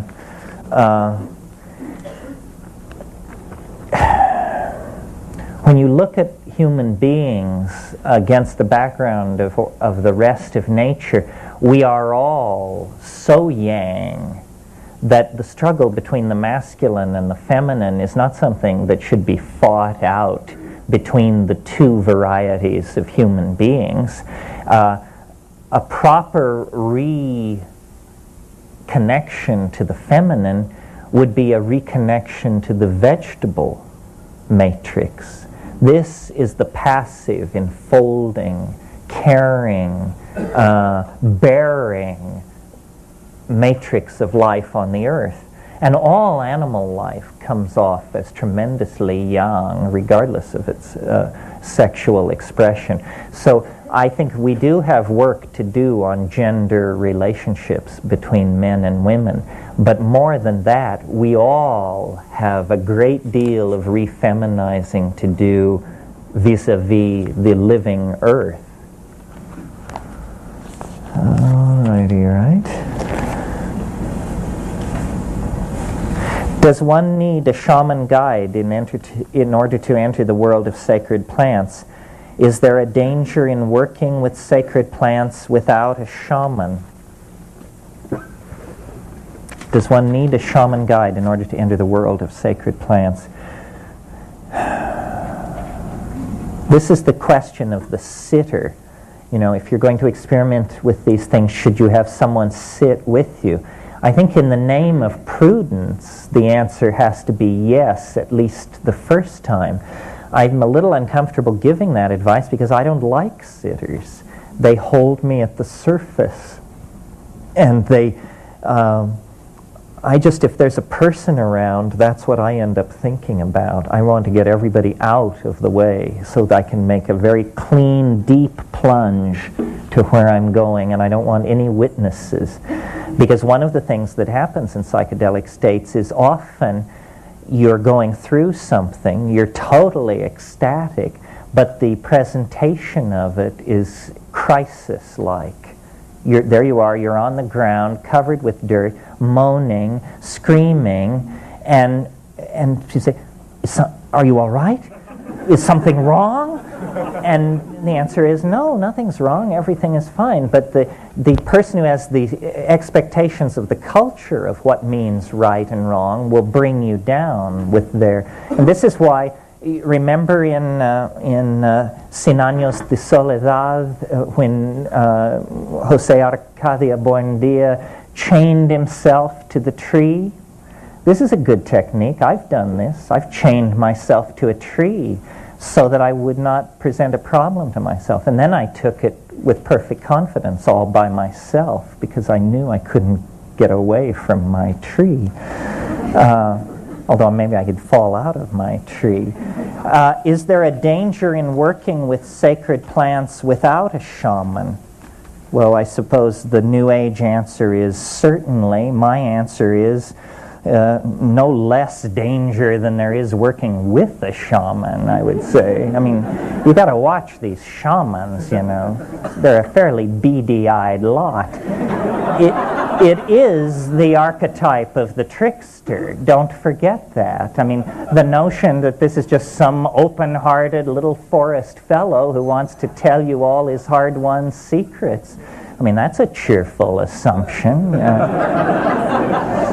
Of course, you don't want to go too far the other way. I find over and over in the Amazon when I'm off with these people, we come to the place where now we've taken the ayahuasca or whatever it is, and I'm sitting across the fire looking at this guy, and I realize, you know, we're 4 days up this river and 2 days down this trail, and then I realize with perfect certainty that they're going to kill me right there that evening. This, you have to have a chat with yourself about this kind of thing well ahead of time, because you must be able to discipline your hind brain. Your hind brain is always telling you crazy stuff to blow your focus.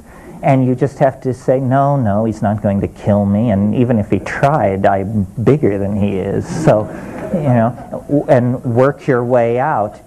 But this thing of cross-cultural shamanism, I don't really know what to do with it. I see the shamans, noble souls, brought from the Peruvian jungles, and they do not do well in these cultures. We don't understand what a corrosive force we are. We don't understand what an air ticket to Paris means to somebody who's never been to the big town at the bottom of the river. And we tend to hold things so close to our chest that we smother them. I think it would be a good idea to leave the shamans in the jungle, and if it's so damn important to you to spend time with them, then bite the bullet. Go there. Go to them. I mean, what kind of spiritual quest is this where we fly the teacher in to a waiting group of sycophants?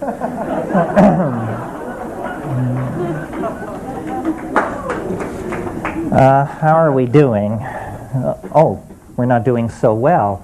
That was the last question, folks. Well, I'll smooth the gaffe by saying this is important, and it may sound like fluff, but it isn't. We look exactly like everybody else to most people. And we will now leave this hall and disappear back into our lives. But you might take a moment. This is your affinity group. It's preposterous, demeaning, and unhealthy to focus on one person. You know, the Terence McKenna, the Tim Leary, the John Lilly. I mean, hell yes, we're great people. But so are you. And this is your affinity group. Someone in this room has what you need.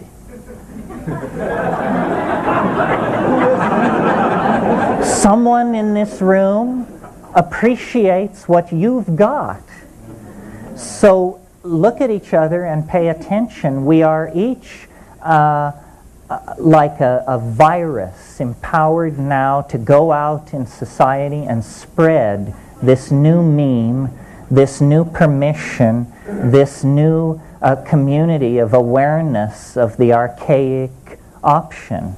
And so I think you are to be congratulated. You are what makes this all go. If it weren't for you, I would be behind bars. I don't know whether it would be a mental hospital or a state prison, but they'd figure that out later. Thanks to you, we have a movement. And this movement offers hope. And I think we need to speak clearly about this hope to people who are not aware of it. An idea has no power unless it is communicated. And we are to some degree in the closet. We are prudent. We don't say we're gutless. We say we're prudent. We're prudent. Say, this is no political climate in which to be X, Y, and Zing. But actually, there's no better political climate than the present in which to raise these issues, because the rainforests are being destroyed, the native cultures are being destroyed, our authenticity as free-thinking people is being destroyed, all around the issue of the suppression of altered states and freedom to conduct the spiritual quest any way we want. And if we don't raise our voices in protest against this, then without doubt it will be slowly drained away, and we will be left in even more of a psychic desert than we already inhabit. So this is the last opportunity. I think that in 100 years the earth will be empty. And whether that will be because we are extinct or because we found home is entirely up to us. But our story, the story of the errant monkey, is coming to an end. The final seconds of that story are ticking out. Is it to be followed by no more story or a new chapter, a new story? Well, this has to do with how much integrity, how much self-generated love, and how much intelligence we can bring to bear to the human dilemma. And these plants, these sacraments, are central to a full exploration and understanding of what it means to be a human being. It's just that simple. Thank you very much.